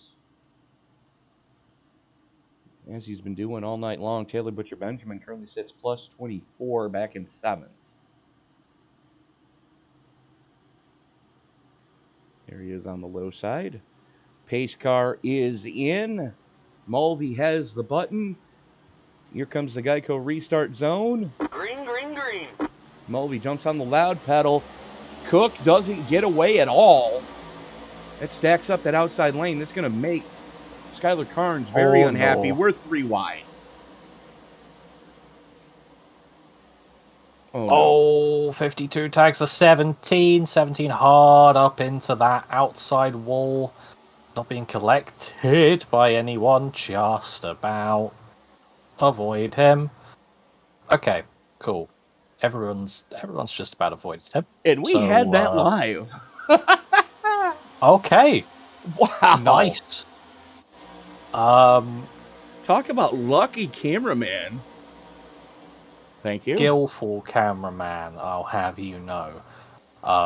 No, he's got the lucky rabbit shoe up his exit hole. Anyway, AJ Green and Jalen Battle fighting it out for second place here. Skylar Carnes looking to join this fight as well. Is it going to be another case of you get past once and you get past again? Well, let's find out. As AJ Green finally gets the clear, Skylar Carnes pulls alongside of Battle. Battle gonna let him go. Still a ton of racing left here tonight, Jason. Yeah, there is indeed. Lap 262 of 400. Look at the 6. Where's that grip come from? Grip.hack.exe. Yeah, it's zooming around the outside there as he's back up into 4th place. But yeah, plenty of racing left to go in this race, and probably on the channel in general. 2 guys that are no strangers to each other. Taylor Butcher Benjamin and Jalen Battle putting up a fight right now. As now AJ Green makes a bid for the lead on the low side on the Irishman. Skylar Carnes right there in 3rd, waiting for something to pop off. Green with a nose out front coming off of 2 as they haul it down the back straightaway with a full head of steam. Drag race into turn number 3. Are you allowed to have rear assistance in a drag race? Not usually. There's usually only 2 cars in the drag race, but in that case, that was a shot of nitrous oxide, if you will.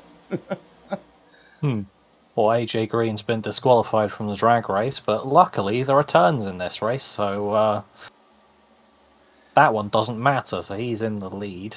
Yeah, the drag race is about a half mile to the west of this track on the other side of the highway. On the other side of the dirt track, actually. Yeah. I think it would be a laugh if there was a 10% chance every caution we pack up all the cars, get them to go there for the next green flag run. What, the dirt track? Yep. I would love to see the dirt track at Charlotte used for something like that. As we are watching the battle for 7th, that's Joey Maines, Jalen Battle, and Brian Chu with the lap car. That's the 45 of Curtis Kelly. As they don't have that thing sorted out quite just yet. No, they don't, and James Bowles and Damien Mulvey being there as well. Yep, 36 of Jesus Juan Mendez making his debut here, right? Having a good, strong top 10 finish. As we're watching the battle between Bowles and Mulvey. Now, Bowles is on the fresher tires of the 2 by about 10 laps.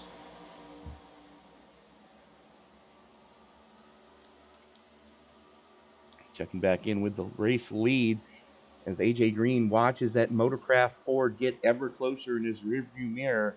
Skylar Carnes looking to make some moves on him. Meanwhile, making moves. That is Menendez in Battle with Christian Malshurik in between the 2 of them.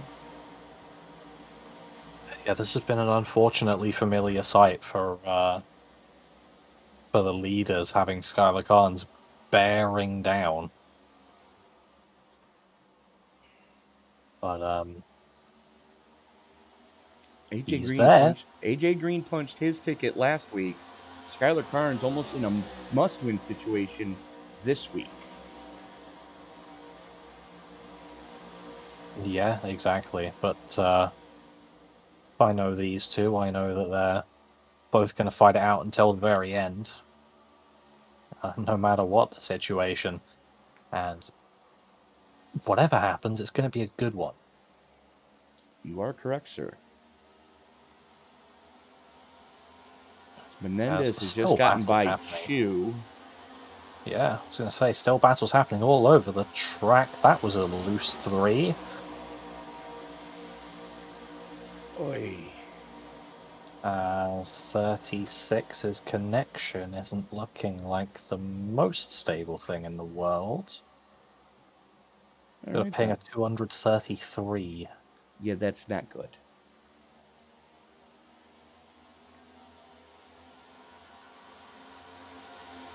It's not necessarily the number that you want to be high.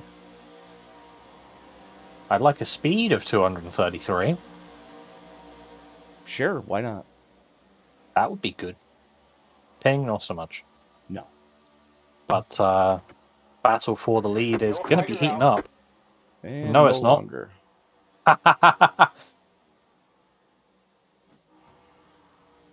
Matty Moniak with Bluetooth right front suspension.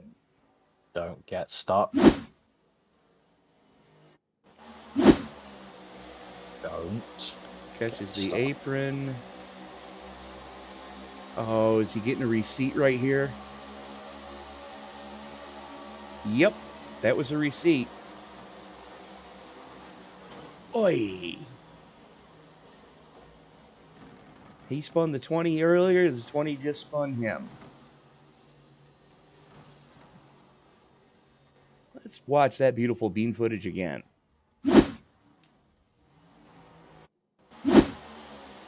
Now remember that Moniak spun the 20 earlier.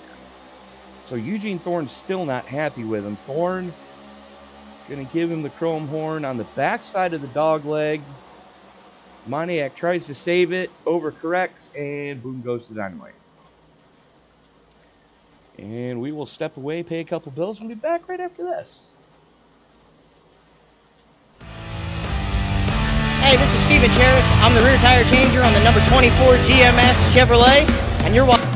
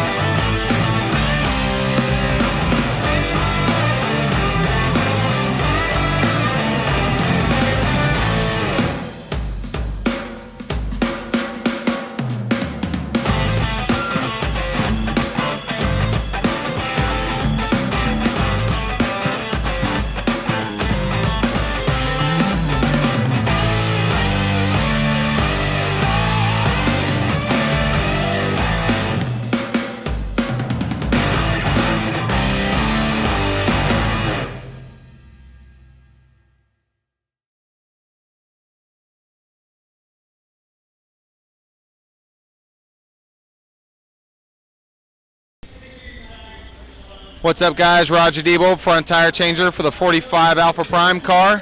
You're watching Sim Racing Media.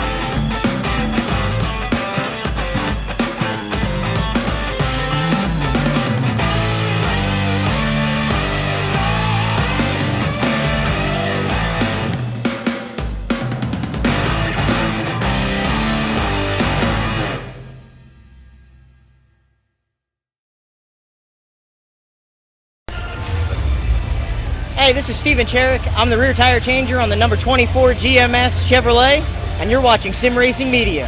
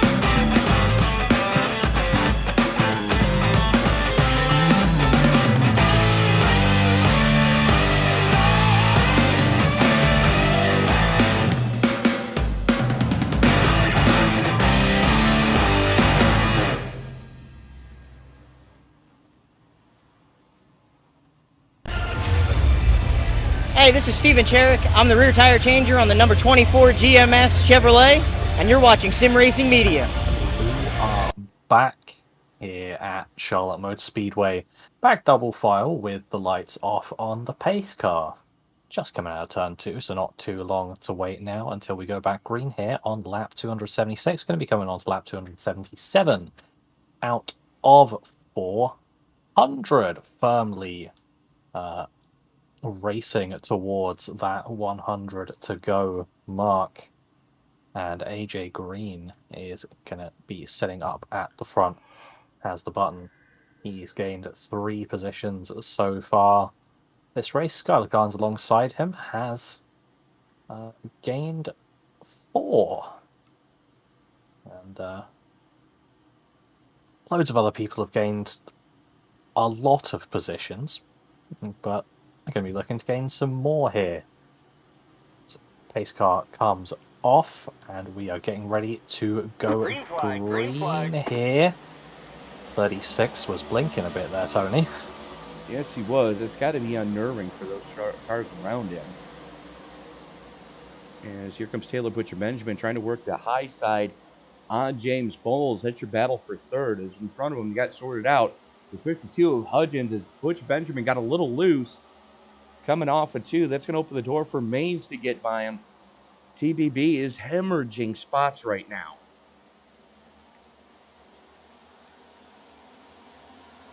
Here comes Brian Chu up the inside, bringing Jalen Battle, Damian Mulvey with him.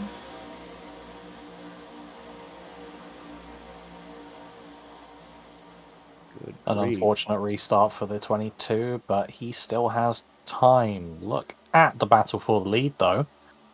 91 and 21. Skylar Carnes once again making a pass for the lead. This is possibly a pass that's been made a lot of times, is Skylar Carnes for the lead. But once again, we see someone takes a spot, and guy behind them starts to get opportunistic and try and take the spot as well, as James Bowles is now battling with AJ Green. 6 on the high side, 91 on the low. Those two guys haven't given an inch on each other all night. As here comes Bowles looking to get a 2-fer. Gets a good run off of 4 that time. Nice run through the dog leg. Is going to wrestle the spot away from AJ Green, if only temporarily. Skylar Carnes goes up to try to throw the block on the 6. Does take the air off his nose. That's going to let the 91 of AJ Green get back by him. And here comes Brian Chu. I was going to say, yeah, more battling behind him in a... Are you also seeing a very patriotic 18 car? Yes. Good to know that we're seeing the same thing there, as Brian Chu up into the podium position, as he has the freshest tyres out the lot, and boy does it show, as that was actually really close to the wall there as he was trying to get past AJ Green. Bit of a run for the 6, but with the amount of tyre that the 18 still got, he's not going to be able to use it, as Damian Mulvey in the 51 is going to start working around that 6 car, as he has some lovely fresh shoes on as well. Mulvey actually has the freshest shoes in the top 5 right now, having come down on lap 273. Everybody else was last down under the previous caution. And just like that, Brian Chu, your new race leader. Yeah, getting past Skylar Carnes, as does Damien Mulvey, nearly.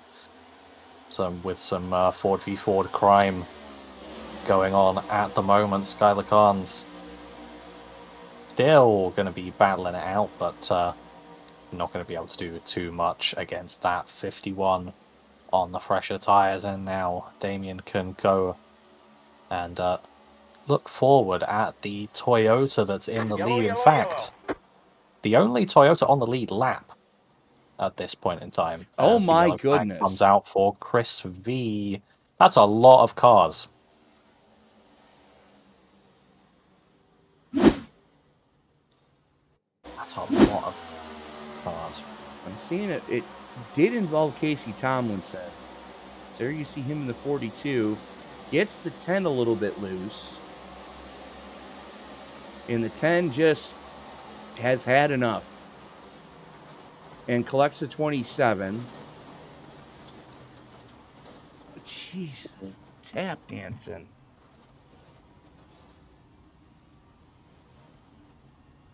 It's a parking lot in turn 3.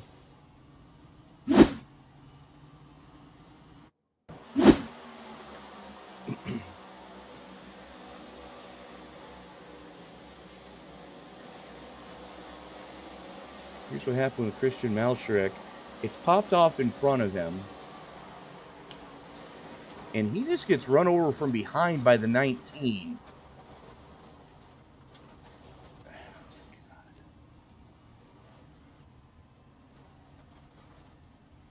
It's to see why the 10 have had enough, to be honest, but it's not the first time tonight that he and Tomlinson have gotten together.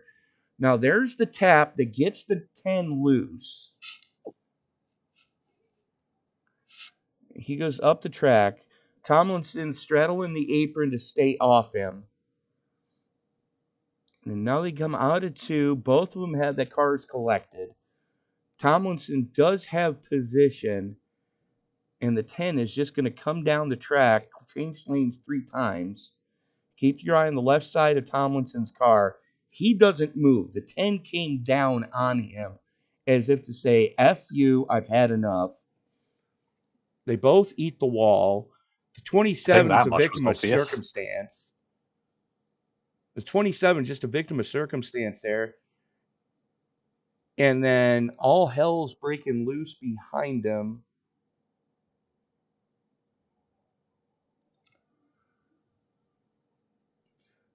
The 45 and the 17 get into each other. Jeepers.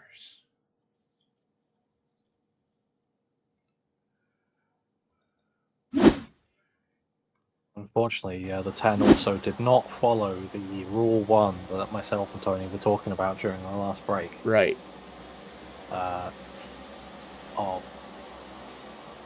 wrecking someone else without wrecking yourself. Unfortunately, that did wreck himself, and possibly the next 10 cars in the queue who were already mostly laps down, so I have a feeling they're just going to be spending extended periods of time on pit road. Yes.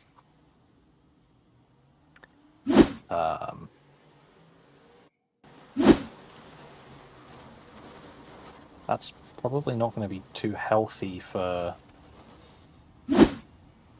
most of them, as I would imagine that a decent chunk of those drivers have already used fast repairs, considering what's happened in the past. Why is AJ Green slow? What are you doing? I was given an EOL. Okay. Ouch. As the 19 didn't even touch the brakes. No?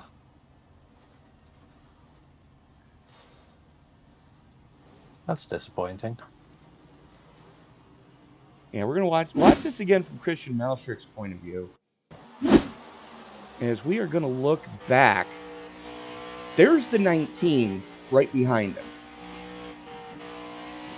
Now Shriek's on and off the throttle, trying to avoid this. Off the throttle, on the brakes, 19, bang.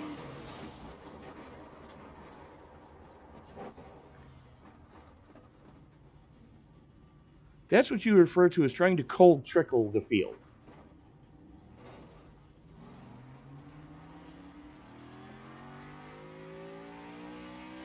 I'd understand it on lap 399.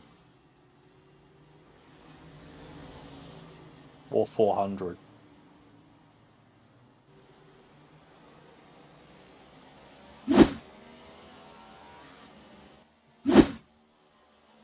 But less so with over 100 to go, but oh well, here we are.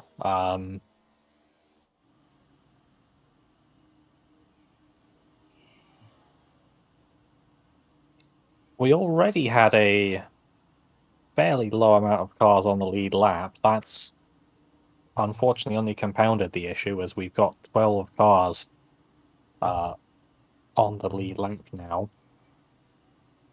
And just looking at that incident count, there is quite the gulf between the top two and the rest in terms of incident count. You've got Curtis Kelly and Casey Tomlinson both on 28. They're one away Who is from that getting now? themselves. Curtis Kelly and Casey Tomlinson. Well, Curtis Kelly currently sitting in 16th. Green flag, green flag. Casey Tomlinson still on pit road. As Brian Chu just blows everybody out of the water on that restart. Damian Mulvey and James Bowles go door to door for second. We're 2 wide, 6 deep from second on back. That's what we like to see on restarts. Ricky Hudgens not getting a great run through 1 and 2, so he's going to be losing positions. Damian Mulvey was able to keep the 6 back due to his better tyre situation. Aye. That's going to be a big one. We've seen a DQ.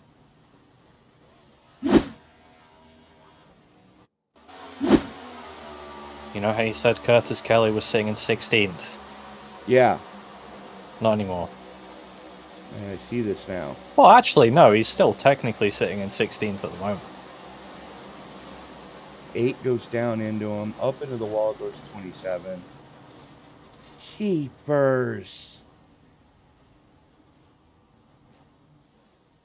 Oh. If you weren't the one controlling the cameras, I would tell you to go and look at the entry screen for the amount of meatball flags.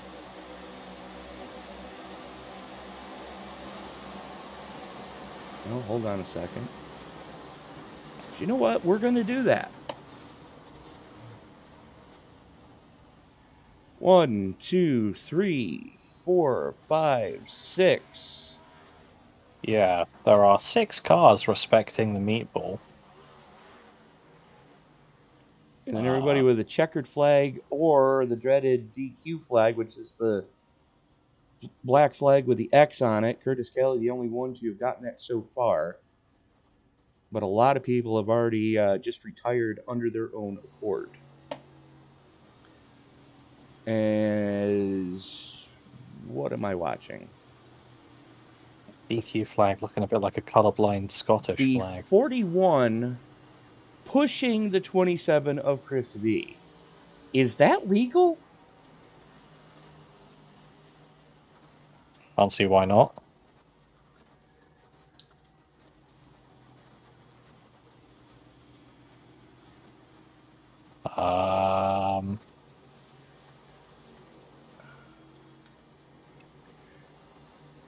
How many incident points does he and the 41 have? Chris B has got 14.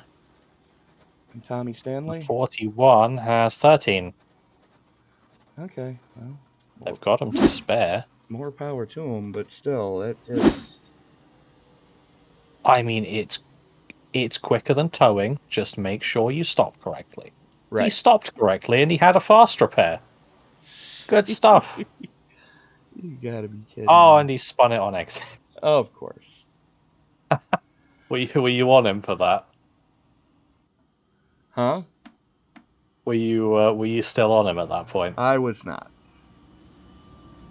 Okay. Let's just say the turn out of the pit box was slightly too hard to the right. Well, let's watch it here. There you see the 21. Just good grief.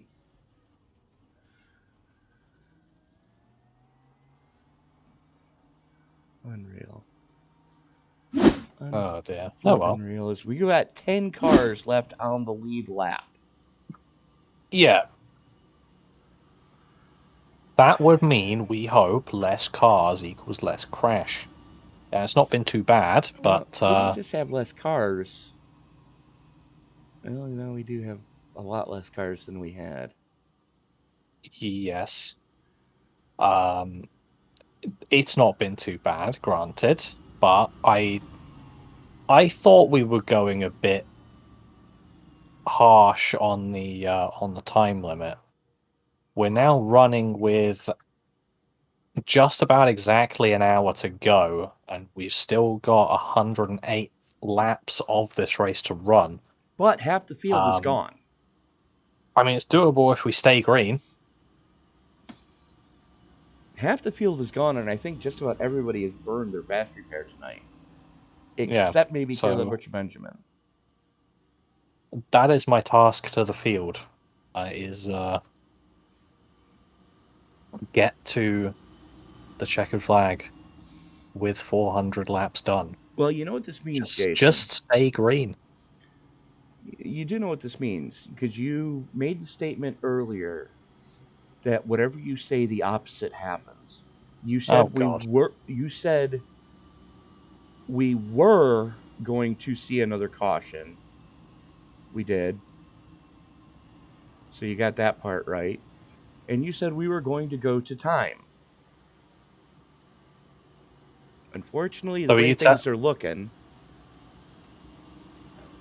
Are you telling me that the statement that I made when I said the opposite of what I say happens, that's what was opposite in all of that? It appears to have been.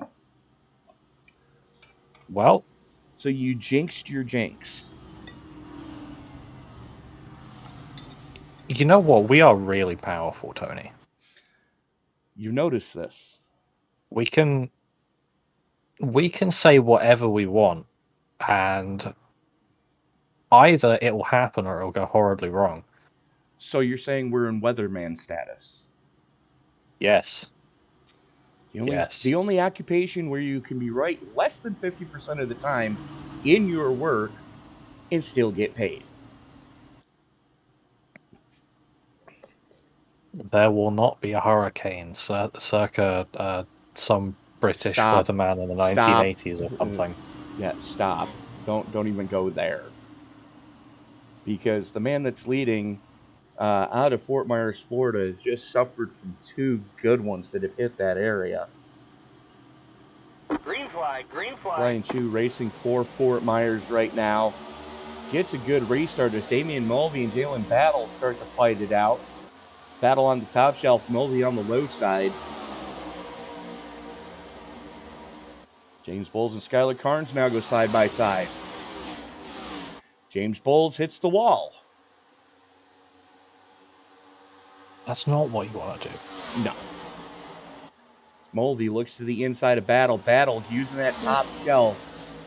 Trying to get the momentum. Avoids the bump coming off of 4. And wrestles the spot back away from Mulvey. Checking back in with Battle for 5th and 6th. As that is Bowles on the top side. Ricky Hudgens on the low side. Hudgens now has the spot. Battle for the lead. Battle in the lead. Chu battles back. In the lead. Chu battles back. By half a car, give it to Brian Chu on that time. But Jalen Battle has not given up yet. Full send it, going into one for the Liberty University Chevy Camaro. Yeah, man, just about gets there as Brian Chu's momentum off the corner seems to be non-existent, and now he's being caught by both Mulvey and Carnes.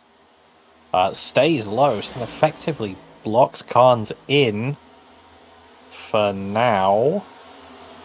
The Carnes still going to be side by side with Damian Mulvey. And wrestles that position away. As tire advantage is now on exactly who it wasn't on the last time.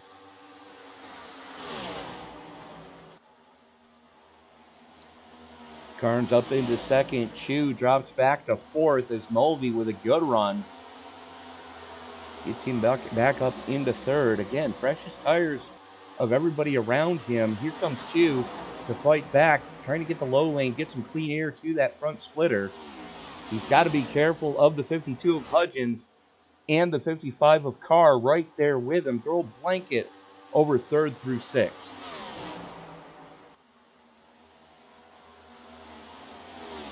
Chu's off pace. Yeah, unfortunately he's being gobbled up by the rest of the field at this point in time, but that's still some pretty decent battles here to have a look at. Namely, we're going to have a battle for the lead. As once again, Skylar Carnes catching up to the leader. I don't know how many times we've seen that this race, but I think there's been more times of this than there's been cautions. You are correct, sir.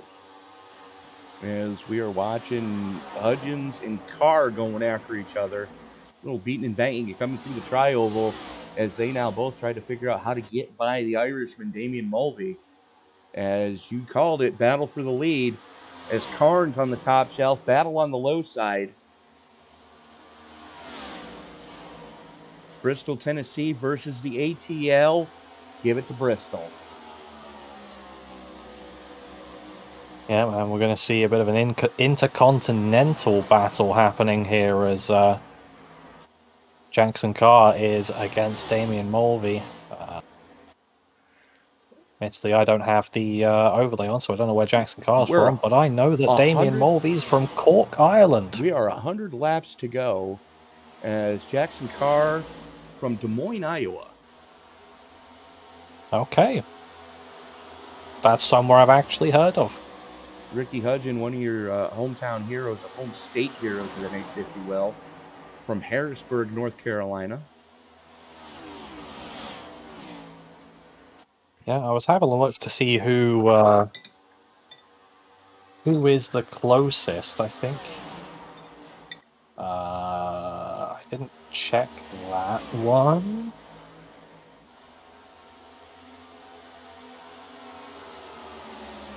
Where's that? Oh, that. Okay, no, yeah, that just is Charlotte. What is? Harrisburg. So yes, literally hometown. Right. Like Harrisburg borders Charlotte Motor Speedway. Correct. So that would go to Ricky Hudgens. Yeah, there you go. And he's doing well with it. I see this. It'd be something to win your home race.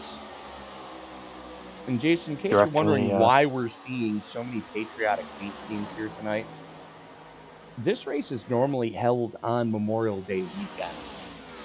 That makes sense.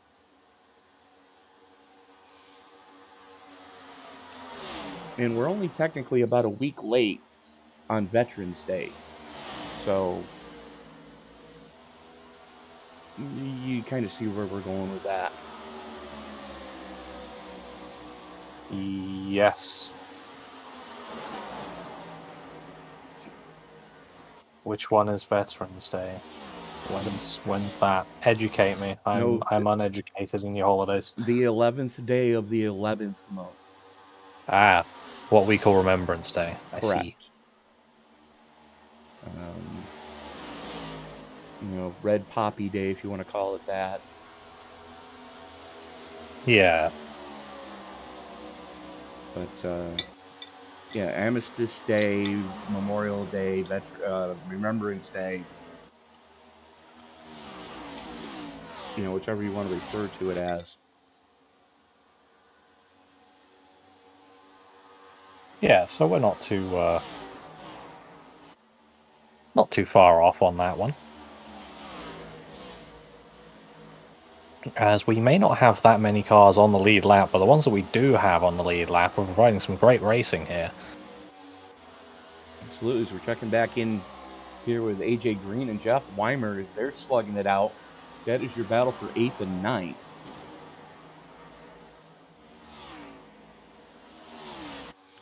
Mulvey and Butcher Benjamin doing the Indy snake down the backstretch. Butcher Benjamin going to throw it to the inside of the Irishman. Just like that, the Baltimore, Maryland native up into 5th. Sitting plus 26 from where he started this piece. Checking back in with the battle for 8th. AJ Green has it. Jeff Weimer wants it. The only thing is, Weimer's got to be careful because he's got the 17 to Cook right there.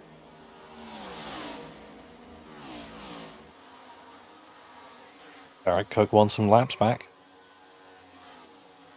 Cook doing everything he can to try to get those laps back the hard way. Colin Well, he McGraw seems to be doing pretty well at it. Yeah, he does. Colin McGraw, West Virginia home, as that battle really hot and heavy now. As soon as the 17 got past the 91, the 10 of Weimer decided to go with him. Out of Amish Paradise, Lancaster, Pennsylvania. I didn't think the Amish knew about NASCAR. Well, clearly you're wrong. But I'm thinking there must be some sort of damage sustained on AJ Green's car because he's had better pace in the earlier runs.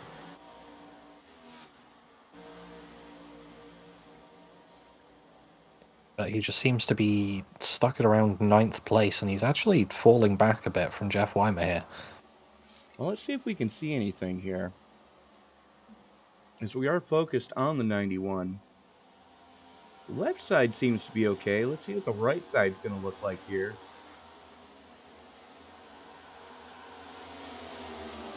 I don't see anything funky so far. Might just be trying to save tires. Maybe, though. I'd be surprised if he's going to be able to eat through all of them. Right, but Jason, we're quickly running out of time in this race. Yeah. We have, let me do some quick math, 88 laps to go in this piece. Yeah. And 50 minutes to do it in. Yeah, 50 minutes to do it in. If we stay green, we're good. If we don't, forget it. Yeah. Ricky Hudgen and Taylor Butcher Benjamin starting to go after it for 3rd. Butcher Benjamin sends it on the low side into the dog leg with the advantage. Hudgen's going to have to let him go. TBB up into position 3. Yeah, by my calculations, we have to average 34-second laps from now on. Well, the So last it's time by, basically they were 31. And this is with decent tires, so it's Right. pretty much if a caution is called, you can forget that. Well, the first one is going to need tires and fuel. Is going to be Jalen Battle, because he was last down on 256 for fuel only. Actually, yeah, we've got a. I've had him down on 273. You do? Yeah. Okay, that's weird.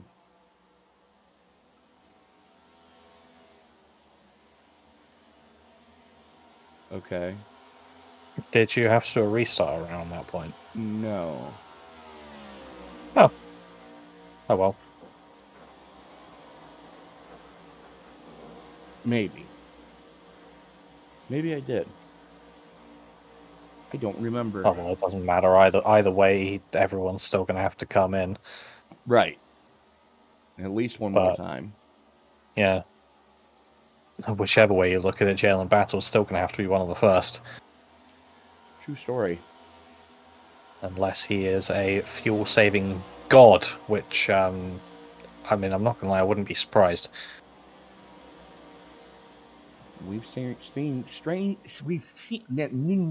like in English, I promise, folks. We have seen stranger things this season. Yeah. And I will say, anyone with an I rating that starts with a 4 is Better person either than I am. insanely good or insane, depending on how many digits Apart from are. column A, apart from column B. Yeah. As a little battle going on here. Taylor Butch Benjamin getting himself past Jackson Carr. Yeah, but he's got But, 2 seconds to make up on Skylar Carnes. Yeah, is 55 going to be able to battle back? Doesn't look like it immediately. But that 22 is just going to want to start making inroads here on the 21 ahead.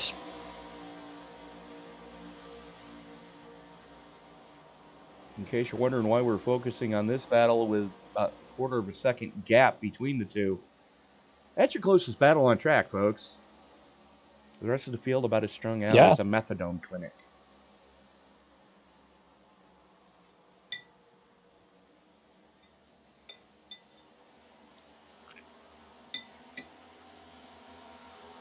It's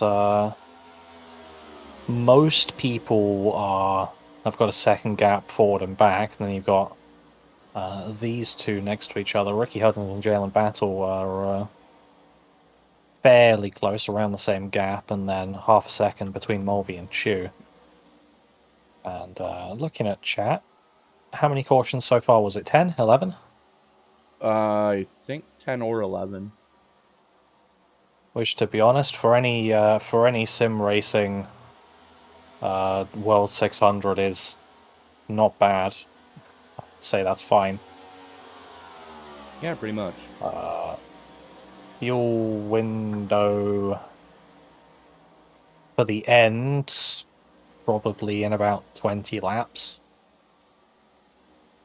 I would say maybe slightly less if there's a caution, because then obviously it's going to be If time we stay rather than green, laps.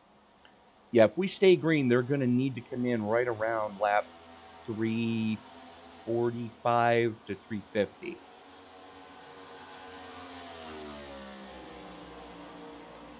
Yeah. And I believe that's Jake Banner who's asking that question.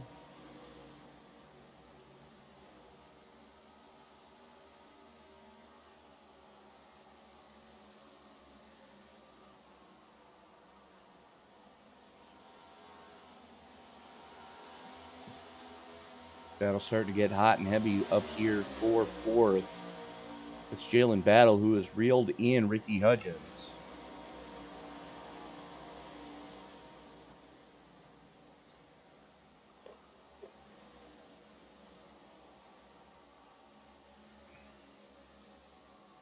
Yep, Battle looking to break up that Ford party in the top four so far. Rhea Ferris is very happy because it's Ford, Ford, Ford, Ford. Now it's just going to be Ford, Ford, Ford, Chevy. Ford. Yeah, I mean, if we look at the top 10 and Take a look at the top subsequently 15. the lead lap. Oh yeah, well, Just take a look at the top 15. You've got Ford, Chevy, Ford, Toyota, Ford, Chevy, Ford, Toyota. yeah.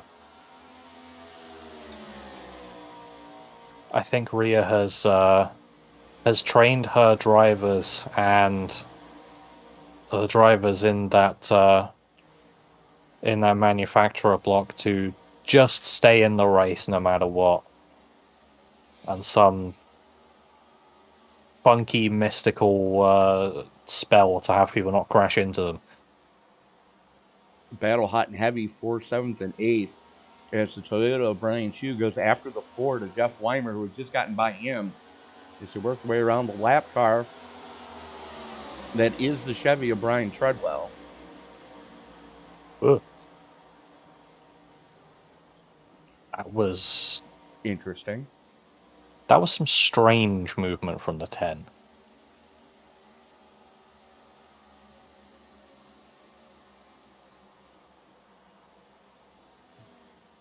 It was defending for position, but it was some interesting movements. She had a little bit of a wiggle there off of 4, as I'm not sure if that was aero loose or just burning up the right side tires. Check back in here with this battle between Jalen Battle and Ricky Hudgens. Battle into 4th, Hudgens back to 5th. And something just happened to Eugene Thorne a couple of laps ago. So it did. Apparently. Allegedly. I'm having a look. Oh. Well, he nearly spun up onto the racing surface, leaving the pits. Lovely. Stopped it before he got onto the racing surface, so a caution wasn't called. Lovely. And then just got it going again. Masterful. So what we like to see is no caution. I'd like to thank the 20 for being quick on his brakes, as yes. AJ Green and James Bowles coming into the pits.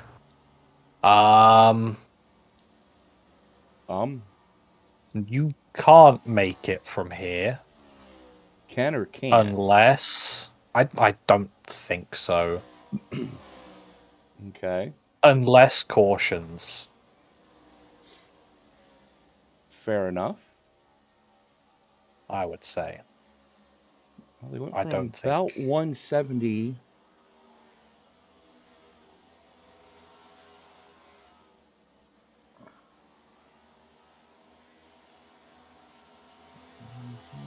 I don't think 71 yeah. laps of green flag running is... If you fuel save from the time you leave pit road till the time the checkered flies, you might be able to get it. Yeah. I'd say this track is just slightly too fast for very efficient fuel saving, though. Right. Because unless I'm driving it all wrong, well, at which point... That's a possibility, too. Oh yeah, that's a solid possibility. There's a reason I'm much better on road than I am on oval. So, let's give the bad news now. With this current pit stop cycle starting, we've got the top 8 cars left on the lead lap. Yeah. First car 1 or more laps down is the debutante rookie Jesus Juan Menendez. Good to have him running with us.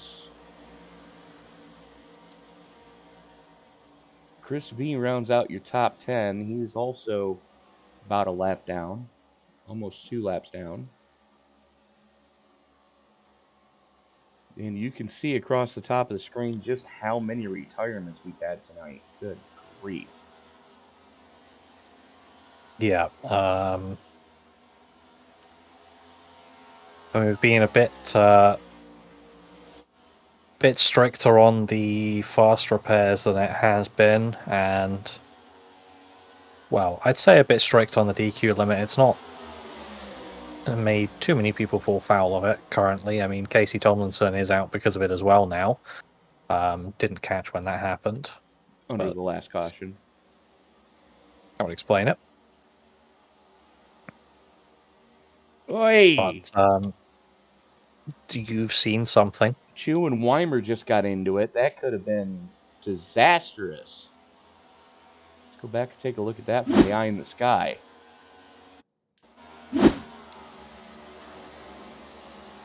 And let's back that up just a tick, shall we? Sounds like a grand idea. Here they are, coming into one. This is a battle for position.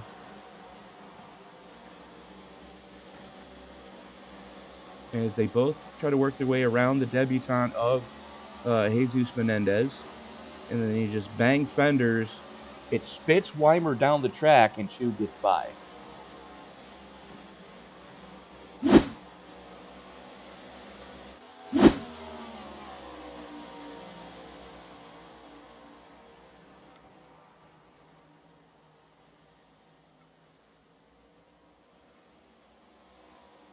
Now, there is a lap difference between Menendez and Weimer. So, it's technically for position, but Menendez is a lap down. Yeah. As Ricky Hudgens coming into the pits now as well. So another one pitting. I'd say this is the point where you're probably most likely able to make it from. You've got a fuel save still. You'll have to fuel save, but 64 laps is more doable. Damien Mulvey seems to be coming down as well. Yes, he is. So clearly these drivers are either running out of fuel or projecting that they can make it from here, or if they're most optimal, both. Yeah, absolutely.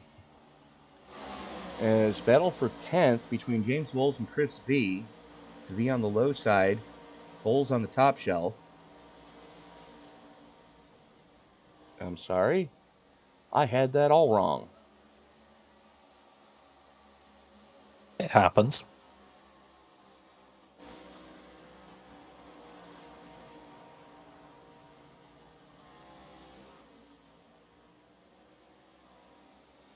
As Christian Malsharek has decided to put it on the hauler early.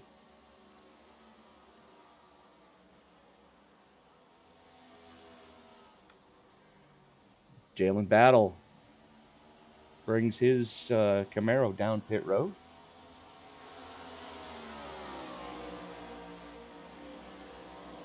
The closest battle still is this fight between Brian Chu and Jeff Weimer.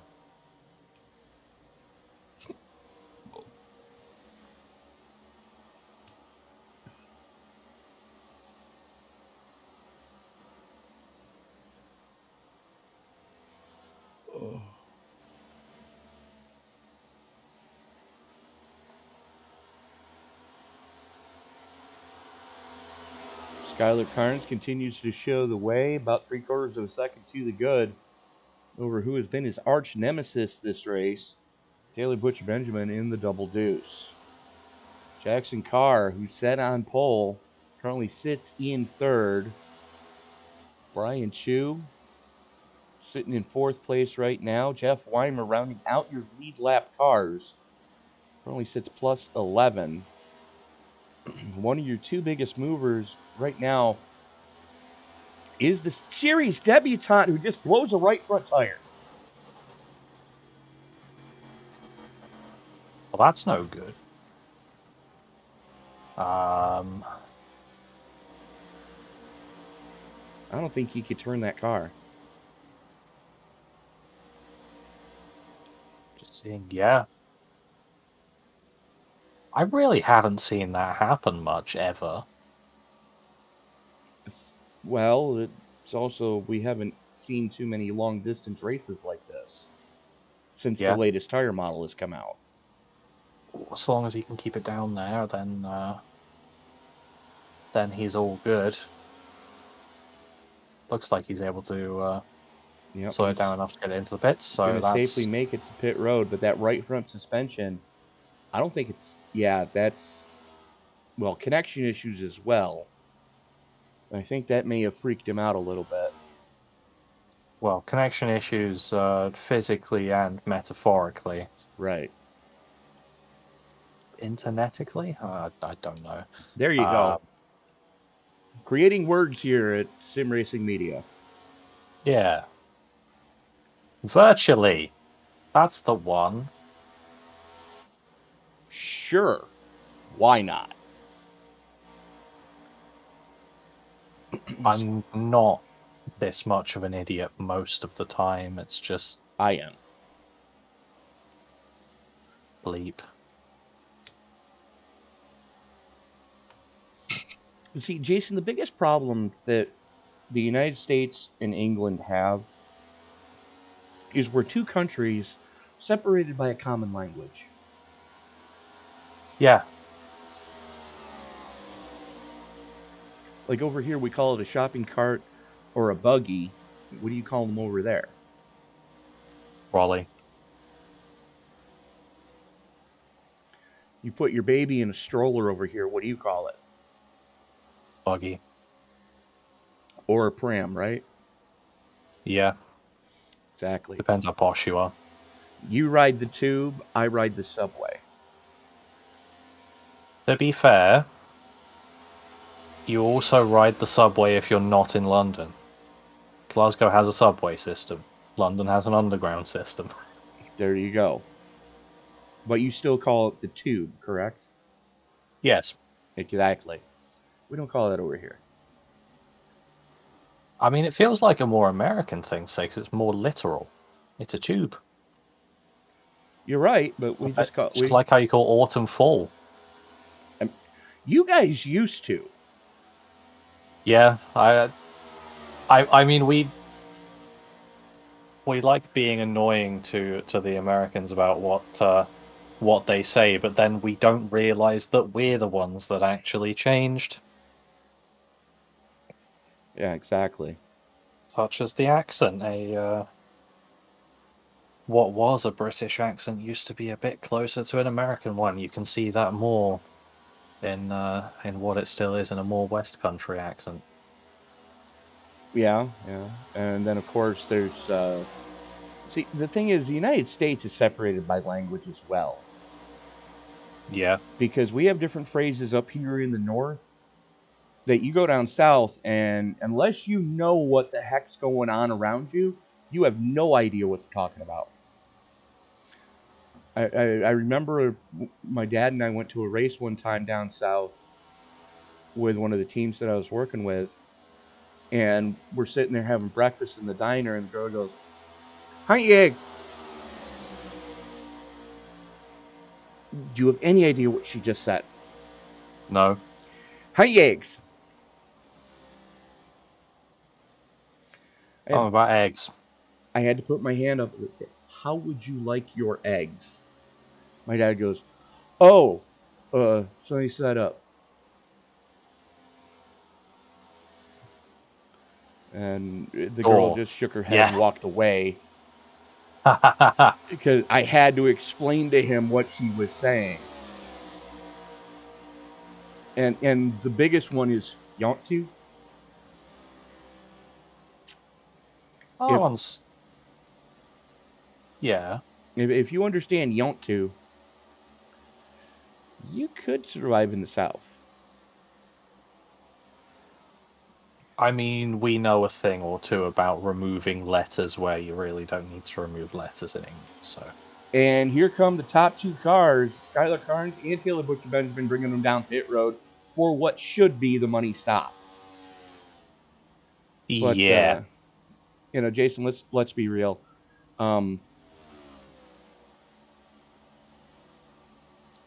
Ewan's is y'all plus 3. Just so we're clear on that. What do you mean by that? If somebody says Ewan's, that's basically the same as saying y'all, only it's a bigger group of people. To be fair, that makes sense. Okay. Jalen Battle takes over the lead. Now the question is, can he save enough fuel after having pit back on lap 338 to bring this one home?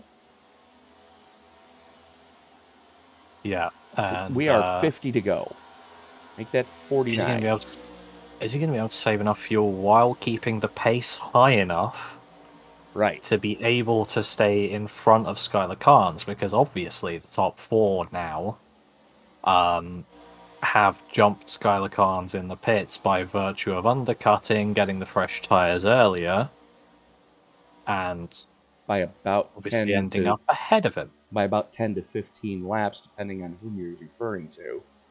Yeah, exactly. But obviously that means Skylar Carnes is going to have the freshest tyres of the lot now, meaning that he's going to be the quickest, making up positions, and getting past people. Well, See, not first driver in not- his sights is going to be that 18 of Brian Chu. Carnes going to bring that Motorcraft quick change Mustang down the back straightaway with a good head of steam. Let's take a look at the dashboard on Carnes. 266 in mid corner, drops down to about 260. Jumps back on the loud pedal, and he is reeling in Chu hand over fist right now. 10-lap difference in the tires as Carnes just flashes by. Thank you, so long, see ya, bye-bye. Jackson Carr able to follow him through, as Carnes now has 3.5 seconds to make up on Damian Mulvey, who currently sits in third. There is Mulvey coming down the front chute. He has the lap car of AJ Green separating himself and Skylar Carnes. We are inside 50 to go here for round number 2 of the race number 2 of the round of 16 here for the Sunday Night Fever Cup Series playoffs. He's Jason Softward. I'm Tony Trapasso. Thank you so much for making us a part of your Sunday afternoon and early evening. Be sure to stay tuned on the channel as no, we do not have a second race tonight.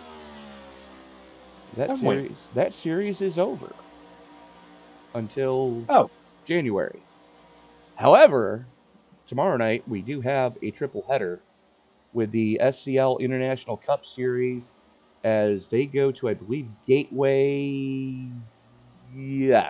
North Wilkesboro. That's the ICL International Cup Series. Throwback at North Wilkesboro. That'll be an 8:20 Eastern Time start. The other 8:20 Eastern Time start will be the CleanRacing.net Truck Series season finale at Texas. That is an 8:20 Eastern Time start on that one. And then at 8:40, we have the Elite Entertainment ARCA Series presented by Extreme Racing, round number 7 at Charlotte. So, triple header tomorrow. Actually, quadruple header make that as the SCL International Super Truck Series fires off. No, I'm sorry, that is on Wednesday. I stand corrected. So, triple header tomorrow night. Be sure to hit that subscribe button, turn on bell notifications so you don't miss a single moment of action here on Sim Racing Media. And Skylar Carnes already up into third, and something's happened to Mulvey.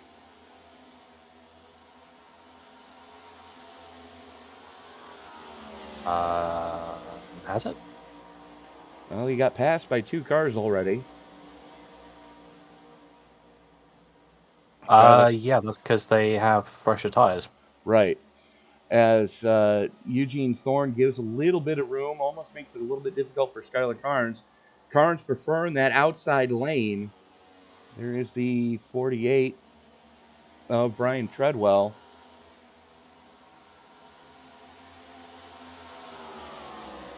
And now battle for second, hot and heavy, as Hudgens has it. Carnes wants it. Carnes just walks the dog like that. 15-lap newer tires as we are going to be 40 to go. Excuse me. 40 to go. Jackson Carr just following Skylar Carnes up through this field. Brian Treadwell went off track. I was going to say, I thought I saw that. Jalen Battle, a full 1.8 seconds up the road, has the lead. Can he make it home from here?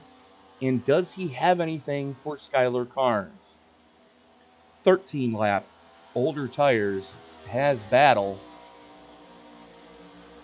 I mean, I'll give him more chance of being able to make it home than being able to keep Skylar Carnes back. I'm not going to lie, Carnes was a lap quicker last lap. One of only 3 cars to go sub 31 last time by. Skylar Carnes was the fastest of those 3 with a 30.5. Compare that to the 31.5 of Jalen Battle, and here comes Carnes on the top shelf.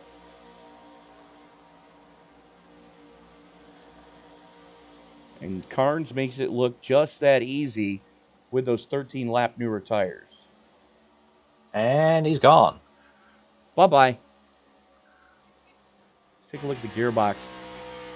Yeah, that's Jalen Battle, and you can see the gap as we look back from the back bumper.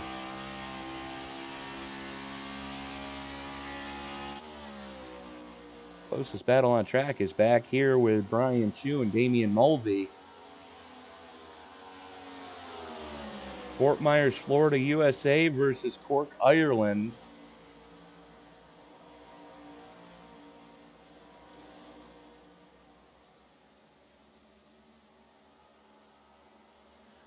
There is Damian. Yep, and this is looking like it's going to be could be a fairly tight battle here. There's no real tire advantage on either of them. They're both probably trying to save a bit of fuel. Brian Chu makes it through on the inside. Mulvey We'll looks see like he if wants to Mulvey cross him decides over. to fight it. Well, the good news is Mulvey is going to have the slipstream down the backstretch.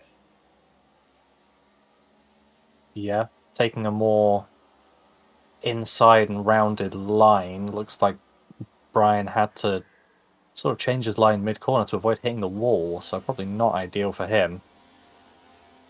They both That work kind to of the path inside. Treadwell. They both work to the inside of the lap car of Treadwell. Puck's getting a bit loose off of 4. Got a lot bit loose off before. Yeah. As Jalen Battle's now being caught here by Jackson Carr. And you can see just the momentum you're able to carry in that second lane. And good luck hanging on from there. Oh. Maybe a little bit of contact between the two of them. A little bit of contact between the two of them and a lot bit of contact for Ricky Hudgens. Because I think he just got yeeted down pit road.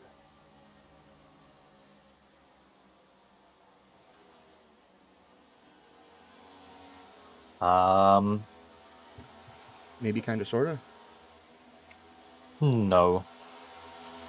He just went down pit road. Okay. Taking some tires. As you do this late in the race. The only problem is he's going to go a lap down. Well, he's going to go a lap down, but that, depending on how quickly he can get it going and get some laps in, it's probably going to be temporary lap down. I don't think the 19 realized Carnes was there.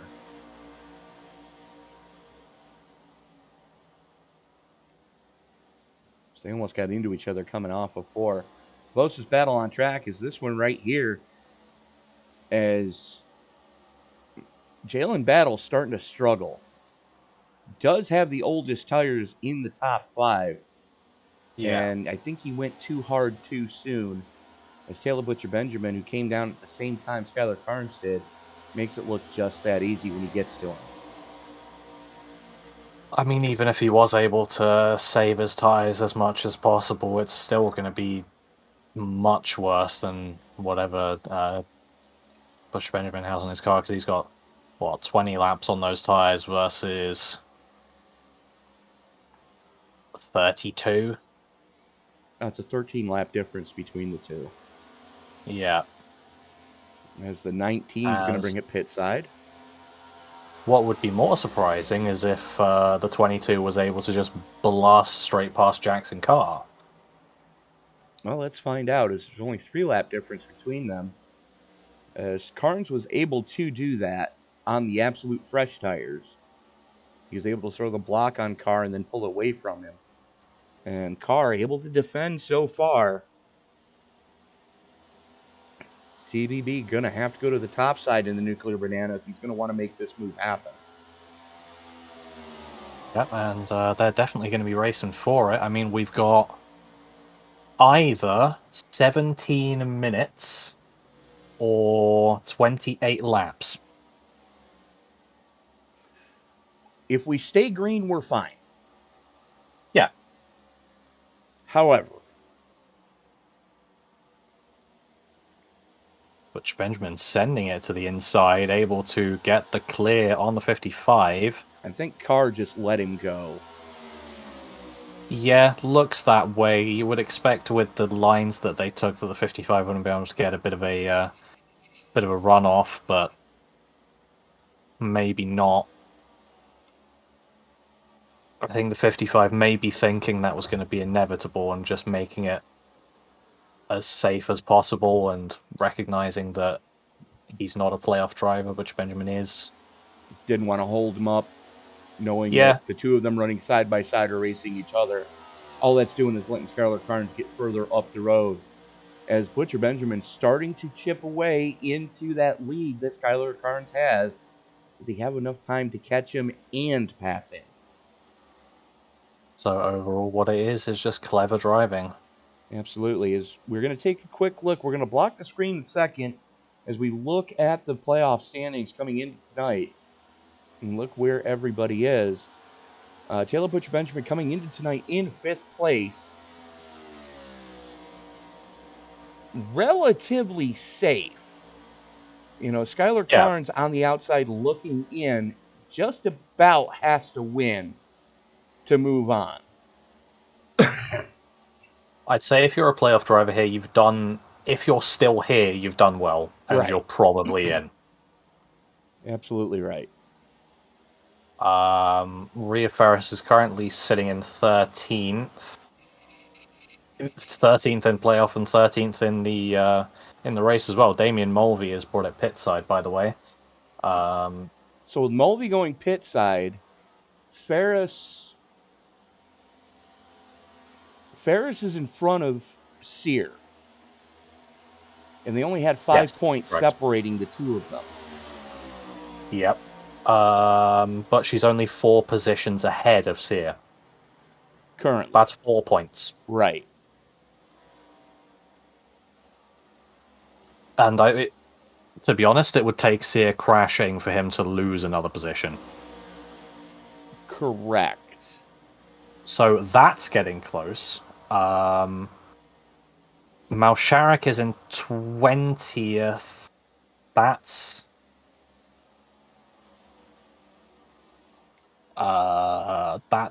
very close, but not quite. Because that's a 7-point difference to what Rhea's going to gain. And he's 8 ahead. Derek Cook seems to probably be out of the question. Well, he's back in 12th. Brian. Well, no, Derek Cook seems to be out of the question for Rhea Ferris, I mean. Right.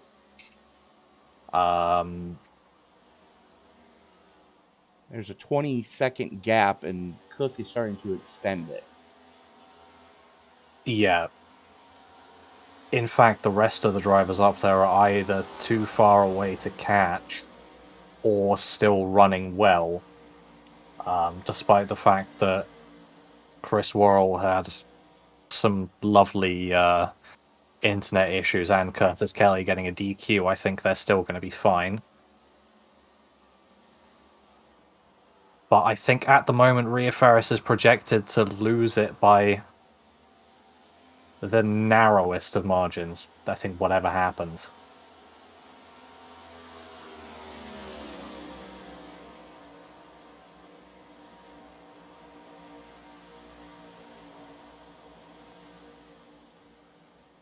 Couple of drivers not happy checking in the live chat. Dan Solo, no Volvos. That's because Volvo is not officially a part of NASCAR. And we are trying to mirror the real world. Although we're not really mirroring the real world with Trackhouse Racing leading the playoffs. Oh, well. Let me say that again. Trackhouse Racing is leading the playoffs. The little engine that could possibly win a championship. They've got the word track in their name, so they must be good, right? Question is, can they take it to the house? Ooh. See what I did there? Yes. James Bowles pitting with 19 laps to go. Skylar Carnes, 2 3/4 seconds to the clear over this man, Taylor Butcher Benjamin. Butcher Benjamin another 2 seconds up the road from Jackson Carr. There he is, who's got 5 3/4 seconds to the clear over Jalen Battle, who's 7, almost 8 full seconds to the good over Brian Chu. And there is the final car being scored on the lead lap of Jeff Weimer. I take that back. Ricky Hudgens. Yeah, no, Jeff Weimer's last car being scored on the lead lap. Ricky Hudgens, the first car, 1 or more laps down, back in 7th. Damian Mulvey, 16 seconds to the rear of him. But he's got to worry about AJ Green, who does have some fresher shoes. Actually, Mulvey has the fresher shoes out of the two. I was going to say, I was just about to say, am I being stupid, or is Green uncharacteristically slow at this point? No, he's uncharacteristically slow at this point, as he was a full 2 seconds off the pace Mulvey set last time by. Yeah, and Mulvey was I think he's got to second. come pit again. He's got to come pit again, as Mulvey was a full second to the good over what Ricky Hudgens laid down. But Hudgens is 15 seconds up the road, so that's kind of the moot point right now, as there's going to be only 15 laps to go next time. If the pace continues as it is, then it'll pretty much exactly be there. But you've also got to pass him, and the tire advantage is going to get less good. Right. So, as we've always said, catching someone is one thing. Passing them, that's a whole different story. Yeah. So Carnes, Butcher Benjamin, Carr, Battle, Chu, and Weimer, your top 6, the only cars on the lead lap. Your 2 biggest movers are Taylor Butcher Benjamin in second, who's sitting plus 29. And then we've got to go all the way back to this man in 14th. That is Eugene Thorne, who has had a tumultuous evening. Breaking out them SAT words on you. Oof. How many letters does that word have? Quite a few. It's the longest word. Tumultuous. Trying to improve my grammar and stop using curse words as commas. That is a 2-digit length word. Correct. We've made it. That's how you know we're an official good broadcasting network, is we're able to use 10+ letter words correctly. Although I think broadcasting itself is still over 10 letters. Kinda.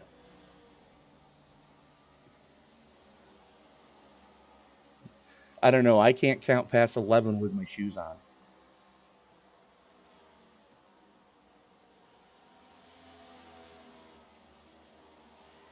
Well, take your shoes off, because broadcasting is 12 letters. No, you really don't want me to take my shoes off, Jason. Because they will stink up this broadcast booth. And trust me, I have smell-o-vision. Well, I don't, so... Bully. Lucky me. But anyway, looking back a little bit at this race... AJ Green has come into this bit. Yes. Has put on fuel. which is strange. I mean, but hey. Tires, maybe not. If you trust it, you trust it. 11 laps to go, and that's Skylar Carnes reeling in AJ Green. That is. Normally we'd be talking about this one for the lead, but unfortunately AJ's found himself on the receiving end of not the best strategy and some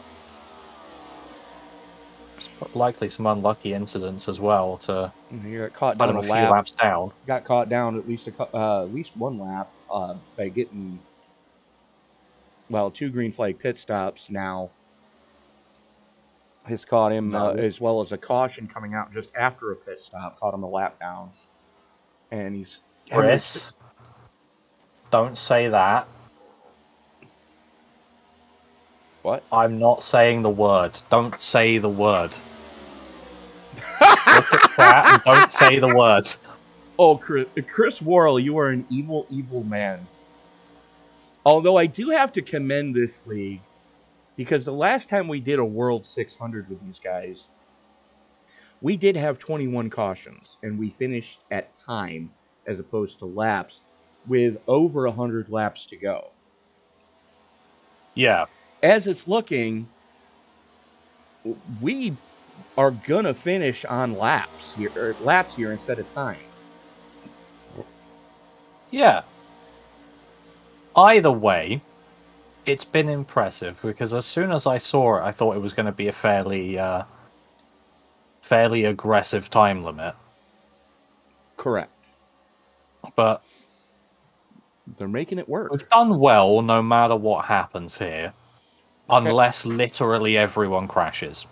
At which point that's just funny.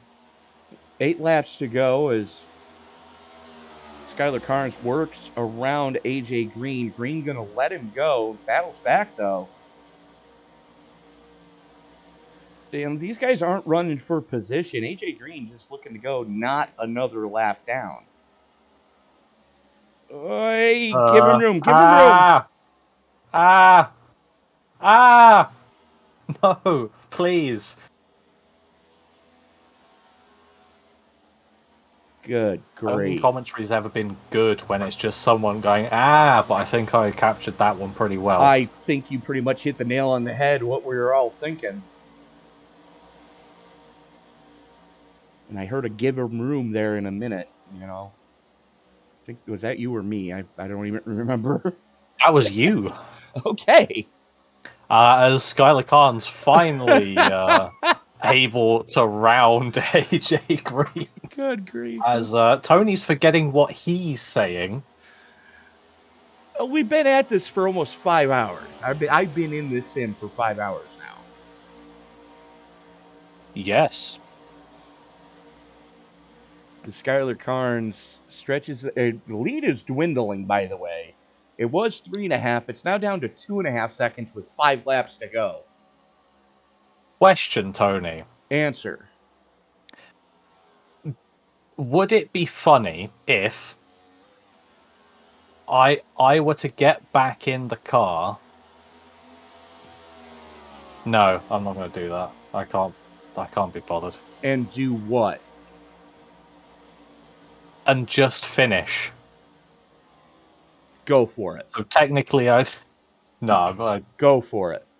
Because, I mean, you're already not in last place. As Jamie Kerr and James Riles both elected to not actually start the race. They just get show-up points. And if you entered right now, you could pass Charles Robertson. You're at almost 2 laps. He's at 3. Yeah. The only thing I don't want to do is spin. But I'll have fresh tires. Exactly. So just, you're running out of time to do it. Yeah. Not that, I'm egging you on or anything. No, you're definitely not doing that. Popsicle sticks in the air. Skylar Carnes in command of this one. 3 miles to go in this 1.5 mile Charlotte Motor Speedway. Skylar Carnes now 3 seconds to the good over Taylor Butcher Benjamin. As there goes the 6 of James Bowles. I'm to get one of his laps back. White flag in the air. We are racing back to checkers. I'm not doing that because I was having many issues with live timing being open as well as that for some reason. Well, oh, actually, my quality's at 83. Well, this lap is all you, Jason. Bring us home. Oh my God! What was that? That's Eugene Thorne. Well, it was white flag, so it wasn't a caution. Skylar Carnes comes home on lap 400 to win it.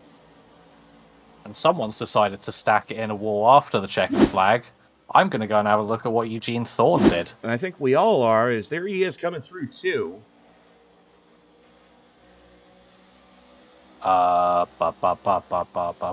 have him? Oh. Goes down onto the apron. What is that? Is he waiting for somebody?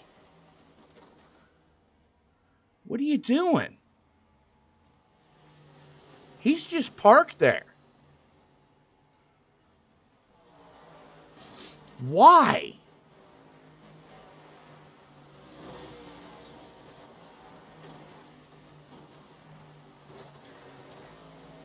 Did he have brakes?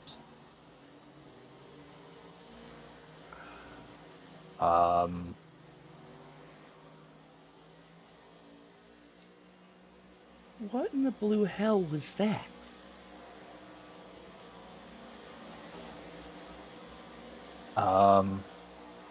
Is he waiting to give somebody a receipt?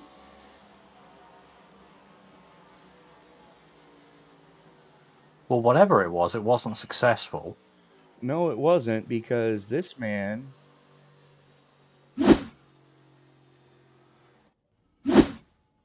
came home with the victory here tonight. As yeah, we're going to reach out to him if I can find him.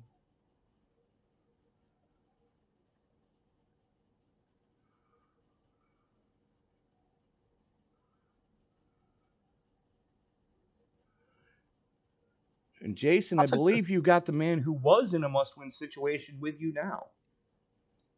Yep, he was pretty much must-win and delivered. Skylar Carnes, 400 laps later, taking the victory. How's it feel? It feels great, especially a long race like this. Coming back from my second ever Coke 600, it feels amazing. Knowing that I've won 2 of the 3 lengthy races here in this league. I've won a Daytona 500 and now the Coke 600. It absolutely is amazing. It paid off. Strategy came into play. We knew we had to stay out on the last run. We had to stay out to about 350 to make tires and fuel. Like, we could have made it on fuel, but I mean, tires were killer here, as you saw. So we pushed it to 350 and we were 10 to the good on fuel. Yeah, and how are your overalls after that last lap? That wasn't too bad. I was more worried about whenever AJ Green was holding me up 2 laps down, and we had to go 3 wide with the lapper, and just was holding me up intentionally. It seemed like. Yeah, well, either way, despite all that, you followed the script to a T, I guess. Stay out of trouble to start with, and then make sure you're in it, and then use your pace at the end to get around everyone. Especially, yes.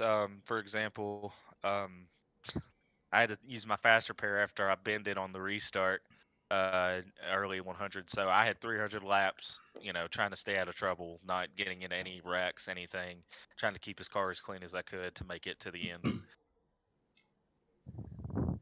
Yeah, and you did it well, and you're definitely going to be in the round of 12. Speaking of next week, we may not be seeing it on broadcast, but you'll be going to Talladega. What are your thoughts going into that race? Oh boy. If it's Dega, oh boy. That's gonna be throw up to anybody. I'm gonna try to work with my team here on Penske, all the forwards I can. We're gonna try to sit and be clean, make it to the end, and try to be able to do the best we can. Yeah. Oh boy, are the words. And before we let you go and celebrate the win, is there anyone else you'd like to thank? I definitely want to thank TVB tonight in the 22. Amazing teammate. We ran hard, ran clean. I wish he didn't mess up on the pit exit there. We could have had a better battle. Shout out to Chris Worwell. I know he left early due to internet issues and wasn't able to be in it, but I know this was the race that, if he didn't have any issues, he'd been running up there, probably even taking the win here tonight too. He loves this type of racing, and I wish he was here. He's a good racer, good friend. Shout out to Jalen. You all for putting on the broadcast. Shout out to my team over at Penske and everybody. Great racing overall. One hell of a 400. Amazing to see that. Yeah, well, there you go. Congratulations to you, and we'll see you in the Cup in 2 weeks' time. Sounds good. And next person for Tony to interview this time around is Taylor Butcher Benjamin, second place, and the guy who got the first thanks from our winner. Taylor Butcher Benjamin, you brought the Pennzoil Nuclear Banana home in second place. That should move you safely into the round of 12.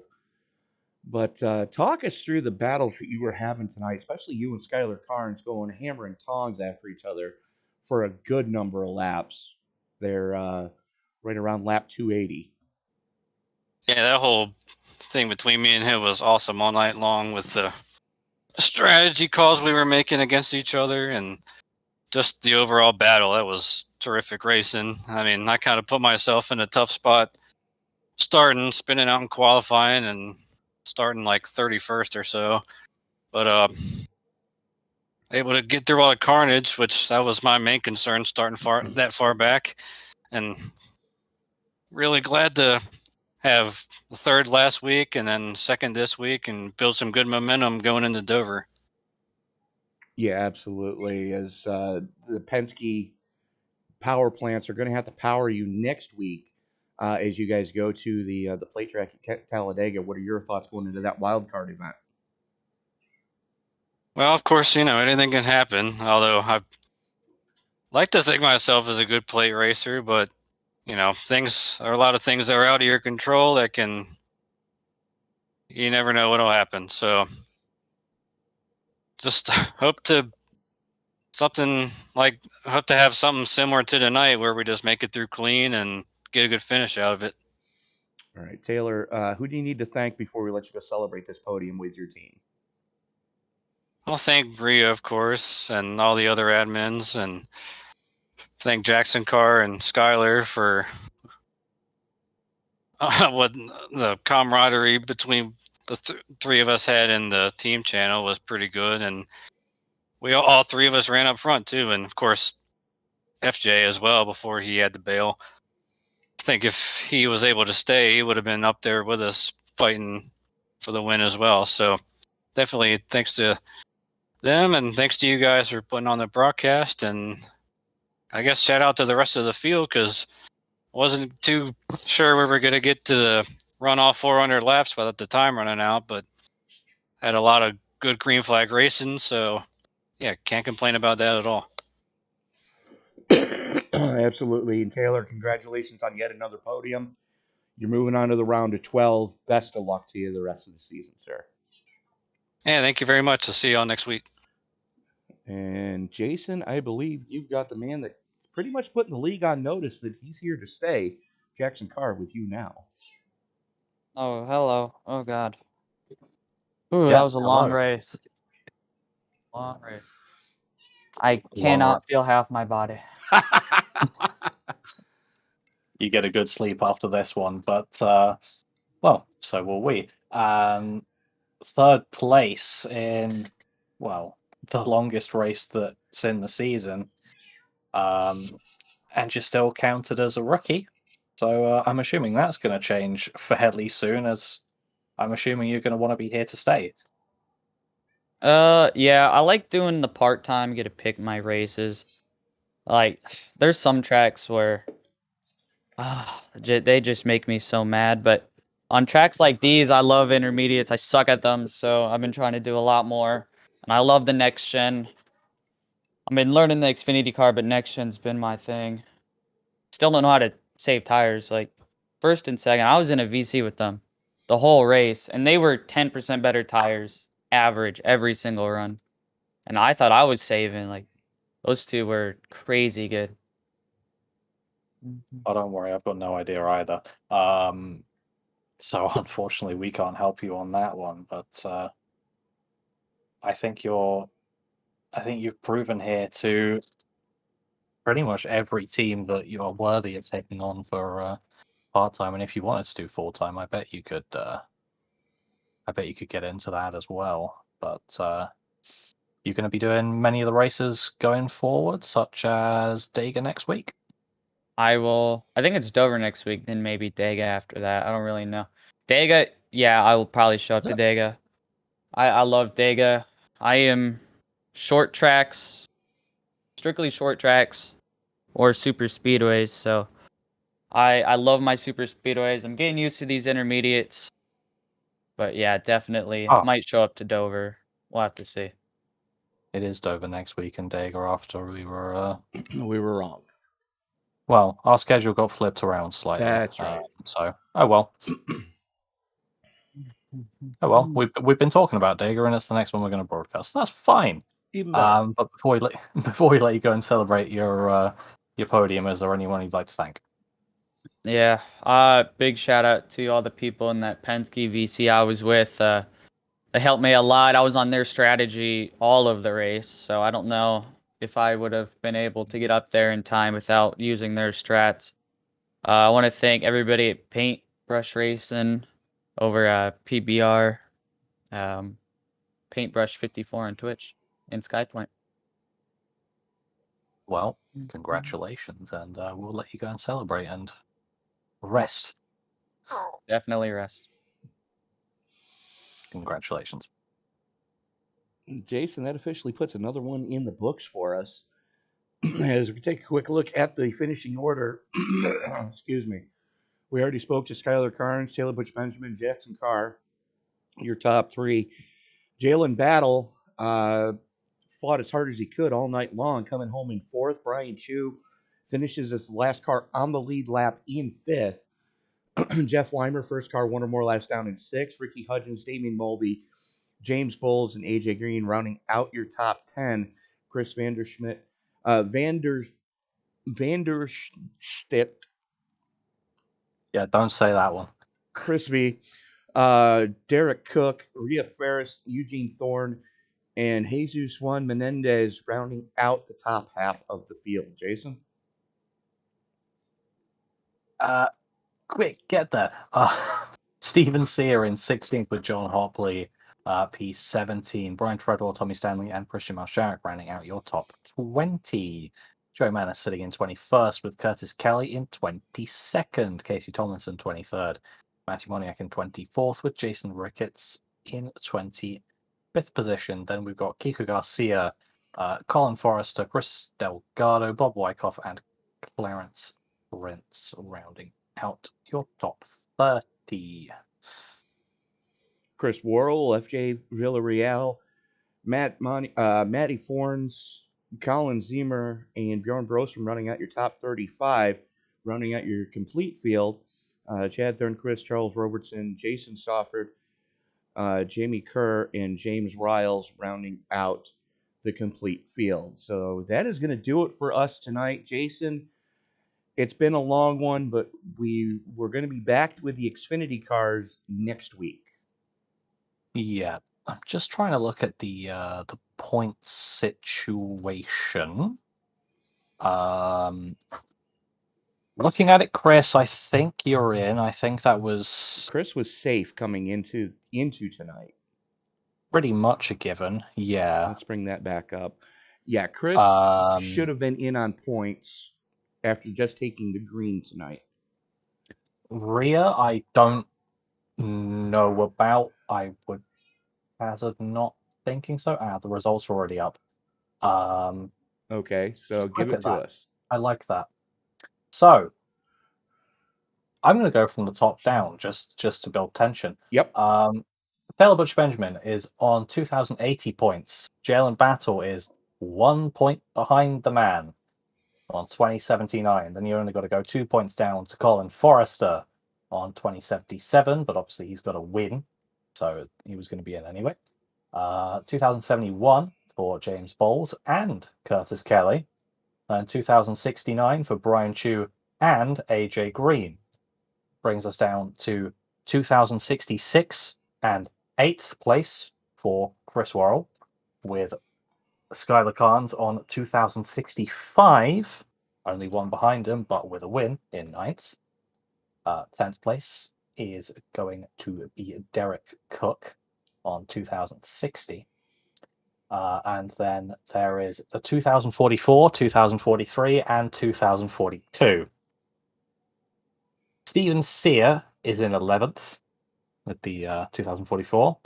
And then Christian Malcharik just scraping through 1 point ahead of Rhea Ferris. Ouch. That's a Who definite unfortunately, unfortunately we have to get rid of him by 1 point. Is going to be a painful one. Those are the ones that hurt the most. Yeah, when you're so close. And then Chris V is gone, and then Charles Roberson will also be gone. He finished 397 laps down. And Alex Wegger wasn't here, so he's naturally gone as well. But that 1 point difference. That's rough.